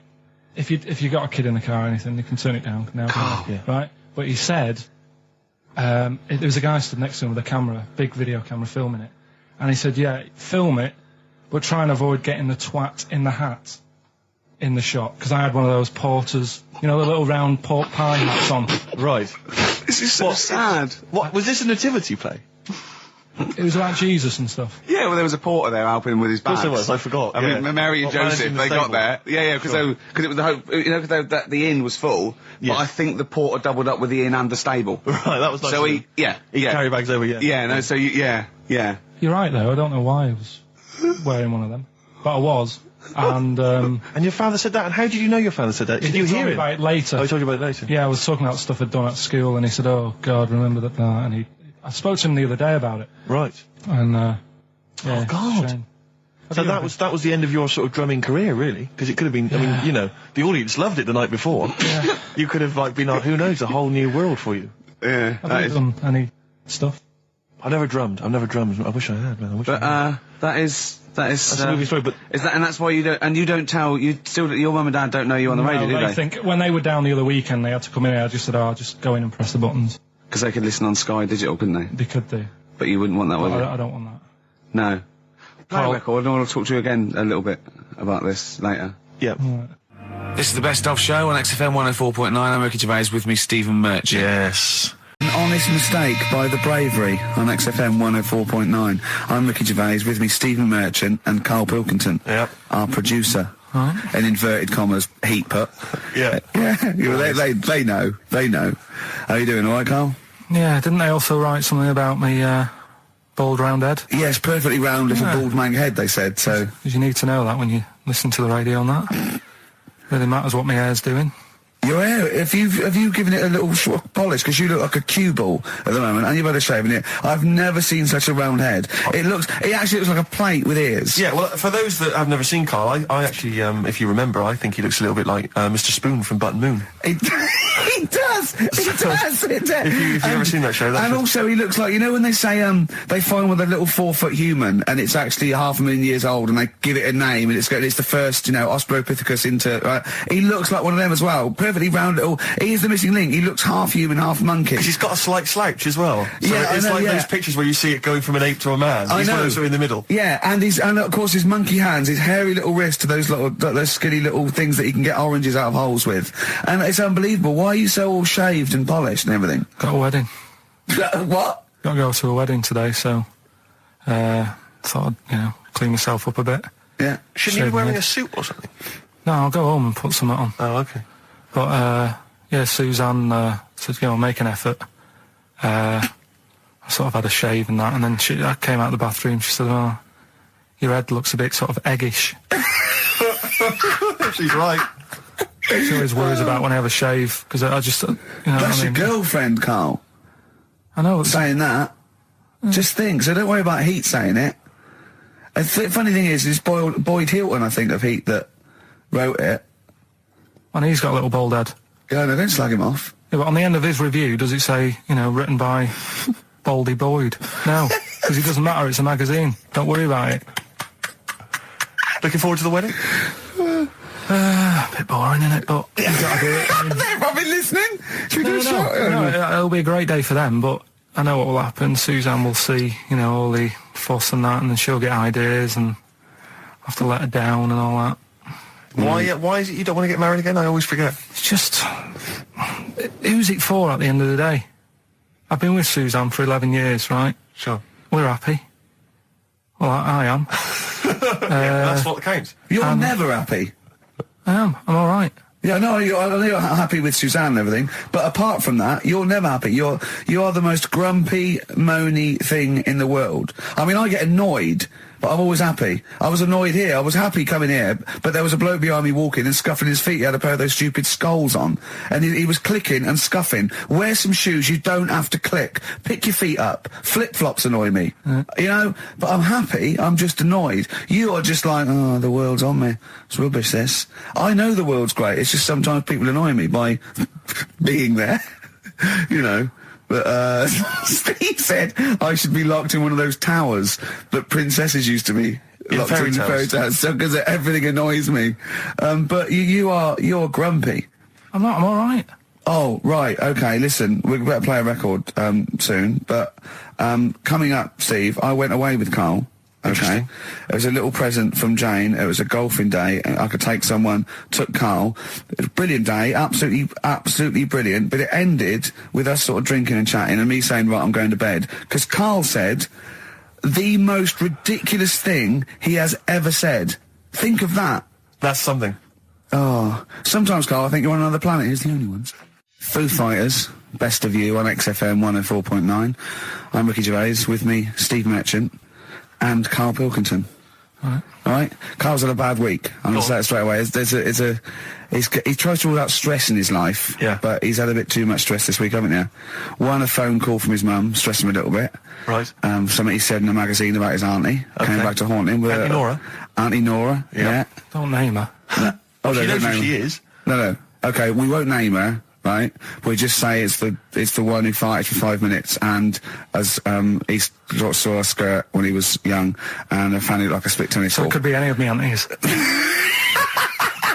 We're that coming up, and also a bloke in Times Online, Chris Campling, did a review of the show, Right. and basically said that Karl Pilkington is a creation of Gervais and Merchant. Well, if only that were the case. He said he started off saying he liked the show. Yeah. He was excited. Said it was a good show. A lot of the jokes. I'm already questioning his critical faculties. Yeah, exactly. And basically said that we didn't contribute much, or seemingly didn't seem to contribute much, and we couldn't sort of like ad lib or anything. We just laughed at, particularly me, laughed at Karl Pilkington, who was coming up with some, quite funny stuff. Yeah. Right? But then he does a twist on it. He goes, but the thing is, we're the puppet masters. He's a created person. We've created the persona Karl Pilkington for our own amusement. Right. He bases this on simply that we talked about... What was it we talked about? The Chinese not aging well, and Right. you heard him talk about that on my DVD. But clearly I say, Carl, remember when you were talking about that? It's a news, or remember in the week, and so he thinks it's all scripted now. Imagine if this show was scripted. I'd be ashamed. Yeah. If this show was scripted, I would send back the BAFTAs for the actual shows we've written, and I would say... I'm having a go at Chris Campling. He's nice about our other work. He likes The Office, and he likes my stand-up and everything, and he likes the show, but he's saying... Because we're not spontaneous, we scripted this and invented Carl. So he's like, we've invented another Gareth. If we had created Carl, I would not have squandered a character that good on this poxy radio station. Absolutely. Also, does he know that we spend about 3 months on half an hour script? So how long does 2 hours of drivel? But the main thing is, as if this could be scripted, it's dreadful. It's shocking. Or maybe this is scripted. Hang on, you've lost me there. Let me just check the script. Maybe Chris Campling does not exist. Maybe I've made him up. I don't know what to believe. See, the name doesn't wash with me. What was his name? Chris Campling. Sounds odd. That's something that I made up, isn't it? Campling's almost like a joke. It's almost like a gay name, isn't it? Oh, he's a Campling. So I think this is scripted. Yeah. I think I've probably made this whole link up, and Carl is a creation. Campling, that's not a real name. I made it up. I should have come up with something better. Yeah. Sorry. Forever Lost, the magic numbers, and the magic number is 104.9. Oh. XFM. I'm Ricky Gervais, with me, Steve Merchant and Karl Pilkington. Right, 2 more shows. 2 are off air for don't know how long. Is that 2 more including this one? Yeah, no. 2 more after yeah, this one. yeah, no. No, it's this is one, and then there's another one. Right, 2 more and that's shows. the last one. There's Okay, 2 right. more shows, yeah. Including this one. We're starting now. Starting now, it's 2 If more I'd have said this at the end, it might have been ambiguous, That was but I've why said I it at the was- beginning, there's 2 hours, that's a whole show, Right. so there's 2 more shows. 2 more shows including this one? Yes, well, Okay. obviously. So 1 more show after It's this only one. 1:05. After this show, 1 more. Yeah, one more, yeah. Next week there's 1 more show, that means 2 altogether. Oh, no, it's only 1 more show. Good night. Okay. Now, it better be a good one, Carl. Have we got, Rockbusters? Yeah. To win those prizes? Check. Have we got Monkey News? Check. Is it a real Monkey News, or is it something that's is. slightly made Always up that is. you... What? Always is. Check. Okay, Knob News? Yeah, we've got a bit of knob news, yeah. I'm worried that Knob News, because it's only about penises, is a little bit sexist. Have we got any fanny facts? Can we sort that out for next week? I don't want to alienate our female audience. Welcome to Minge London. Good, I'm glad that's that. Well, brilliant. We've got a song with a story? Yeah, doing that. What is it? I don't want to sort of tell you what it is yet, because the song isn't that great. Do you know what I mean? It's not a song that's like an XFM song, but every time I hear it on, say, like Magic or whatever, I have an argument. 105.4. Yeah, I have an argument with Suzanne that, you know, what I think it's about, and she says, don't be stupid, it's not about that, and I'll say, no, it is. And so we're going to decide who's right. Yeah. Well, I don't know what song you're talking about, and I don't know what the argument is, but Suzanne's right. Definitely. No doubt about it. We'll have a listen, but I'm hoping that once people sort of listen to it again with my thoughts, every time Well, this song sums up what people should think of you. It's don't believe a word. All right? That's the sort of links I'm capable of. If that doesn't bag us as Sony, then nothing will. Landed, Mr. Ben Folds. We've landed on XFM 104.9. Ricky Gervais, Steve Merchant, and little Karl Pilkington, and his magical little manky, round, baldy head. He was described as a wacky mank in one of the papers this week. Really? Brilliant. Well, remember we were talking about it last week about he came round to my house and I popped out my Mr. Johnson to take a little look at. And his two that made daughters. the papers. That made the papers. Wow. What paper? It wasn't front page of the Times. It must have been like the Daily Star or something. Just squeeze Live 8 in on the second page. So Wacky Mank. Wacky Mank. That's Wacky great. Mank. Wacky Mank. We had an email from someone who reckons they remember you from body popping round Salford Way. Yeah, Eccles Precinct, apparently. You know that, don't you? I wasn't doing it round there, though. Well, what do you mean? I was round Stretford. Stretford-Arndale. And what were you doing? What sort of body popping was it? Just a bit of everything. Caterpillar. Bit of moonwalking. Do you have a little piece of line there you used to carry around? Well, mates had that. Right, you didn't Borrowed theirs. Borrowed theirs. Were you any good? You weren't breakdancing, well, you weren't spinning on your head and stuff, you were more body popping. Well, I hope he wasn't spinning on his head, because you know that can sort of give you little brain damage and things. Well, it can give you brain damage. Also, it can wear your head down, and also makes your head perfectly round. Yeah. Because the gravity is pulling on. But if you keep on doing it, obviously it's going to wear your hair out, yeah. So you become sort of like a stupid, bald, and roundy headed. Yeah. So I very much doubt that you did do any of that. Did you, Karl? Didn't do any of that. Well. So you're shooting off in a minute, aren't you? Well, yes, because we were trying to make poverty history, Karl. Yeah. People are making poverty history all over the place. They're putting on a wristband, and it seems to be working, because I haven't been poor for ages. I haven't been poor. And Alex had a stop bullying. Alex was wearing a stop bullying wristband, and as he himself said, he seems to have sorted that out. You haven't been bullied for I haven't been ages? bullied for years. So wristbands work. I saw one in a shop window the other day which said, stop child abuse. And I bought one, obviously, because a lot of people say, you know, does it make a difference? But it was only £1, and I'd only spent it on kiddie porn. So, you know, I think I've made a little difference there, in a small way. On a serious note, though, I like the idea that stop child abuse. If you're a paedophile and you're walking along the street in your Mac, right? You got a puppy in one hand, a bag of sweets in the other, and you see this wristband, and you go, "Oh, stop it." Oh, okay then. Yeah, I hadn't thought before. That's what you think. Okay, fair enough. Yeah, well, I won't be doing that again. Yeah, he was hanging around in Topshop for unsavoury reasons. You saw them in there for only £1. Karl, we haven't got long, have we? We've got an hour and a half because we've got to shoot off. I've got to shoot off down to Live 8 and introduce Rem. So we got a lot to pack in. We got the Rockbusters, and then we give away. I just saw those. I'll finish the sentence in a minute. I look forward to it. I'm getting excited. Yeah. I'm getting excited. So we got so much to pack in. Yeah. I haven't got time to finish all my. So listen, right? You know the things we're giving away? The signed little Homer. The Nigel Tufnell thing and the Flanimals, right? Looks brilliant. They've done a brilliant job, the people here at XFM. So take back all you were saying about them, Karl. And also we should say as well, you've still got a chance to win that, because if you get today's Rockbusters, you go straight into the hat for the big draw, so you've still got a chance to win all those top prizes. Play a record. Bit of monkeys. Yeah. Right, Karl, it's a questionnaire about happiness. Oh, yeah. There's one person... Well, that should answer it right where. The first question, Karl, on a happy scale of 1 to 10, where are you on the happy scale? Is it at this moment or in general? Well, I would say generally. Okay. Yeah, but you don't always have to, like... I mean, I think I'm happy in that, but I don't always show it. You never show it.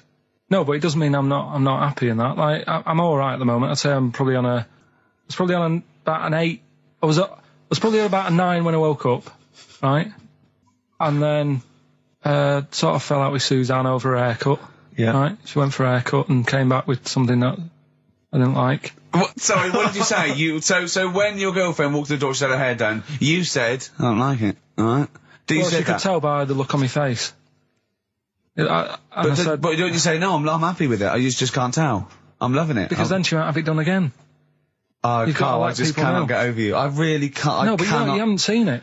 Right? Oh, So then I was fed up, but then I thought... Sorry, what authority have you got to talk about haircuts? yeah, you had the, officially from a barber in Manchester above a railway station in a shack, it was £2 a cut, told you have the hair of a Chinaman. Well, you wish you had the hair of a Chinaman now, you got no hair. You're a little bald mank with your mouth open, so don't... Is she listening to this, Suzanne? Sitting at home with a woolly hat on? I don't know. But she knows now, doesn't she? What did you say? What What words did she did do you say? about I it, just though? said you look like someone out of Slade. Interestingly, that's what I look for in a girlfriend. Oh, God! Which one of Slade? That one with the funny... Not Dave Hill. yeah. The one with the crooked fringe and the goofy... She had her teeth done as well, did she? She had 2 front teeth put in. Dumper. So anyway, So prior to that, you're on a 9. Then you saw the haircut, you're on an 8. Yeah. yeah. And Now then, what you on? I'm probably on about a 6 at the moment. Why? What's happened? Well, while Star Sailor was on, bit more head squeezing going on. So, yeah, about a 5 or 6. So generally speaking, what would you say you are? About normal? 4. You're on a 4 normal. Alright. What would you give someone who wasn't very happy? What would you give them? What are you thinking, Carl? Depends why they're not happy. They're low, okay, so what would you give them? I mean, yeah, depends, innit? If it's someone who's just lost their arms and legs in an accident, you don't give them a lollipop. Sure, or some mittens. Yeah. You give them a hat. Yeah. Yeah. And dare I say it, a smile. A skateboard. Yeah. Yeah. I don't know. You don't know. You got to answer the question. Alright, so hang on, let's assume that you've upset your girlfriend because you slagged off her haircut. What are you right? gonna do now feel to go and guilty. make her happy? How are you going to cheer her up? And not buy her a baseball cap. That was the record before us, and here we are, pre-recorded, because we did this a few weeks ago, because we're not here at the moment, are we? We're away in that. I'm Ricky Gervais, with me Stephen Merchant. Hello there. And Karl Pilkington. Well, He's not actually with us. No. He'll be in some of the best of clips that will be coming up shortly. yeah, this is just us, isn't it? This is just us. We did this, when did we do this, Rick? A couple of weeks back. Hold on, what is it? What It's the day is it? 27th today. Yeah, well, I enjoyed Christmas. I loved Christmas. I love Christmas. I had a love great Christmas. time. What did you get? Loads of presents. So did and I. I'm glad they made it to number 1. I'm really glad. Stroke, he, she. Yeah, I'm really glad that the pop idols, Cliff Richard, Westlife, made it to number 1. Bo Selector. Bo Selector. Yeah, just delete that. As, Yeah. Okay, well, we're going to play some of the best of, some of the greatest moments of the last 3 weeks Yeah. ever heard on XFM 104.9. What about this? Do you remember this one? Oh, which one is it? I'm Ricky Gervais, with me Steve Merchant. Over there, Karl Pilkington. The man who believes anything. I think it might be a condition due to his little round head. Mm-hmm. It's sort of like, it might be a new condition that we can call cranial spherity. And because it presses on his lobes, and the only sort of upshot of that is he's normal in every way, but he believes everything he reads or Yeah. sees on Anna Nova. Alright?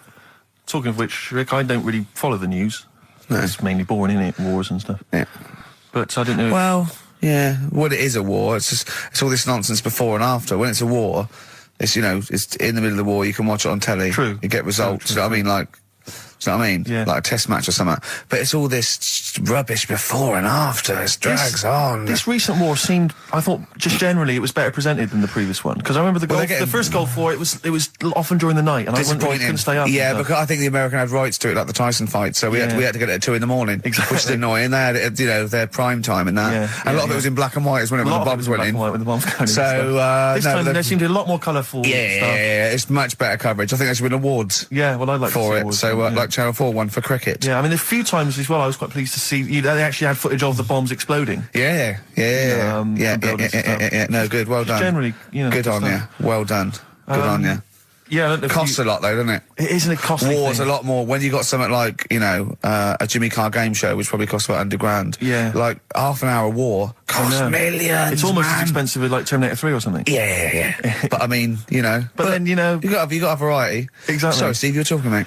Well, no, I was just I just wanted to make sure you're aware that the World Elephant Polo Championships have taken place. I did get it. I You're think aware they of that? mentioned it on. Yeah, we won, didn't we? England won. Yeah. Well, my question is, where have they been practicing? I don't know. Do you remember ever at school anyone ever saying to you, "Are you interested in playing polo Do you with reckon elephants?" do you reckon it was 5 blokes in pith helmets kept sneaking into a whipsnade? Possibly. What are you doing, lads? We're practicing. Get down. Yeah. Get off them elephants. Yeah. I didn't even know we had a team. I can't Elephant- believe it. no, But it's like Johnny Wilkinson and the rugby lads, they're going to get MBEs, all sorts. The elephant boys, the elephant polo boys, nothing. They're going to nothing. I haven't seen their But son you know, talking like to them. be fair, it's not like horse polo where I don't think there's a stick long enough. I think the elephants kick it, don't they? I think you might be right. I think they're not allowed to use their tusks. They burst it, weren't they? I think that's- They go, oh, Start again. Raheem! Yeah. What do you mean the elephants kick it? All right, I've opened a can of worms here. Normal polo on a horse, they have like... Yeah, stick and mallets. that. Yeah, they whack them, right? But I think it's obviously they're too high up. I think I might be wrong, but I'm pretty sure they just train the elephant to kick it. So it's like- why are people talking about? Why not just let them have a kick about without? Imagine that! And why does horse racing have to have a jockey? Well, they just let the horses go. Oh, okay, lads, on your no cheating. On your marks, get set, go. You get back here. Get back here. Brilliant. Play record. Right, Adams? Yeah. Yeah. Oh, this is absolutely fantastic. His version of Wonderwall. If you've not heard it Beautiful. yet, you'll be loving it. You'll be loving this. Kings of Leon, California Waiting. Steve, the public have been waiting for us to return. That's true enough. All right? Yeah. They had the best of Oh, I bet last that week. was a joy. They had Camfield and us without Carl the week before. But it's been a while since we've all been together. I'm Ricky Gervais. With me is Steve Merchant. And over there, with his little sunburnedy, baldy head, little Karl Pilkington. Hey. All right? Yeah. That wasn't Steve slapping me head then, by the way. No, that was just him clapping at like Steve Wright in the afternoon. It's a great show. Because it is a good show. Yeah. He's so pleased that we're a posse. Yeah. And we're all back together. 3 holidays Carl's had last year. Yeah. I'd love to have 3 holidays. You've got to start putting the work I in had there. 2 holidays No, then. you had 3 holidays. You went away with Suzanne and her parents. Yeah, well, that doesn't count. It does count. If you book 2 weeks off the firm, you go away and you go on XFM 104.9. I'm Ricky Gervais, Steve Merchant. Karl Pilkington is in the middle of educating me. Educate me. Did I tell you the time when the doctor said I was going to die? All right, keep talking. Right, ages ago. Must have been about 15, right? And at lunchtime there was this. We used to have a choice of stuff to do at lunchtime, right? Used to have like a burger place that had an arcade machine in it, right? So we used to go there and play on that and have a burger. Or there was this baker's, right, that my mum worked at, and did great cakes and stuff, right? So she used to like bring some home and that, but she couldn't always bring them home every night because, you know, they'd cost money, and she used to get them for free. And they used to say they'd rather chuck them away than give them to the staff because there's a chance that the cream might be off. Right. Right, so they used to chuck them round the back. So I used to go around the back with my mate and eat a load. Brilliant. Eating out of bins. No, it wasn't out of bins. They were still in trays, but they just stacked them up near the bins, right? So this got out. I mean, it used to be chocker. Once the school found out, everybody used to go there, and it'd be like, well, have a cake. Headmaster crawling fighting the kids off. Right, so I'd have, you just eat, I don't know, 6 jam donuts or something, and then you'd spend your dinner money on the arcade machine. Brilliant. Right? So it was a good afternoon, really, right? So you'd do that, and this one day I must have had 6 or 7 jam donuts, a few Congress tarts. What's the Congress tart? I love them. I can't get them in London, right? So I'd have some of them. If anyone can get a Congress tart for Karl in London, please let him know. So anyway, this day, that was just a normal day. Do you know what I mean? Twice a week, you'd have a load of cake. In your life, yeah. So anyway, day you'll have. Were the frog boys there with the webbed hands and the big heads? And the horse in the settee? Yeah. But the day after one of these days, I had really bad cramp in my belly. Right? I was like in agony, could hardly walk. So I said to my mum, You could hardly stagger to the free cakes. So I was in absolute agony. I said, I think I don't like doctors, but you'll have to get a doctor in because I don't know what it is. I can't walk. She gets the doctor round. I won't say his name, but he said, well, doesn't look like he's got long left. Blimey. So I was a bit like, hang on a minute, I've only had a few cream donuts. Yeah. My mum was panicking. Sure. He went. My dad came in from work. She said, oh, something's really bad with Karl. I think it's serious. The doctor said he ain't got long left. So he said, what? He said that and just left. So she said, yeah. He said, I'll have to call him then. So he called him up, said, what's all this about? Karl hasn't got long left. How long's he got? So he goes, I was only messing. It's just had some bad cream. Can you believe that?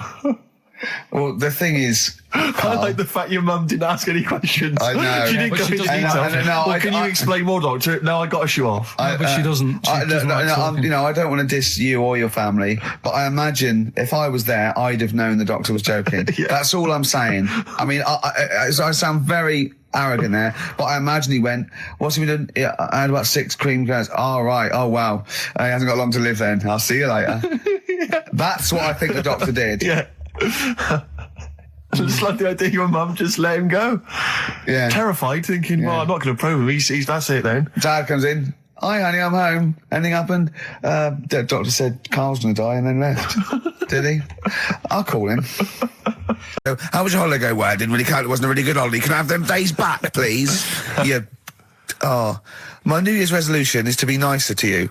But Well talk done, sense. you've already broken that. No, but talk sense. Talk sense. You've had 3 holidays this year. And I'm just saying, you're in your 30s now, and 30s is when you should be really putting the work in. That's true enough. To reap the benefits in your 40s, 50s, 60s, 70s, 80s, 90s, and 100. Karl, what's your New Year resolution? What about think before you speak? It's worth. I mean, See, I'm consider- allowed to laugh. I'm allowed to laugh at things other people say, Karl. That one, that is a good suggestion. How was your holiday, Karl? It was all right. Right, brilliant. But that I don't see on the ratio of good to bad in Karl's mind. That might be amazing because we never It might be hear him amazing, sing the mightn't praises it? of anything. I'll tell you what, can we have, a cracking little tune and then come back and hear about Karl's holiday? I'd love to do that, Let's really. keep it tight. Snow Patrol and Run on XFM 104.9. I'm Ricky Gervais. With me is Stephen Merchant and Karl Pilkington. Yeah. So that's 3 for 1. I don't know. All right? Exciting. News. Breaking news is that there's only 2 more weeks of us before we have to go away on a little extended break again. So, can't give any more details yet. We don't know when we can come back because, we don't know what we're doing. We're going to, America. We're doing the Golden Globes and then we're going to watch the Office pilot being filmed. Yes. And then we got bits, I'm doing a bit of a tour. So it'll be sort of the summer times probably. Yeah. Yeah. I'm saying it like they care. Oh, they don't give a damn. Do you know what I mean? Don't give I a sometimes think that because you think, you don't want to let down the people, you want to keep it consistent, you want to give, but really, I know I like doing this more than anyone listening. Definitely. Do you know what I mean? Definitely. I love coming in, I love squeezing Karl's head. Yeah. I love playing some records. I like sort of sitting in the room with you. I know you love it. Oh, I can't wait. I can't think of anything else I'd rather be doing on a Saturday. Yeah. So we got our Saturdays back though. Yeah, that'd be great. I mean, my alarm went off today, and I was a bit tired because we had a couple of drinks last night, didn't we? Last night, yeah. We had party. We were party animals. I've been looking for an office this week, as you know, and it's so stressful. Just walking around, just talking to agents, right, okay. So my method is this, right? I walk around the area that I want to be an office in because I don't want to hear anything else. I don't want to, you know what I mean? So I walk around. To be fair, it is about a square 500 yards. Yeah. Right? It's sort Your of house is in the centre. yeah. I walk, and so I walk around and look at placards. I go, that's a nice office, and I phone them up. There's loads of different people I'm dealing with, right? And they went, we got one in so-and-so street. I think it was 5th Street or something. I went, I went along to, I'll see you there in 20 minutes. I got there. You were there, if you remember. I looked round and I said to Steve, it looks all right. There's no pawn shops or anything like that, right?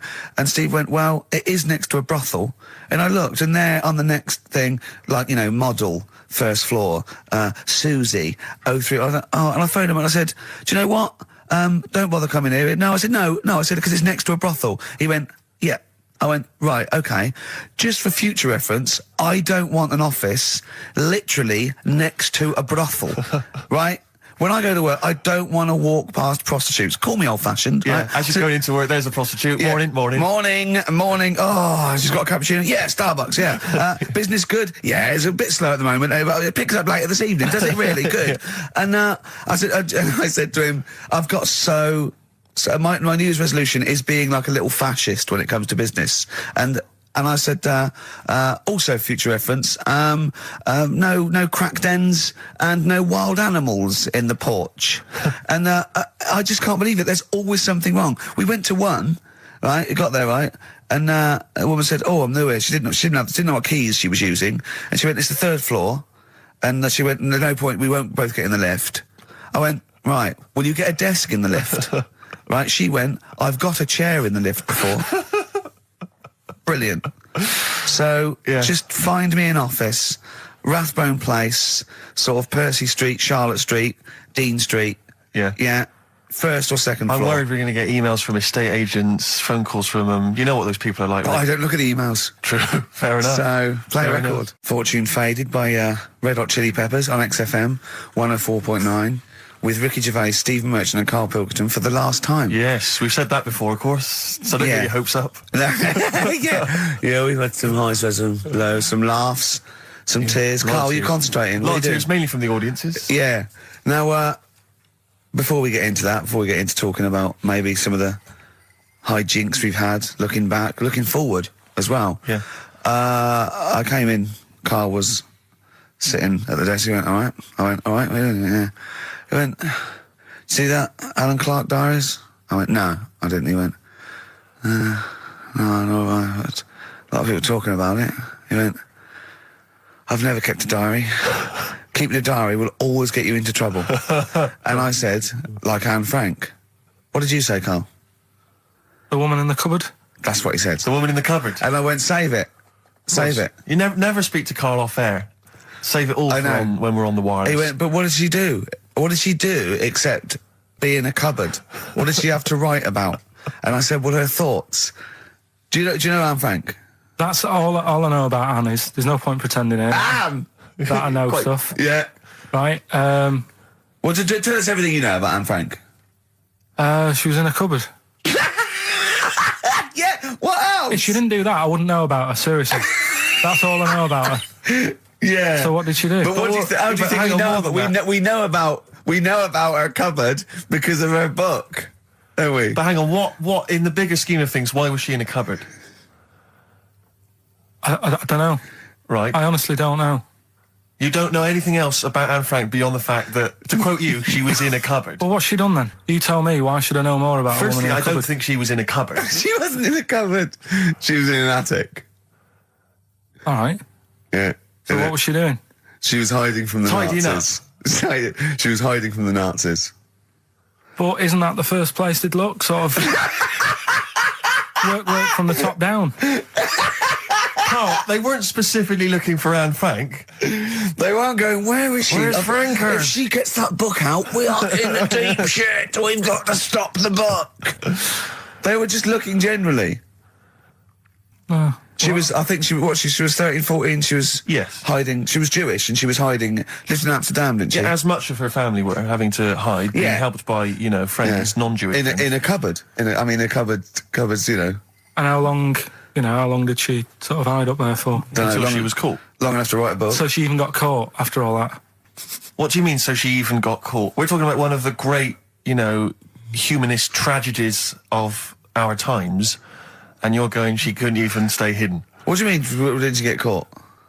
No, I'm just saying, it's not a great tip then, is it? Do you know what I mean? She didn't do it well. She didn't hide and say, well, I escaped it. She Her got diaries caught. are not a manual on how to hide from people. It's not how to win at I don't know hide and anything about her, and we might be going down at some ground that's a bit dodgy. I don't know enough about it. Maybe it's best just leaving it. All I was saying is diaries. Do you know, what do you do them for? Have you kept one, Steve? Never kept a diary, no. Right. I can understand your fear that it might get discovered, someone might read it, find out all about your inner secrets. Of course, the good thing about you is you tell everyone what you think about them. Yeah. Yeah, but... no one's going to find a diary and go, oh, God. Can't believe it. Carl doesn't like my haircut. Yeah. Carl thinks I look like Dave Hill from Slade. Yeah, I told you that, didn't I? Yeah, I told you that. Do you think they'll last, though, diaries and that? No, because they were a bit of a time killer, weren't they? It was something to do at the end of the day, whereas now there's iPods and that. Do you know what I mean? It's fantastic. The you know what I mean? the iPod of Anne Frank. Yeah. No, but that's what I mean. New from Sony. That'd be great, wouldn't it? All the greatest hits. Who could forget? Oh, Well, dear. leave that then. I didn't Should we know it leave was that? that deep. I thought it was just like a, you know, You thought it was like, didn't you? Adrian Mole type thing. Yeah, what are we doing?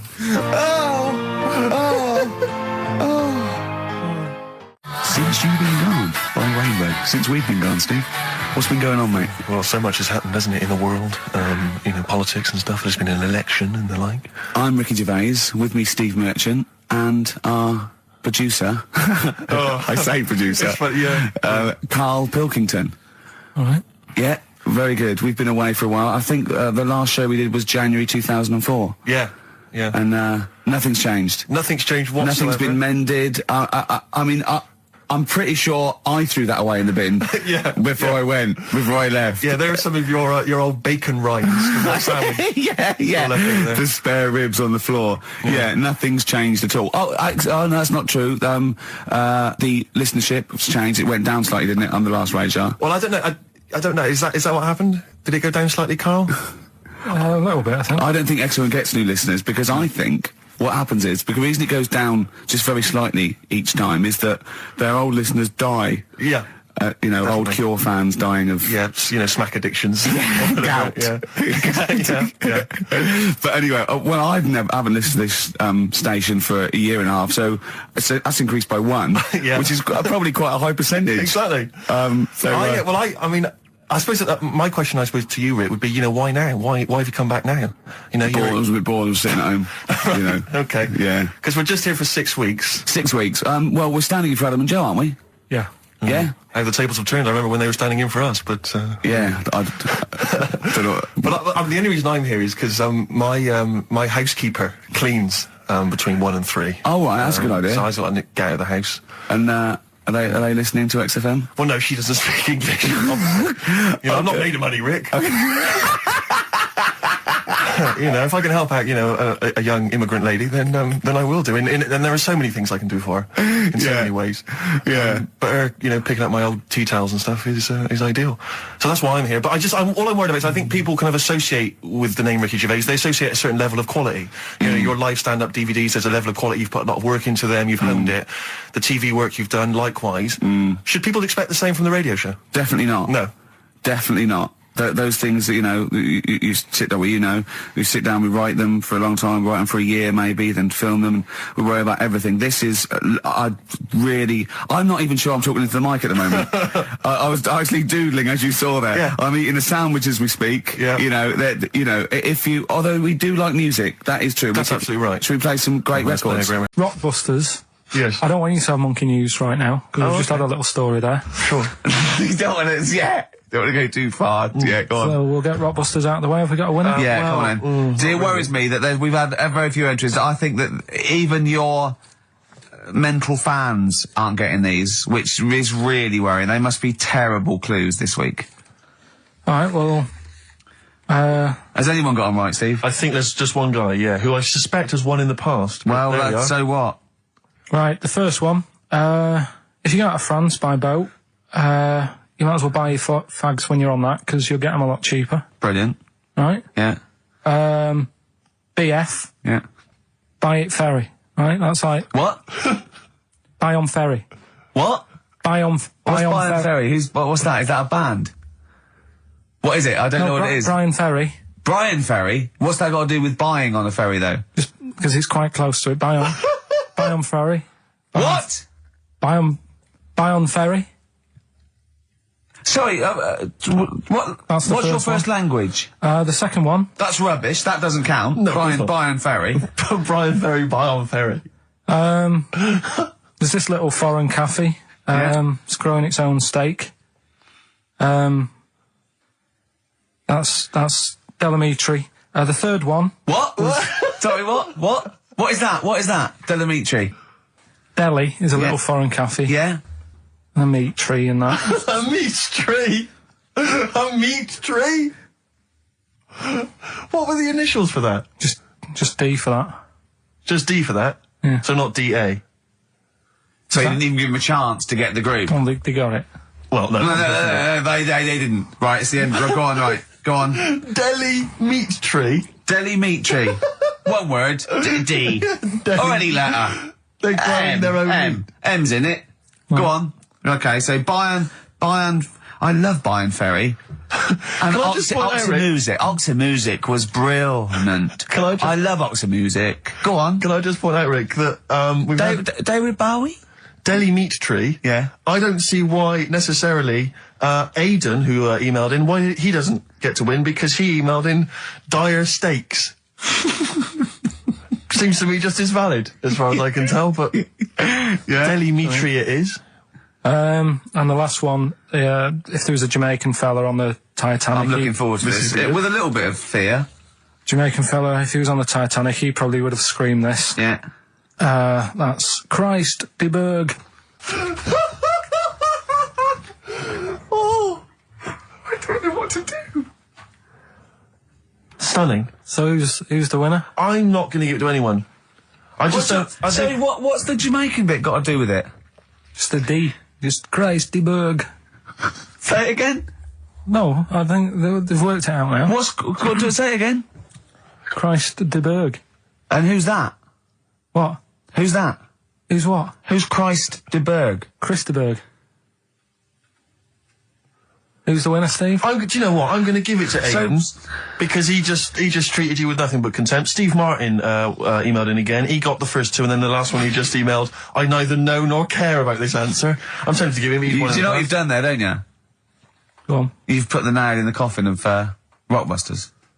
I warned you for 3 weeks, and you sort of bucked your ideas up for a little while. But Christ did Those are the worst you've ever done. The worst.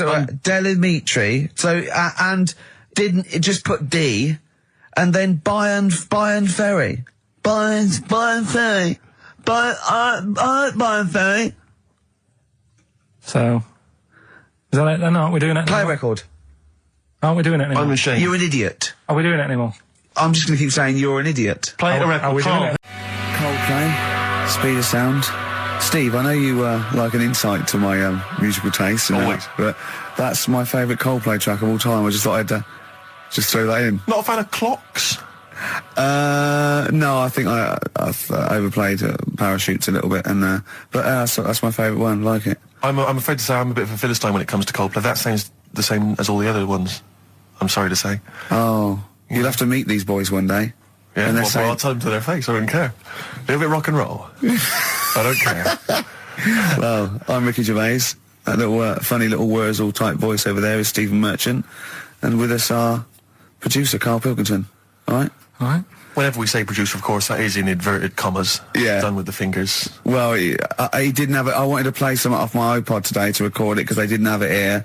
It's a great track called Anthony and the Johnsons. He didn't even have the lead. He went, right, it's difficult. And he went, is it any good? I went, yeah, it's really good. He went, well, why haven't we got it here already then? Oh, that's the paradigm, is it? If XFM hasn't got it, it's no good. Four Non-Blondes doing well, is it? That's still in the cupboard, is it?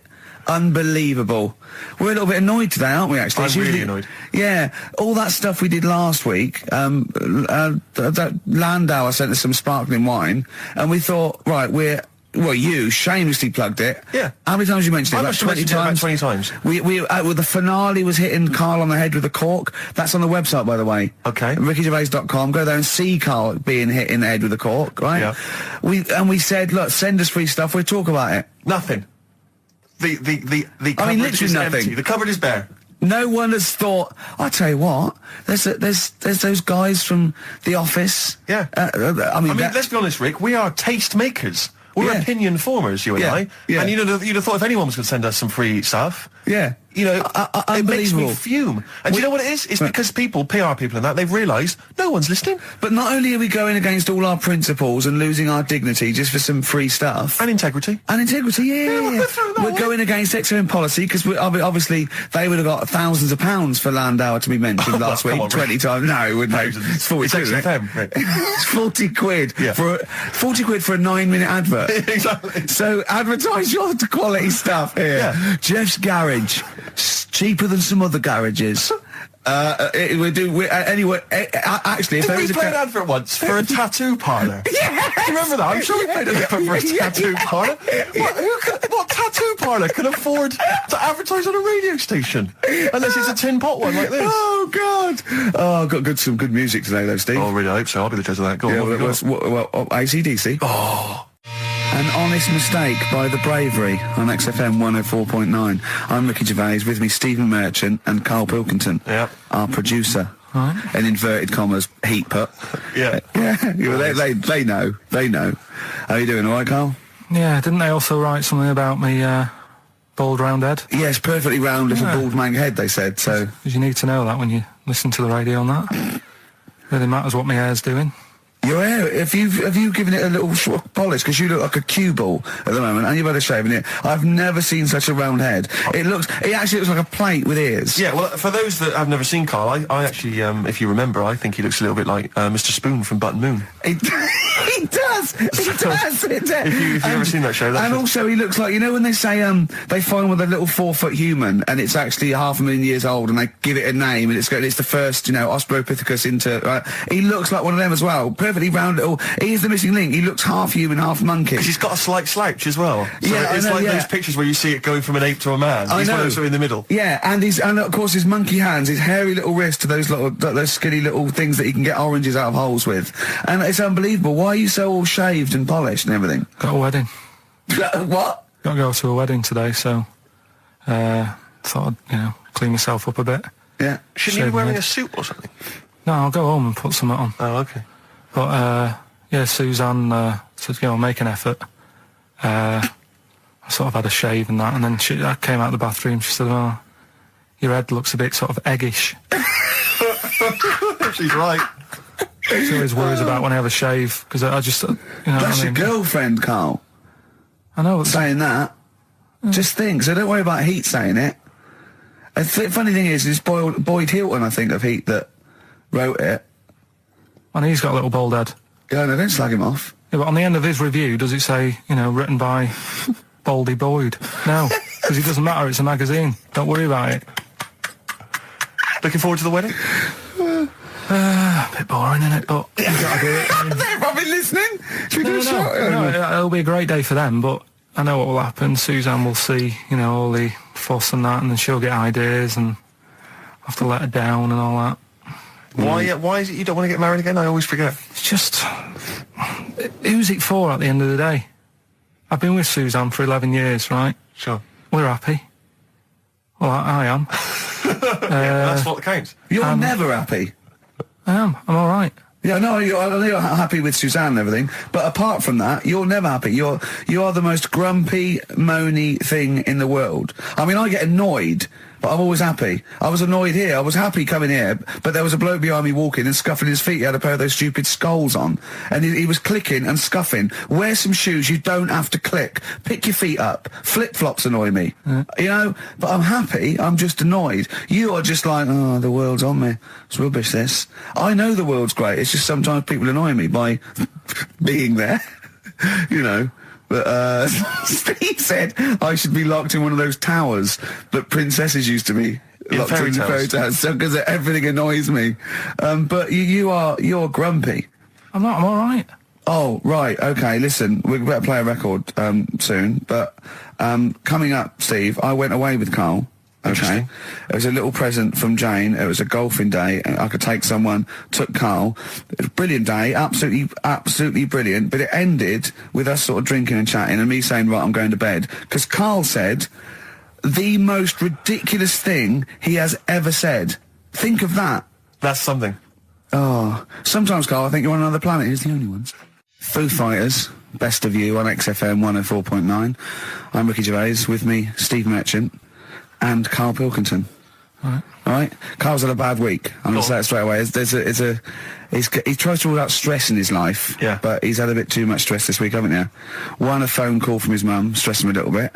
Right. Something he said in a magazine about his auntie. Okay. Came back to haunt him. With Auntie Nora? Auntie Nora, yeah. Don't name her. No. She don't knows name who her. she is. No. Okay, we won't name her, right? We just say it's the one who farted for 5 minutes, and as he saw a skirt when he was young, and I found it like a split tennis So ball. it could be any of me aunties. With that coming up, and also a bloke in Times Online, Chris Campling, Yeah. did a review of the show, Right. and basically said that Karl Pilkington is a creation of Gervais and Merchant. Well, if only that were the case. He said he started off saying he liked the show, Yeah. he was excited, said it was a good show. This is what happened.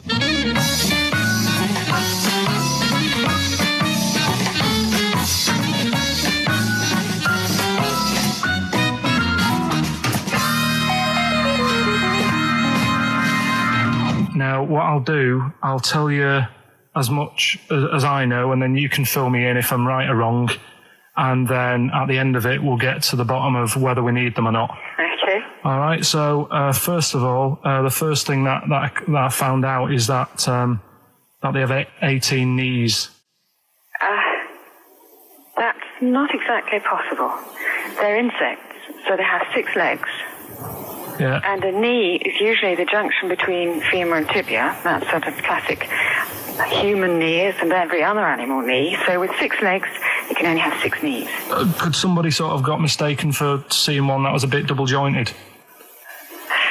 I think you're grasping at straws or something. All right. Well, we might have to come back to that one then. Okay. They can hold the breath for 40 minutes.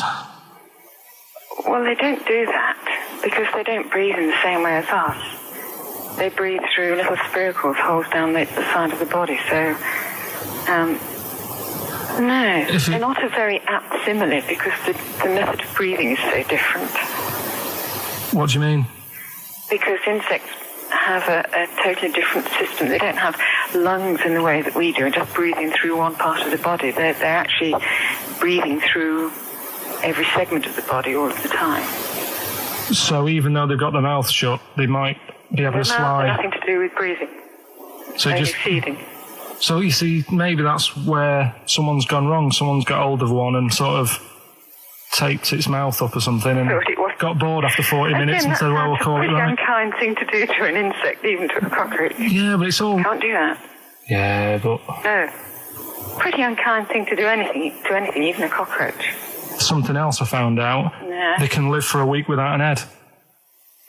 Well, that's true if they don't bleed to death in the process. But the weird thing is, when I told you that they had 18 knees, you seemed a bit sort of like, don't talk ridiculous.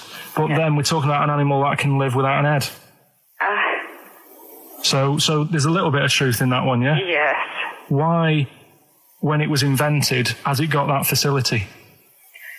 Say if someone said to humans, we could do that with humans, and, you know, if you lose your head in some accident, it gives you a bit of time to sort of go back to your family and maybe write them a note. You won't be able to have a chat, but write them a note saying, it was my own fault, and it was nice knowing you. Well, that would be a useful facility, I agree. But cockroaches are great survivors. I mean, they've been around for over 300 million years. They're one of the most primitive insects. All right. Well, I've also, is it true that they do a lot of resting? Apparently they can sort of rest for 75% of the time. Rest. Yeah, they just sit about doing nothing. It's probably true of a vast proportion of the world's fauna. I mean, maybe the 25% that they are working, they're really giving it some, so it And might they're make up. probably searching out food and, they can slow down considerably. You can chill insects in the fridge and they'll become very, very quiet. You might think they're dead. Yeah, but I'm sure, you know, if we were sat in a fridge, you know, we'd go a bit quiet, wouldn't we? You know. Well, you might not know much about it, of course. Yeah, but... Not quite reading the right sources. Well, I've been using the internet. I'm sure there are many useful sources that you could find there, but some of those seem to have been a little misleading to you. So you don't agree with a lot of what I've told you there? No. So cockroaches, can we get rid of them? No. So we're keeping them then? I would say so, yeah.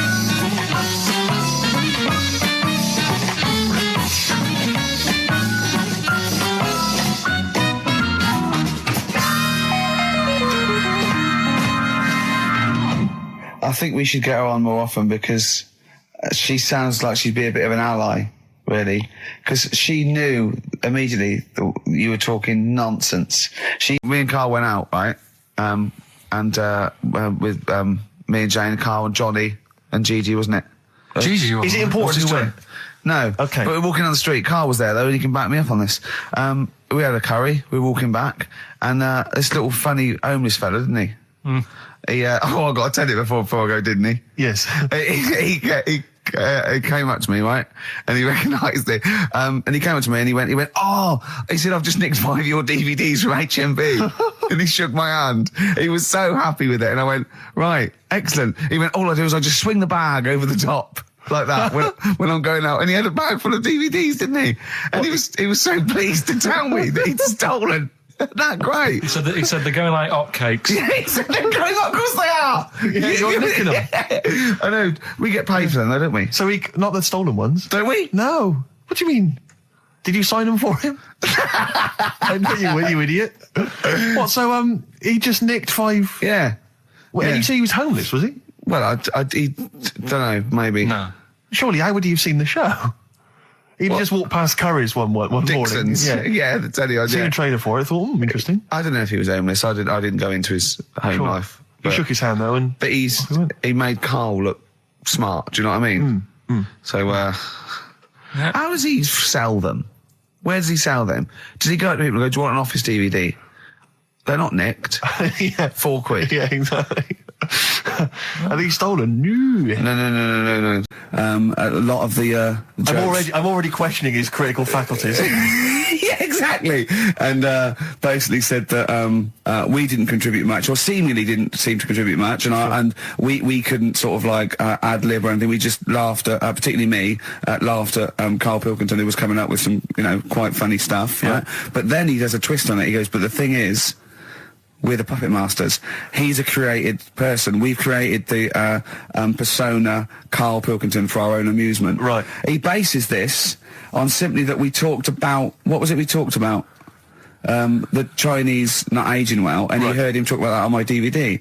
But clearly I say, Carl, remember when you were talking like that? It's a news, or remember in the week, and so he thinks it's all scripted now. Imagine if this show was scripted. I'd be ashamed. Yeah. If this show was scripted, I would send back the BAFTAs for the actual shows we've written, and I would say, I'm not having a go at Chris Campling. He's nice about our other work. He likes The Office, and he Yeah. likes my stand-up and everything, and he likes the show. But he's saying, because we're not spontaneous, we scripted this and invented Carl. So he's like, we've invented another Gareth. if we had created Carl, I would not have squandered a character that good on this poxy radio station. Absolutely. Also, does he know that we spend about 3 months on half an hour script? So how long does 2 hours of drivel? But the main thing is, as if this could be scripted, it's dreadful. It's shocking. Or maybe this is scripted. Hang on, you've lost me there. Let me just check the script. Maybe Chris Campling does not exist. Maybe I've made him up. I don't know what to believe. See, the name doesn't wash with me. What was his name? Chris Campling. Sounds odd. That's something that I made up, isn't Campling's almost like a joke. It's almost like a gay name, isn't it? Oh, he's See, a Campling. it? So I think this is scripted. Yeah. I think I've probably made this whole link up, and Carl is a creation. Campling, that's not a real name. I made it up. I should have come up with something better. Yeah. Sorry. Forever Lost, the magic numbers, and the magic number is 104.9. Oh. XFM. I'm Ricky Gervais, with me, Steve Merchant and Karl Pilkington. Right, 2 more shows. 2 are off air for don't know how long. Is that 2 more including this one? Yeah, no. 2 more after Yeah, this one. yeah. No. It's this is one, and then there's another one. Right, 2 and more that's shows. the last one. There's Okay, 2 right. more shows. Yeah, Including this one. We're starting now. Starting now, If 2 I'd more have said this at the end, it might have been ambiguous. That was But I've why said I it at the was beginning. There's 2 hours. That's a whole show. Right. So there's 2 more shows. 2 more shows including this one? Yes, well, Okay. obviously. So 1 more show after It's this only one. 1:05. After this show, 1 more. Yeah, one more. Yeah. Next week there's 1 more show. That means 2 altogether. Oh no, now it's only 1 more show. Good night. Okay. Now it better be a good one, Carl. Have we got Rockbusters? Yeah. To win Check. those prizes? Check. Have we got Monkey News? Check. Is it a real Monkey News, or is it something that's is. slightly made Always up that is. you... What? Always is. Check. Okay. Knob News? Yeah, we've got a bit of knob news, yeah. I'm worried that Knob News, because it's only about penises, is a little bit sexist. Have we got any fanny facts? Can we sort that out for next week? I don't want to alienate our female audience. Welcome to Minge London. Good, I'm glad that's that. Well, brilliant. We've got a song with a story. Yeah. doing that. What is it? I don't want to sort of tell you what it is yet, because the song isn't that great. Do you know what I mean? It's not a song that's like an XFM song, but every time I hear it on, say, like Magic or whatever, I have an argument. 105.4. Yeah, I have an argument with Suzanne that, you know, what I think it's about, and she says, don't be stupid, it's not about that, and I'll say, no, it is. And so we're going to decide who's right. Yeah, Well, I don't know what song you're talking about, and I don't know what the argument is, but Suzanne's right. Definitely. No doubt about it. We'll have a listen, but I'm hoping that once people sort of listen to it again with my thoughts every time. Well, this song sums up what people should think of you. It's don't believe a word.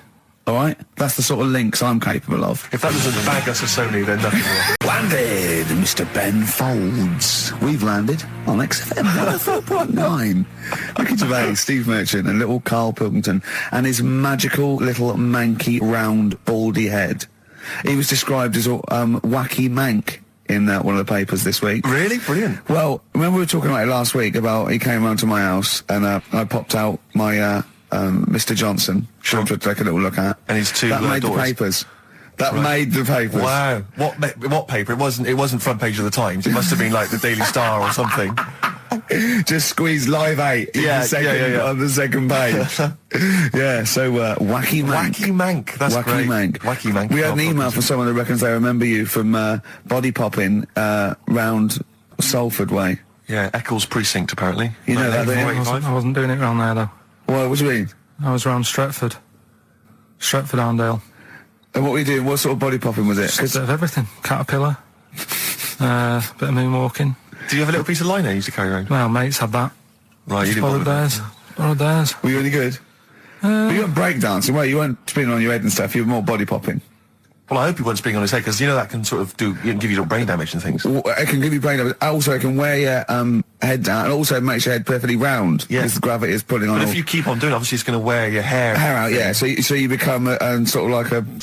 stupid, bald, and roundy-headed. Yeah. So I very much doubt that you did do any of that. Did you, Karl? Didn't do any of that. Well... So you're shooting off in a minute, aren't you? Well, yes, because we were trying to make poverty history, Karl. Yeah. People are making poverty history all over the place. They're putting on a wristband, and it seems to be working, because I haven't been poor for ages. I haven't been poor. And Alex had a stop bullying. Alex was wearing a stop bullying wristband, and as he himself said, he seems to have sorted that out. You haven't been bullied for I haven't ages? been bullied for years. So wristbands work. I saw one in a shop window the other day which said, stop child abuse. And I bought one, obviously, because a lot of people say, does it make a difference? But it was only £1, and I'd only spent it on kiddie porn. So, I think I've made a little difference there, in a small way. On a serious note, though, I like the idea that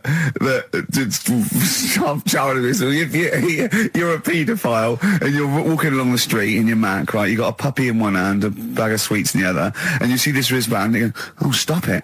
Oh, okay then. Yeah, I hadn't thought before. That's what you think. Okay, fair enough. Yeah. Well, I won't be doing that again. Yeah, he was hanging around in Topshop for unsavoury reasons. He saw them in there for only £1. Karl, we haven't got long, have we? We've got an hour and a half because we've got to shoot off. I've got to shoot off down to Live 8 and introduce Rem. So we got a lot to pack in. We got the Rockbusters, and then we give away. I just saw those. I'll finish the sentence in a minute. I look forward to it. I'm getting excited. Yeah. I'm getting excited. So we got so much to pack in. Yeah. I haven't got time to finish all my. So listen, right? You know the things we're giving away. The signed little Homer. The Nigel Tufnell thing and the Flanimals, right? It looks brilliant. They've done a brilliant job, the people here at XFM. So take back all you were saying about them, Karl. And also we should say as well, you've still got a chance to win that, because if you get today's Rockbusters, you go straight into the hat for the big draw, so you've still got a chance to win all those top prizes. Play a record. Bit of monkeys. Yeah. Well, what it was, right, just before the quiz started, I had to go to the toilet, right? Because the rule is, right, people who don't go to it, once it starts, phones off, no more toilet. They take it dead serious, don't they, right? Yeah. So I went to the toilet. Now, I'm not being out of order here, it just got me thinking, right? I went to the toilet, the gay fella in there, right? There was a gay fella in there? Gay fella in the toilet. Now, how could you tell? How did you know? Just typical, everything about it, right? Everything about it, right, yeah. Oh. What, large handlebar moustache, leather cap. Butt plugs, amyl nitrate. Could I just say that These views do not reflect the views of the management of XFM or me and Steve. Go Or on, most Carl. of the people in this country. On you Go on, Carl. What's your problem? Yeah, but this is what I'm worried about, really. But this is why I only got Danny Minogue right. Right? Because this was floating around my mind. Went She's to a the big toilet. gay icon, Now, isn't she? go into the toilet. They have like men's cubicle and they have women's cubicle. Yeah. Now, without sounding out of order, is it wrong for me to think gay men should have their own little cubicle? Call in. They should have their own... Well, not cubicle, you mean an actual toilet, I suppose. When I was at the urinal, Yeah. normally, you know, there's a fella there and then you go, all right. And there's no pressure. But I couldn't go. I was thinking, should I wait? If I go into the toilet, it'll look obvious. Yeah. I had loads of pressure and But this was what were going you on. worried about? So sorry. What were I'm you so concerned sorry, about? viewers? I'm so Well, sorry. it's like, right, listen, when I was a kid, right, and it's all right for you to go into women's toilets when you're a kid, it's like, oh, it's a bit cute, Yeah. right, as long as you're not, like, over 15 or something, right? Right. But when I was a kid, I went into a toilet, and women, when they use their little cubicles, they don't shut the door. Some of them just sit down on the toilet, Yeah. right, and you see everything. And, no, seriously, that's probably one of the first times I saw, like, a woman. Yeah. That, right, and my Auntie Nora when she was staying over. What happened with your Auntie Nora? She was, she's into wearing caftans. Into wearing what? You know, caftans. Oh, yeah. What are caftans? Big, bellowy sort of dresses. Right. And, yeah, I used to sit on the floor at home in front of the telly. Sure. She was on the chair behind. Yeah. She did a bit of a sort of a Sharon Stone scene. Oh, God. Yeah. Did you see it? There was no underwear. No. What age were you? What was it like? What age were It you? was like a ripped tennis ball. What? Right, we're off air. We're off air. Either that or put us in for the Sonys. Iced tea. That's how I'm living. A bit of old school hip hop. Where's RT? All right. Good point, yeah. Go make me a cup of coffee or something. Well, before you do that, can I just qualify something? I'm a little bit concerned Yeah. about your toilet discussion. What exactly is your point again? I was just a bit bemused. You see, it's a tricky one. All I'm saying is, right, there I was at the pub quiz. I go to the toilet, not thinking about anything. I try to go, right? There's a little gay fella next to me. I love this little gay fella. Now, the weird thing is, there's nothing stopping him having a little glance, right? Because he's allowed in the fella's toilet. Yeah. Now, I'm not allowed to go into the woman's toilet and have a little look round. Right. So all I'm saying is, should they have another toilet area? What, for gay people? Yeah. And so this would be gay men and lesbians? Is that going to complicate things? I mean, I can only assume. I mean, to what point? I'll ask you a question, right? If you're intimidated, that's a shame. But you know, most gay men aren't looking at your knob. You know that. What do you mean? I can only say that 99.9% of gay men who use a urinal standing next to what they assume is a heterosexual man aren't looking at his knob. What they're doing then? They're emptying their bladder. No, but the thing is, I can't talk politics for Carl. you're saying like, you know, about would you have one toilet for lesbian women and gay fellas, right? What does that mean? Yeah, would it be mixed? Would it just be? Well, would it have a man on one? That's heterosexual man. One little picture of a woman, there, and then what? What would the little icon be? A man and a woman? A man and a woman. Just having a chat? Yeah. In pink and dot But lines. you couldn't mix them because then what would happen is you'd get people who are going, oh, I'll play up to this a bit, What, pretend to be gay? and yeah, you know, sort of grow a moustache and shave their head. And pretend to be a lesbian. Right. Yeah. So, I see, so you have people pretending to be gay so they could go in and have a look at the lesbians? Yeah. Right. So that would mean that we need 4 cubicles now, would we? Yeah, no, this is fine. 4 cubicles. So every pub How now... many toilets do we need at the Every moment? pub's now got 4 toilets. Oh, Carl, bisexuals. Yeah. Now, interesting. Bisexuals. How many toilets do we need now? Call the council. Do you use any? Huh? No. No, because they're interested in everything, aren't they? Because the little bisexual fellow will be looking at your knob. Right, with them, what you do, you just have a door, you open it, and there's one urinal there. What do you make of the first genetically modified baby? Oh. Are you worried about this? Do you know what did they do? What? Let me see what it says here. It Well, says, isn't it just choosing the, eye colour? Well, this is the concern, isn't it? That in the future you'll be able to decide whether it's a boy or a girl, how intelligent it is, what it looks like, is it handsome, is it ugly? Obviously, no one will choose an ugly baby, and so on and so on and so on. And so it means that where will it lead? Where will it end, Carl? Are you concerned? I've thought about this a lot. What will us three look like in the future if they're being, genetically modified beautiful people? What will we be like? How will we be considered in society? True, yeah. But we've talked about this before, haven't we? About the cloning thing. Yeah, that's a bit weird. Yeah. But I don't think it matters, because at the end of the day, right, you might look like some other kid, but it's the way you're brought up that will change your features and the way you are, your personality. If you lie, you get a long nose, don't you? Well, no, but listen, right, because I remember when we, I was growing up on this estate. This is going to be good. Go on. No, it's not. It's just an example of how this doesn't work. Go on. So we don't need to worry, sort of thing. Sure. Right? Okay. So I'm growing up on this estate, and there was this woman about 4 houses down, right, who's a bit rough. All right. Didn't fancy her. Oh God, no. Right, but she had a baby. Well, tell me about her first. I'm interested in this woman. What was she? It was a very. Was it like a man in a dress? I mean, I didn't grow up in a posh house or anything. And I'm not saying that if you live in a bit of a rough house, you're a bad person. What did she look like? But anyone can Tattoos? clean up. Looked like Tony Green with a fag on. They didn't clean up much, right? Oh. Which, even if you've not got a lot of money, you can still try and make the place look nice. Yeah. Right? But she didn't, and a kid used to take a horse into the house. Sorry. Whoa, Neddy. What do you mean a kid used to take a horse into the house? Where did he get a horse? Must have nicked it from somewhere. Must have done. You've seen a horse with it? No. What, is that from outside the saloon round the corner? Yeah, was it just tied up with a bit of leather? Right? And, oh, that's great. Big Jake, I'm looking for it. I'd been out. Oh. No, sorry, let me get this. This was before the lynching stopped or after. Where did he get a horse from? What do you mean he must have nicked it? His mum said, where'd you get that from? I bought it. All right then, but keep it out of the kitchen. I don't want you going Catlin rustling.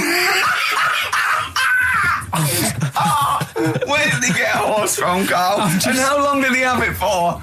Was he leading it or riding it? Mum, open the door, I can't stop. I can't stop it. Open the patio door as well. Looks like we got us a runaway.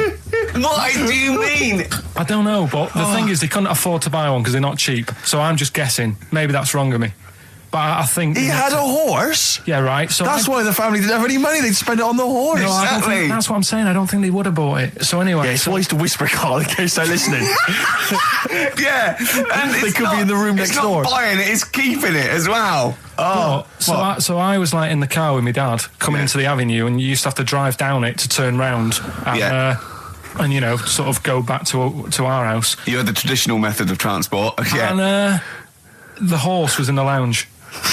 Reading a paper. Just like walking around. Oh God! What? And when I was doing, I tried to earn myself some money once by flogging little flowers in plastic cups. What? This is genius. It just keeps coming. What do you mean you're trying to flog little flowers? What do you mean? Wait. Let's play a record. Let's play a record and come back to this. This story's going to just unravel and unravel. It's going to go on for hours. Let's play a track, Carl. Deeper and deeper. It's like an onion, isn't it? We've created a whole world here where there's a man living with a horse. Just walking around the lounge. I come from the West Country. I've never heard anything like that. I just think of a big sort of like orange carpet and it's got a rediffusion telly and this horse going, I'm fed up in here. Exactly. This is really... I am not taking the rubbish out again. Yeah. Right, play a record. Let's have Velvet Underground. We've got that lined up. Oh, yeah, the classic from the first album. I'm Waiting for the Man. Let's come back to the horse in a second. Little flowers in pots. What do you mean? From that classic first album, Velvet Underground and Nico, which apparently peaked at a disappointing 171 in the US charts. Think of that. And that's obviously Lou Reed, the Velvet Underground, and Waiting for the Man. Yeah, great track. So we were talking, we were doing White Van Man, and we got onto genetically modified babies, but and somehow then Carl started telling a story about someone with a horse, and then he was trying to make money selling flowers. Just do the flowers briefly. Well, hang on, I just want to recap slightly. So there was a family, and who had the horse in the family? It was... Because you lived on an estate in Manchester. So the mother was a right pig, apparently. Well, I don't know whether that's relevant. You don't need to go that far. But what I'm trying to do is like make a picture for you so you understand what did she look like. Who did she look like? Bit of a, and no disrespect to her, bit like Pauline Quirk. Quirky, yeah. Right? Okay, I knew you were going to say that. I knew it was going to be Pauline. Did she have any tats? Did she have any I've tattoos? never got that close to it. Okay, all right. So who had the horse? Was this her son or her No, husband? her daughter. Her daughter had stolen a horse, Yeah, from I don't know where. There was I think there was some stables down the road or something. and they kept the horse in the house with They them. kept it in the house. Did But they didn't get have caught? it for long. No. Sorry, and you said you were in the house one day and you saw the horse in No, there. what happened was I was. They did this thing at school about raising money for charity, right? For some local charity, and they said you can do anything to raise money, and they came out with all these ideas, and I thought that's good. What was the charity? Well, I don't know. I thought forget the charity. Yeah, that's I'm just a good way charity to make eater. an idea. So- You're a charity. So, so I asked my mum for some. 'Cause she used to have a lot of flowers around the house. Sure. I said, "Can I just take some snippings off them, and I'll go and buy some plastic cups, and got some soil out of the garden, planted the bits of plants in them, Yeah. got a tray, Yeah. had about 25 plants on it, selling Yeah. them for 25 pence each. Excellent. Did you sell any? Yeah, so loads. Did you just cut? You didn't just cut them and stick them in Yeah, the they soil. wouldn't have survived. Oh. But I think people sort of thought, well, good on him for trying. But anyway, so I went round to theirs because I thought their house could do with a bit of colour and stuff. Yeah. So it's a bit rough. So as I went The horse went, thank God for that breakfast. They've been feeding me kitty cat. so I got up to the door and they opened the door and it was one of them houses where no carpet Yeah, a horse in the living room. You know. We've all been there. and, Yeah. and the horse was walking around the living room. Oh. I looked quite happy and everything because I always say that about animals. Black Beauty right? was on. Yeah. Well, think about it, right? If you were a horse, where would you rather be? In a little wooden hut with a load of hay, or in like a house with a Central heating. 3-piece suite and Sure. a telly and that? Telling you that. No, but I was saying this the other day, And an Atari. right? I was walking through London. the Commodore other day. 64, Yeah. rubbish. Exactly. Walking through London with Suzanne, right? Yeah. And you know, like homeless people always have dogs. And Yeah. she said, "Oh, I hope she looks after it." I said, "They've got that dog is happier than most dogs, Right. Because people always walk past and give it a pat on the head. Yeah. It's with its owner all the time. Yeah. It's out in the open. It's not locked up in a house. Yeah. It doesn't You know what I eat, mean? but other than that... No, it does eat though. They're always all right. So that's what I was saying. I think this horse was doing all right for itself. Do you know what I mean? Well, not many horses have got their own house. Exactly. For a start, yeah. But anyway, that's That's what by we were the talking by. about. Yeah. So anyway, this family, who's a bit. What we were talking about, it was about cloning. Genetically modified kids and all that stuff, yeah. Right. Now, what I'm saying is, you could say, you know, right, Steve, you could have a baby, right? And Ricky could see it and say, God, I want one that looks like that, Yeah. right? It could happen, Rick. So, Come on, work with him. so you take it to the doctors, and I don't know what they do. They inject it with something or whatever. Yep, that's how it's done. Yeah. And get a little baby, and there it is. It looks the same. Now the thing is, you separate. You both go off and do your own things. Yep. Right. Now, you look at Stephen. You look after your baby. Yeah. You treat it well. You give it good food and I'm a that, good dad. all the vitamins and stuff. Yeah. Ricky just gives it cheese. Right. So then it changes its looks. It goes a bit fat. You know, it gets tired easily and that sort of thing. Now, when this family. Why am I just feeding a baby cheese? Right, this family who had a horse in their house. Yeah. They had a little baby, and my mum went round and said, "You're not going to believe this, but it's a beautiful looking baby," right? Yeah. And I was like, well, you know. And the weird thing is, it was a good-looking kid, but as time went on, they didn't really look after it. And I'm not saying like abusing it, but it used to run around. It used to play out till like 10 at night. Yeah. It used to chase cars. Right. It was a bit. Did it have hooves? Yeah, no.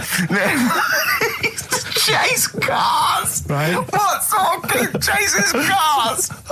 Oh God! No. Was it called Rover? The weird Did he catch stick? It's Liam, it was called, right? Right. Now, the weird thing is, it was a good-looking kid, but as time went on, and all that, like, not eating properly, and its hair was all patchy. It's not Liam Gallagher, is it? And chasing cars and that, and it became an ugly kid. It's definitely Liam Gallagher. And that's what I'm saying, right? You can clone all you like, but at the end of the day, it's how you brought up. Brilliant. We went to this place, right? My mum and dad had been there before, and they said, you'll love it. It's brilliant. It's got like a war bit in it. A war bit, right. Yeah, like, because they know I'm into tanks and stuff. Yeah. So you'll be loving that. So, sorry, I didn't know you were into tanks. No. Well, they're all right. Brilliant. It's gone from one of his childhood passions to they're all right. I know, yeah. Go on. And but it was awful. I mean, my mum and dad had been there before, and he said, "No, you'll love it." But Yeah. it was like a really miserable day. Sure. Right? All the rides and that were broke. Yeah. It just reminds you of Manchester.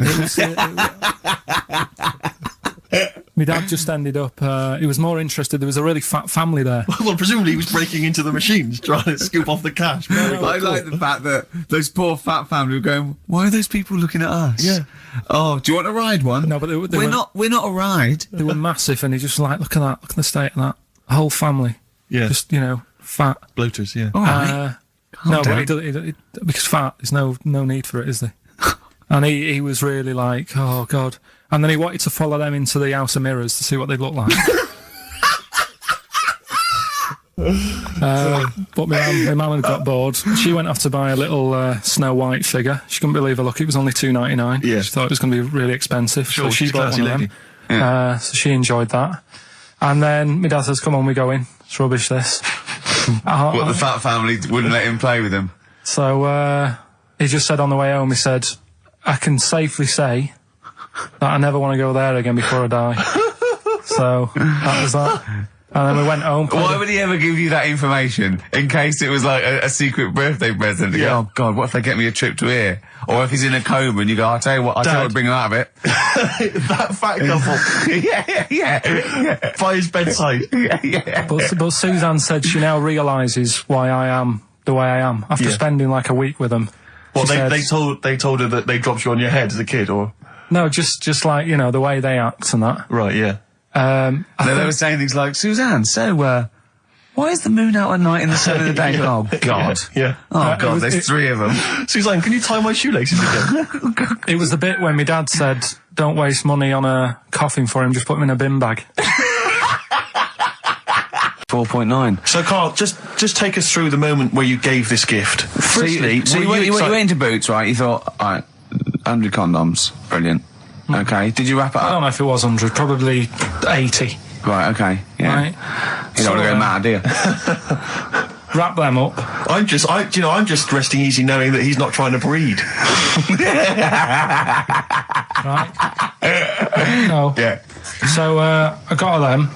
I got her Grease on DVD because she's Okay. always watching that. Yeah. Right? Yeah. So just think of when her mum said, what did Carl get you? Some condoms and grease. I was just. I'm glad he said on DVD.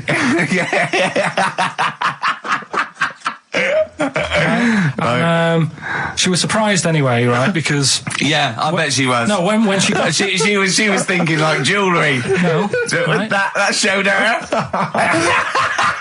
That surprised you, hasn't it? All right. So hang on, wait a minute. You thought it was a holiday, didn't you? Yeah, look at your face. You don't know me at all. So hang on. So did you give these on Christmas Day? Right, what happened is she got in from work that Saturday, right? And I said, look under the tree. Knackered. Oh, at least it's Christmas. Yeah. At least I'm going to get a little bit. Yeah, go on. I said, look, you got some stuff under the tree, right? So Did you give her a sugar lump? Right, she was really chuffed with that.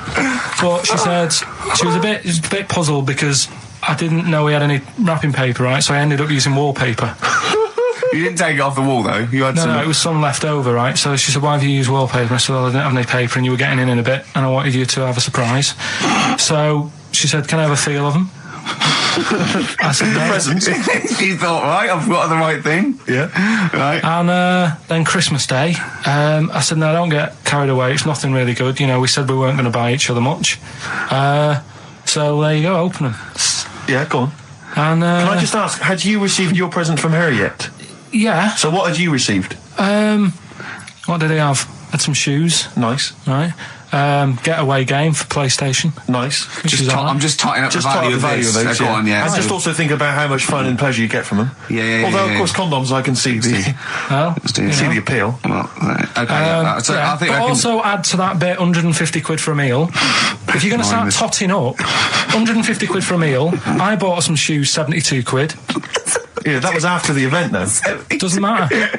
All right, so you've received these, dare I say it, thoughtful and nice gifts. You handed over the box of condoms. They were wrapped up. She Well, unwrapped them. yeah. Go on, take us through it. Walk us through it. Well, It's not something you play with on Christmas morning.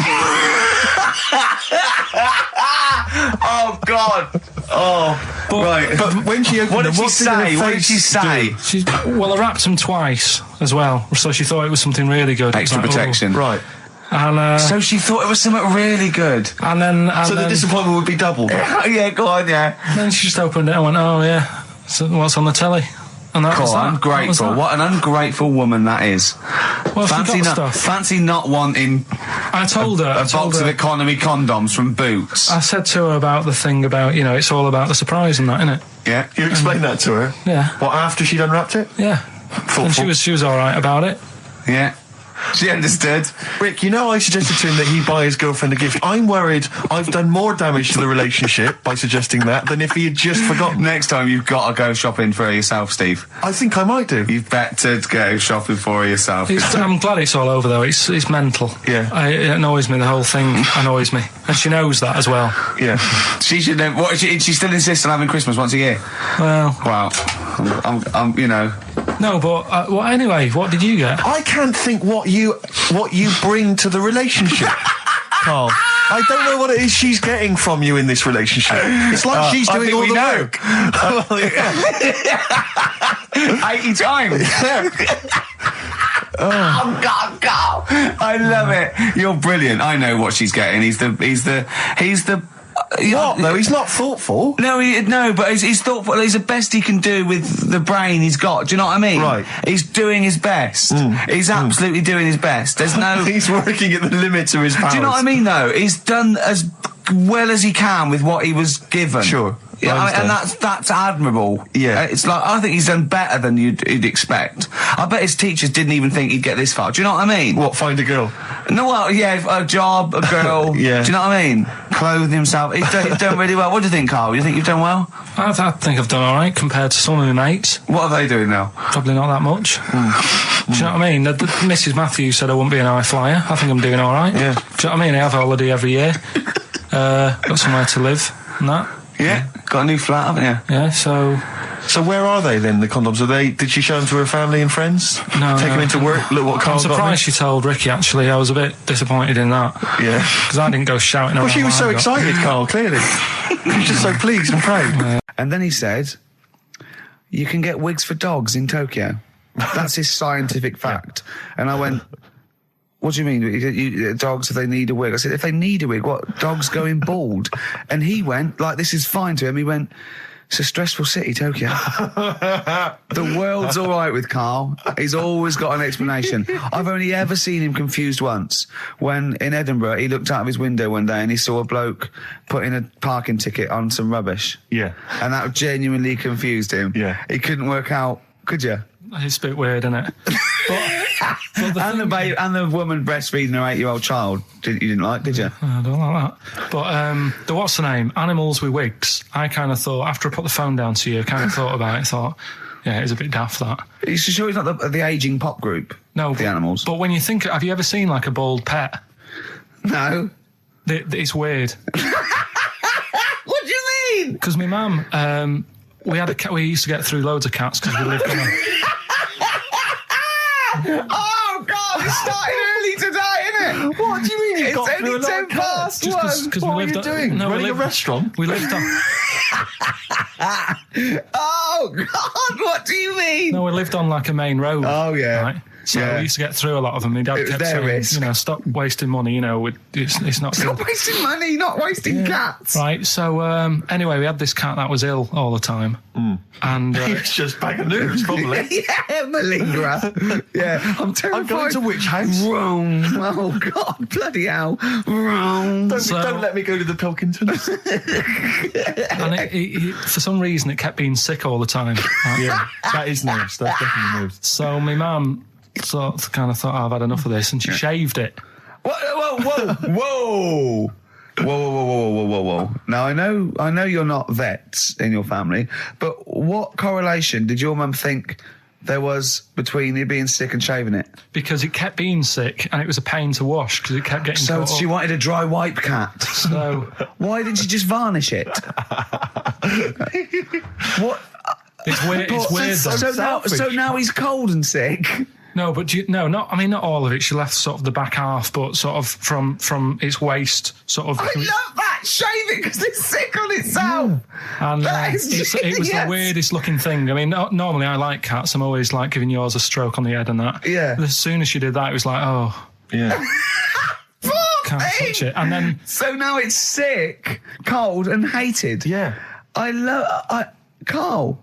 It must have, I mean, the other cats must have been taking the mick out of it constantly. It's just making things worse. Did it get, I'm hoping that it got run over and was put out of its misery. no, I think it got all right, that one. Or is that the? Yeah, it did get run over. It did. Oh, God. Oh, dear. How many cats do you say you've got through? I'd say whilst I was living at home, I mean, it's still on the increase even though I'm not there. So whilst I was there, probably 5. God. Wow. Oh. Yeah. And were you upset each time, or you just got used to it? It's one of them things, isn't it? Like I've said before, when you first see something, it's a bit of a shock. Do you know what I mean? It's like the Elephant Man or whatever. Yeah. First time you see him, it's that sort of, oh, look at that. Do you remember the first time you saw Steve? No, I'm not being funny. Do you remember the first... Yeah, but I've said this before. It's always, then you get used to how people look and you don't... You know Parkinson? Uh-huh. What about Pilkington?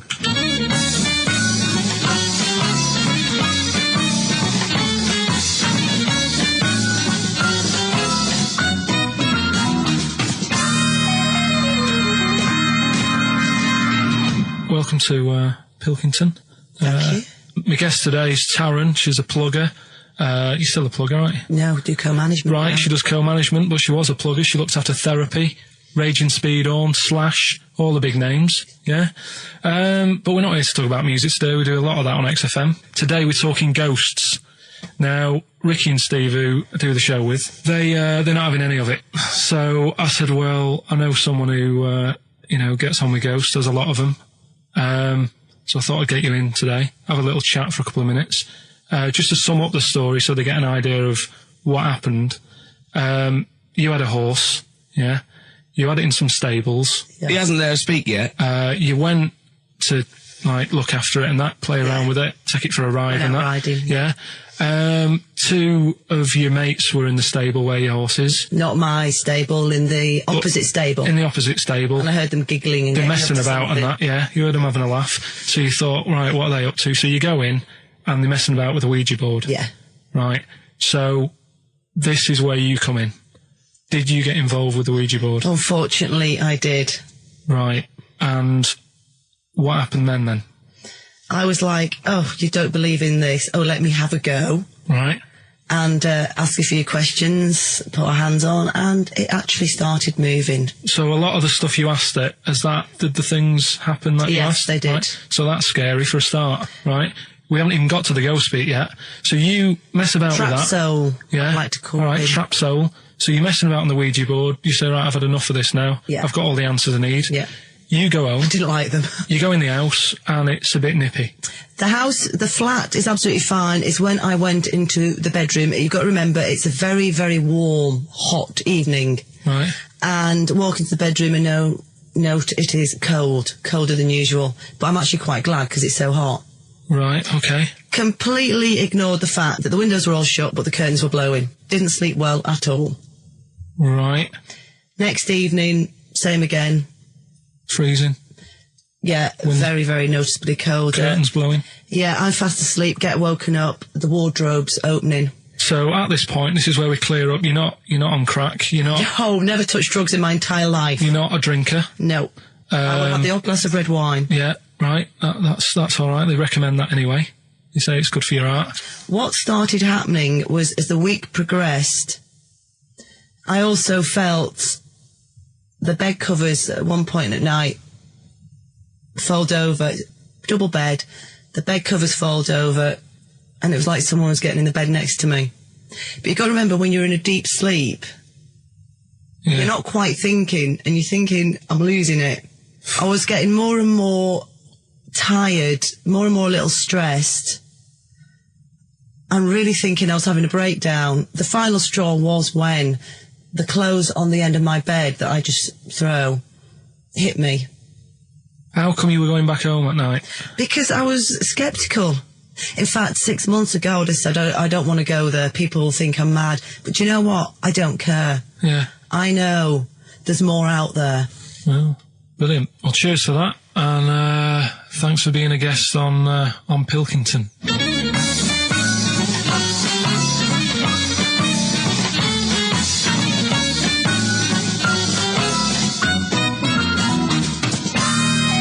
Incisive investigative journalism there. I like the fact that you've learned a lot from Parkinson, even stealing some of his questions, like, are you on crack? Which I know he always asks his guests. Yeah. I like the fact that when she went, I don't know, I have the occasional way away, well, that's alright for you. Good for your art. That was great. It was brilliant. That is the best interview technique I've ever heard anywhere. I feel like there's still some questions unanswered. Yeah, it hasn't proved it to me, I'll be honest, No, Carl. it's It hasn't proved me the existence of ghosts. I have to and say, Rick, that poltergeists. I was worried as soon as she got involved with the Ouija board. I was thinking, please do not get involved with that Ouija board. Yeah. I was worried when I heard some giggling coming from the other stable. Yeah. Don't go over there. Don't go over there. It's, what questions did she ask the Ouija board? You didn't ask her that, I noticed. She didn't want to. She didn't want to say? No. Okay. Do you think it was something like why that you did to try and confuse the computer, and the spirit world got really annoyed, and they got confused, and they came back and started messing up her clothes? But what do you think then? What do you mean? What do you mean? What do I think? What do you think? Do you know what I mean? What about what? What? There's nothing I can answer there. There's nothing I can answer. All right. She said. Well, I'll just keep saying I don't believe in the existence of ghosts because of the impossibility. Right. Now, when she said, I mean, the interview I did for 50 minutes. You did for how long? 50 minutes. 50? But I thought, minutes? yeah, we might use that at Christmas or something, right? But the thing is... Well, that's right, the best you got out of 50 minutes. They're the highlights. No, I'll be honest. MTV are not going to call again. I'll tell you what, right? It did get a bit dark, and I didn't want that Don't want sort to of spook stuff people going out out. Saturday Right? afternoon, yeah. But I can understand the heating thing. I said, well, you know, in the full interview, I was saying, you know, that could be anything, couldn't it? Heating broke or something. Now, she said what else was she talking about? Someone got into the bed next to her. Yeah, I mean, I sort of said, well, you know, how did that happen? Yeah. And she couldn't explain it herself, but Sure, I said, sure. but it did wake you up. Maybe you're a little bit sort of, still. Although tired. the only explanation I can think of, if she didn't actually see anyone, is it was a ghost. Yeah, well, that She's was probably got a ghost But getting in what bed. Go about on. cupboards opening and shutting? See, again, the only explanation for that is a ghost. Yeah. Well, I can't think of anything else. Play a record. It's got to be a Yeah, ghost. it is ghost. I think you've proven it to us. Yeah, a spirit. Street spirit? Yeah. Nice. Whatever. Hey. What happened is, it's this plane, right? Aeroflot, I think it is, Russian airline. Having a good flight, everything's going normal and that. This is going to be libelous. The pilot, sorry, I mustn't interrupt my side. How tall was the pilot on this flight? Okay, listen, we've had a few complaints, people saying, don't interrupt Monkey Steve, News. okay. Don't interrupt Monkey Okay, I News. won't then. It's like the Okay. weather girl complaining whilst Trevor McDonald's doing... Okay, alright, go on then. All right, so, the flight's going well. Food's been served and all the rest of it.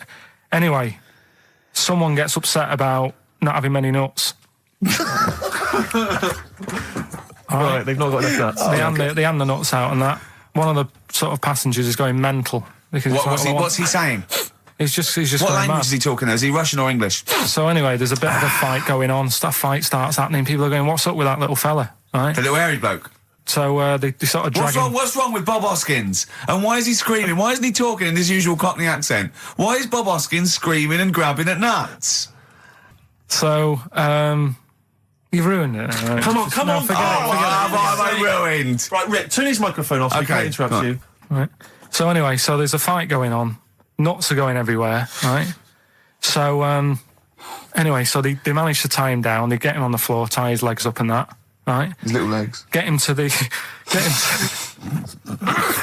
See you on. later. Have a good Christmas. No! Carl, how dare you? Finish the story. All that happened is they got back. It turned out that he shouldn't have been on the plane anyway. Why? His passport wasn't valid. Right. And you can't cause problems on planes and that. So he got put in a cell for a bit. Turned out it was a little monkey. What are we doing? Merry Christmas. We got someone on the line. Oh, right. He's here. Who's that? Ricky, Go on. it's Jonathan. How are you? Good. It's only TV's Jonathan Ross. Ross, turn your radio down, you idiot. I'm here. I like to, I haven't got a radio on. What are you talking about? We can hear the feedback. Well, I haven't got it. It's not my fault. It's your incompetent radio station. And also, didn't you hear we said don't call in, we don't want to speak to the listeners? I'm not a listener. I'm a visitor to your shores. I'm special. You know that full well. I know you're special. Right. Yeah, exactly. What have you got a name for the band? Yeah, you ready? Yeah. Blump. B-L-U-M-P. I tell you for what, you can't have a normal word. If it's the monolith band of all time, if it's the big, you can't have a regular word. It doesn't make sense. How can you have a regular word? All these ideas you've come up with are rubbish. You need a word which only stands for that one thing. No one's heard it before. No one will use it again. Blump. I can't help but feel that that's a more appropriate name for maybe one of Ricky's bands. I love seeing that picture of him in that band. You see it everywhere these days. He was like a girl. He was like a little girl in a suit. It's like a girl, a little dyke at a wedding. What was that? That's got to be the kettle calling the pot black, surely. Yeah, I've always been nothing but 100% heterosexual. We're not sure about. There's not anything wrong with it. I know that, but look at you. I actually had to get that in. There's not anything wrong with it. I'm Jonathan Ross.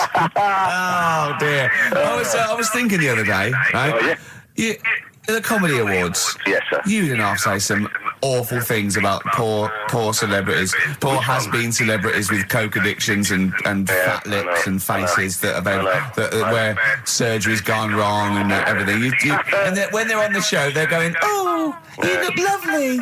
Yeah, I'm nice so to them. good. Well, I'm nice to them to their face, but obviously when I'm not with them, I like to let my true feelings be known. What's wrong with that? That's how everyone I'll tell you what, you can get anything off your chest you want on this show. Any celebrities you want to talk about? There's no one listening. It's just between me and you. A lot of people listen. They listen to my show, and after they've had a few hours of, good laughs, they like something bland to just cool them down afterwards. So they flip over. We know this happens. Did you mention my DVD on your radio show? You know what? I forgot to mention it. Christ! I forgot to mention it. I meant to mention by the office, but I forgot to mention it. And then I thought afterwards, it's not like he needs the cash, is it? It's not like he needs it. It's not like it is, but he's probably earned more money in a short space. You're like a lottery winner, and you've got about as much taste. You're like one of those burglars who's won the lottery. I am. I'm dressed like an Albanian window cleaner at the moment. Burglar from Reading who won the lottery, and now he's fritting it away on what? I do feel sorry for my neighbours. I've moved into a really nice place. I feel like it's the hillbillies. No, it's nice you've moved in though, because it's nice. It's given them something to sort of talk about behind your back. You've united the whole block. Right, go and play with some Japanese wind-up toys now. I'm going home to play Mario Double Dash with my son. It's going to be a good afternoon. I phoned you once after I finished my show. It's about 5 minutes past 3. Yeah. And I don't mind if I said, how you doing? You went, it's brilliant. You said, this is what you said. You went, everyone's out. Jane's taking the kids out. I've already masturbated twice, and I'm playing with a new Japanese toy. I'm masturbating now. This will scare you. I know, Carl, you will be a little bit unnerved about this. Have you seen the film Jurassic Park? Yeah. You know what happened there? Well, according to the Sun here, it says scientists are planning to clone mammoths for a theme park. Look at his face. Look at that. He looks like a dog caught in the headlights of a car. He's terrified. I love Carl. He's sprung to attention Carl. there. Is that the best news you could have? Man moths.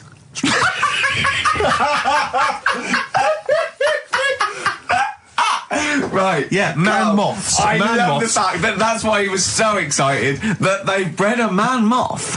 What is this? Yeah, it's a human being that hides in your wardrobe and eats an entire jacket in a day. Yeah. What do you mean, man moths? Mammoths. Mammoth, the big hairy cow from the Ice Age. I mean, elephant. You're not so excited about that, then? You can take or leave bringing back mammoths to life, but a man moth... A man moth is a different matter. Oh. If we'd have never brought that up, he'd have gone and told someone now, they've bred an half man, half moth. This is how things start. This is what we mean when you hear these ghost stories. Are you slightly deaf? Is that it? When you hear these stories, you're slightly deaf. And his head was in the basket, and he went, count how many times I blink. Is it... Carl, is English your first language? Are you actually foreign? Is that the thing? Yeah. Should we speak when we say foreign, we mean not of this planet. Yeah. Should we speak slower? Would that be a help to you? No, go on. Next what do you make of that? Do you think that's good? Do you think that's good to bring back mammoths? Prehistoric animals. These giant elephants. They're slow, aren't they? It's not as if they're going to get out and run fast and they can't capture them. They'd probably be a fence, to be honest, Carl. They'd probably be a fence. No, but you're asking it as if it could all go wrong, but it couldn't, could it? Well, Really? but the point was about Jurassic Park is they thought it wouldn't go wrong. They thought they had it all under Yeah, but control. that was And Have you dinosaurs. learned nothing from Jurassic Park, Carl? Dinosaurs would say, "Oh, think about it before you do it." But with a hairy elephant, it's not going to. not a concern for you. Would you go along to see him? Would you be interested in that?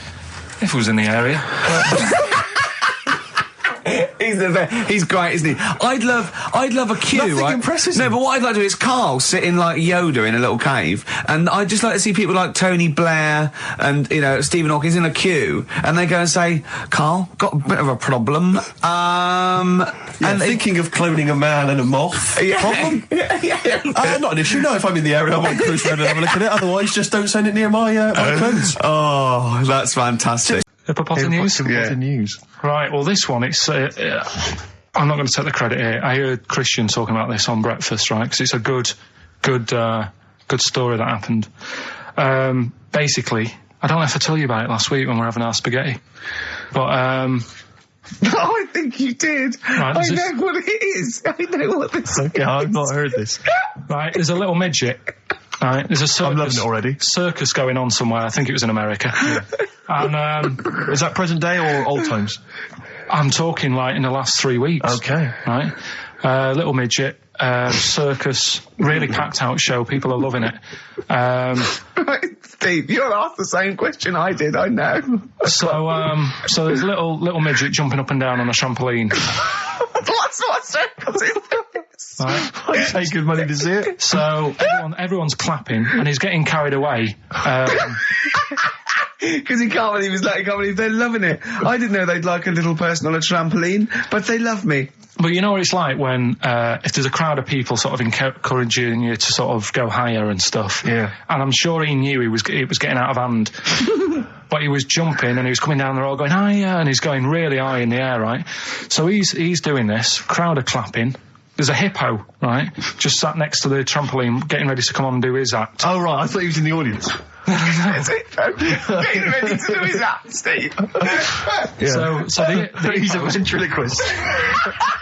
What do you mean he's sitting by the trampoline waiting to do his act? Because it's- why does he sit in the dressing room and they go, 5 minutes, Mr. Muss, 5 minutes, Mr. Muss. So anyway, right, so the hippo's there.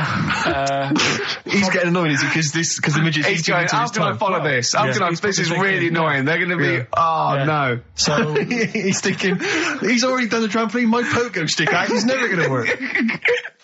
Yeah, go on. So there's a hippo waiting. See, it's a great story, and I just know he embellishes it or it gets slightly wrong. Go on. So there's a midget jumping up and down. The hippo's getting annoyed. The crowd are going mad. The midget's loving it. Can't believe his luck. Although you think he probably knows he's dicing with danger. Yeah. So next thing you know, they're all saying higher. He gives it one big, like, heavy sort of landing on the trampoline, goes really high, but goes off at a funny angle. Oh. Hypotenuse. Okay. Yeah. And sort of flies off.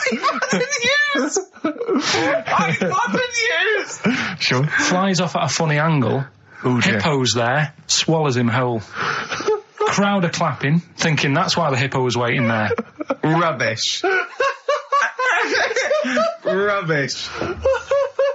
It's not rubbish though. But no, maybe there was an accident in a circus with a midget and a hippo, but at no point was this hippo waiting to go on, going, come on. The midget flew off at a hypotenuse and landed in the hippo's mouth and was swallowed whole.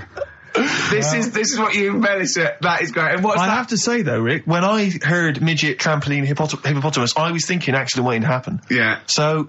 Yeah, maybe. I mean, it is that you should never put those three together. Never. It's a recipe for disaster. Everyone textbook. knows that. Midget, trampoline, hippopotamus. Are you mental? You're asking for trouble.